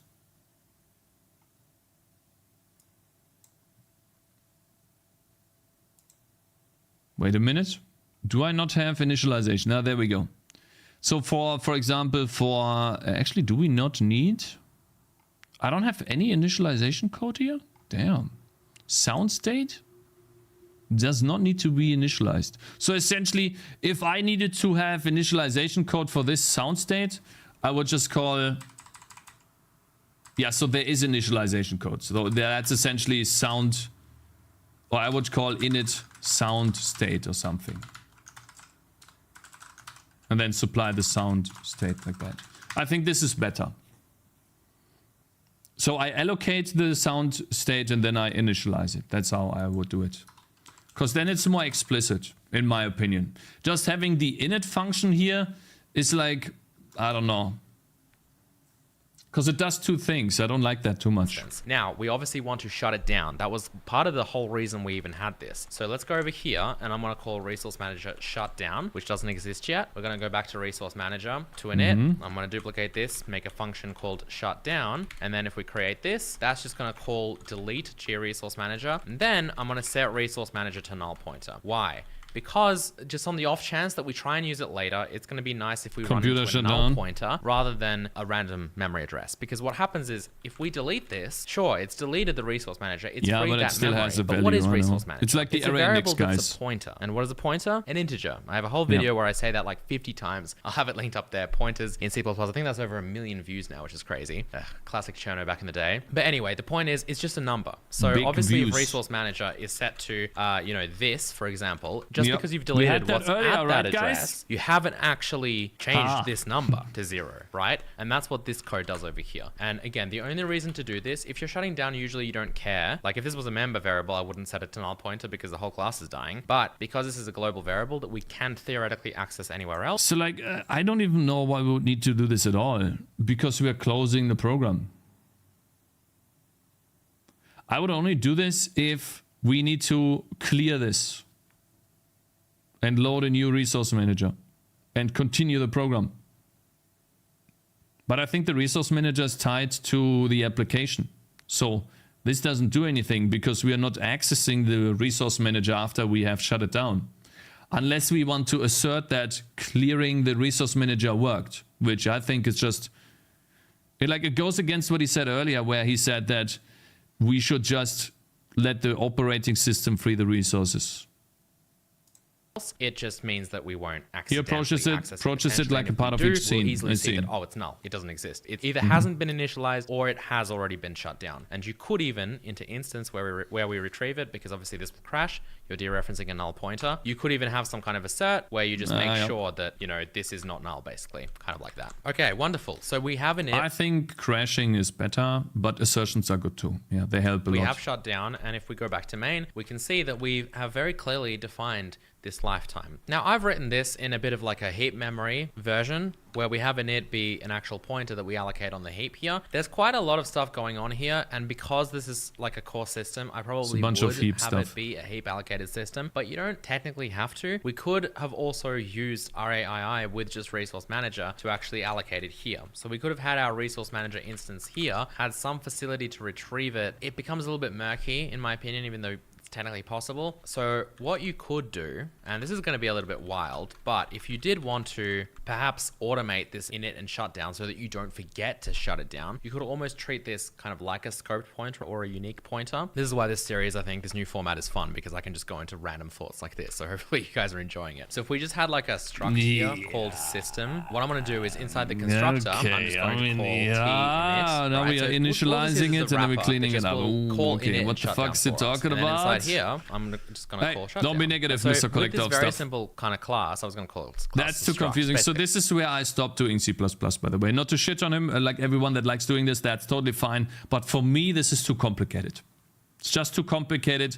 I like having essentially a nice little letter or book to read. So at the very top, I say, I allocate this. Maybe I do a defer deallocation right then and there. And then I just move on. Like all of this stuff is hidden because now I create a system. I need to look into system. What is system initializing actually?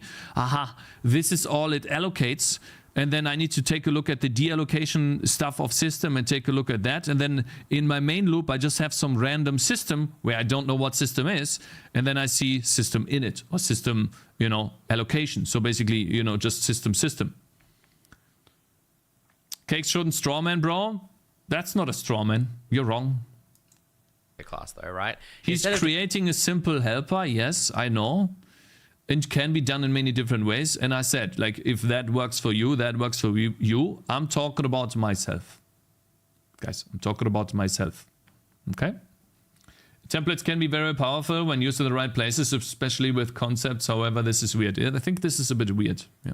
Doing a net and shutdown, for all me, we can yeah. do is just do system resource manager and then, I don't know, RM if we wanted to. And then we don't need shutdown. But since we have this nice scope here, I think this is hidden again, now. Use RAII if we wanted to make sure that we didn't forget to shut it down. Would I do this? Probably not. I just think it's like a lot clearer if you just have resource manager in it and shut down. There's also no ambiguity as to when it gets destroyed, like in what order. If you had a few different systems and they had to be shut down in a particular order, then I would prefer this. It's much more clear. All right, so I suppose we should test this code base. I don't know if it will compile if I've left stuff in it, but let's just test this to make sure that it basically still works. I wonder what type of game he's made. So you know, airport, flight info. Variable. Sounds interesting. Yeah, this I just forgot to delete. So let's try and run this again. All right, there's our game. Let's do Iceland. And there we go. Loading. I mean, I guess that works. Seems like it works. Okay. So this video just ended up being about the specific lifetime and the singleton and how to kind of rewrite it into something Minecraft a little bit music, better. Cool. Do you agree with the changes I've made? Does it make sense why this is I mostly agree. better? I think those are good changes. Yeah. Yes. That's okay. Let me know in the comment section below. Now that I think the game should load specific resources for the game, and then the renderer should load specific resources for the renderer, or even the game passes the renderer data to be loaded, like font files and stuff. The game says, oh, I want these types of fonts in the game, and then it supplies them to the renderer, which then loads the font, or then asks the resource manager for font.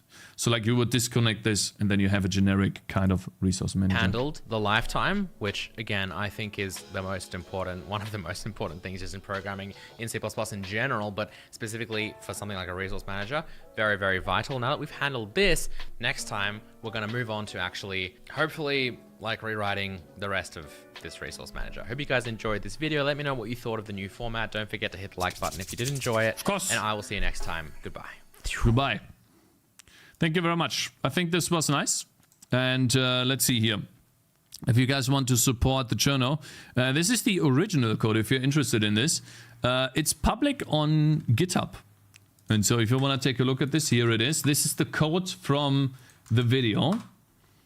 I think that's really interesting. And then if you want to support the channel, I guess I'll link the video because there's most of the information and the video itself.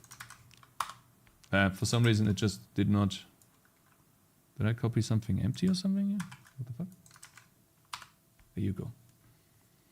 Intrets, why was this 23 minutes? What the fuck is this video about? The templated thing he showed with a destructor was pretty smart because it will shut down his resource manager in the event that an exception is thrown. Yeah, I mean, we talked about this earlier. It depends on how you structure your program. You can always structure it in a way where an exception is just you close out your program and then it's freed by your operating system. If you want to make a game from scratch, then you first have to create the universe, Cakes. Cakes, bro, you saw the airport simulator? It's just so far in the past that you forgot it. How will you look? How will this look in the final YouTube video? You will look like you got dementia. What? What is this guy talking about? What is he talking about? Like, are you good? Huh? Anyways, let's just move on. This doesn't make any sense. Yikes. Rough.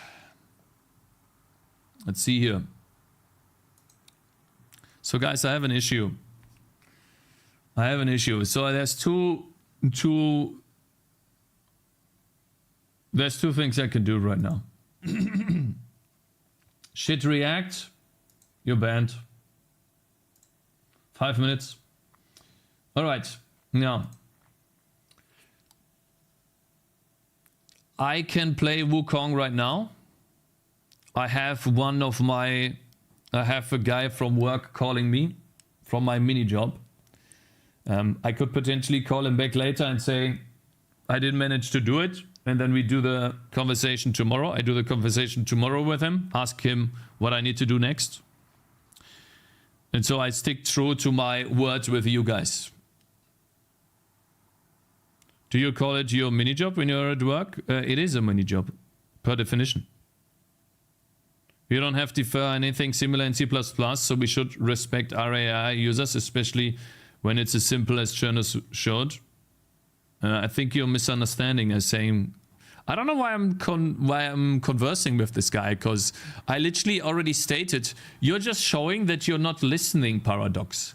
You're always showing that you are not listening to the words that I put out of my mouth. I said that if you want to use it, that's fine. I myself do not like it. It's a personal interest. I said this to the chat though, not you. I see, so the chat has been... He lied about Wukong, never believe title, he always weasels out. Mini jog technical term. No, guys. I think you should be responsible and think of your family first. Talk with the guy from the part-time job.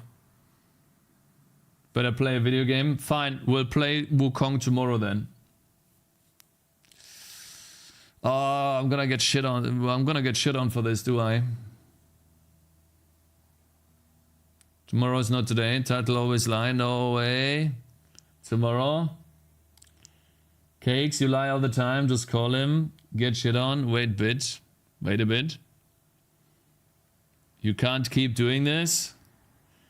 What am I supposed to do, man? I'm trying. I just have so many things, bruh.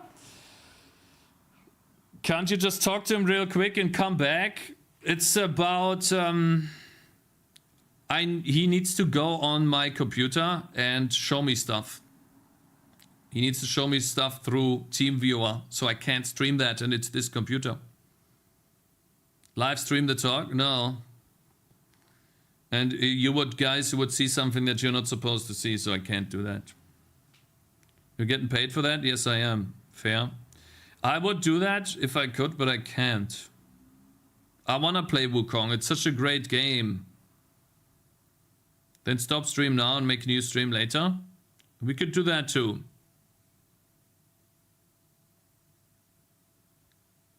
Those titles just need more qualifiers. Maybe, probably, possibly. Then nobody we can say you're lying. True, agreed.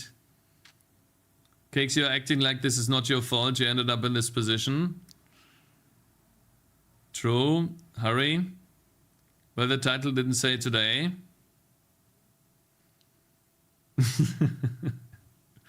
Don't delay it, Cakes. Okay, fine. I'm gonna call him back. And big day.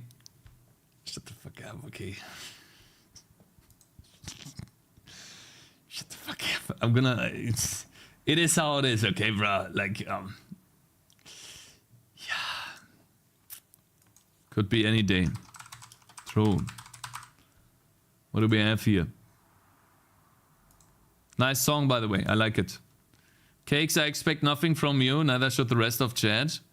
What if the guy has to call it actually his collector of stuff in real life? You got a job, do your job. This can wait. Ah, I just love this so much, man.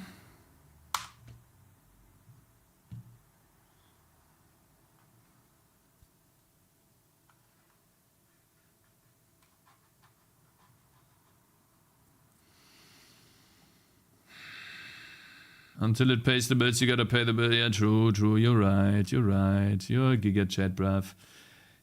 You're right, liar. Shut up. I'll try to come back later, guys. You could still continue the stream on a different monitor. Now he got you. Banning him doesn't matter now. I could not predict it. Would play the perfect moment though. Good luck. He won't, guys. Don't care. Hello. Hello there. Europe on YouTube. Good morning. Fuck, man. Like, god damn it. Liar. Come on, we'll come, just wait.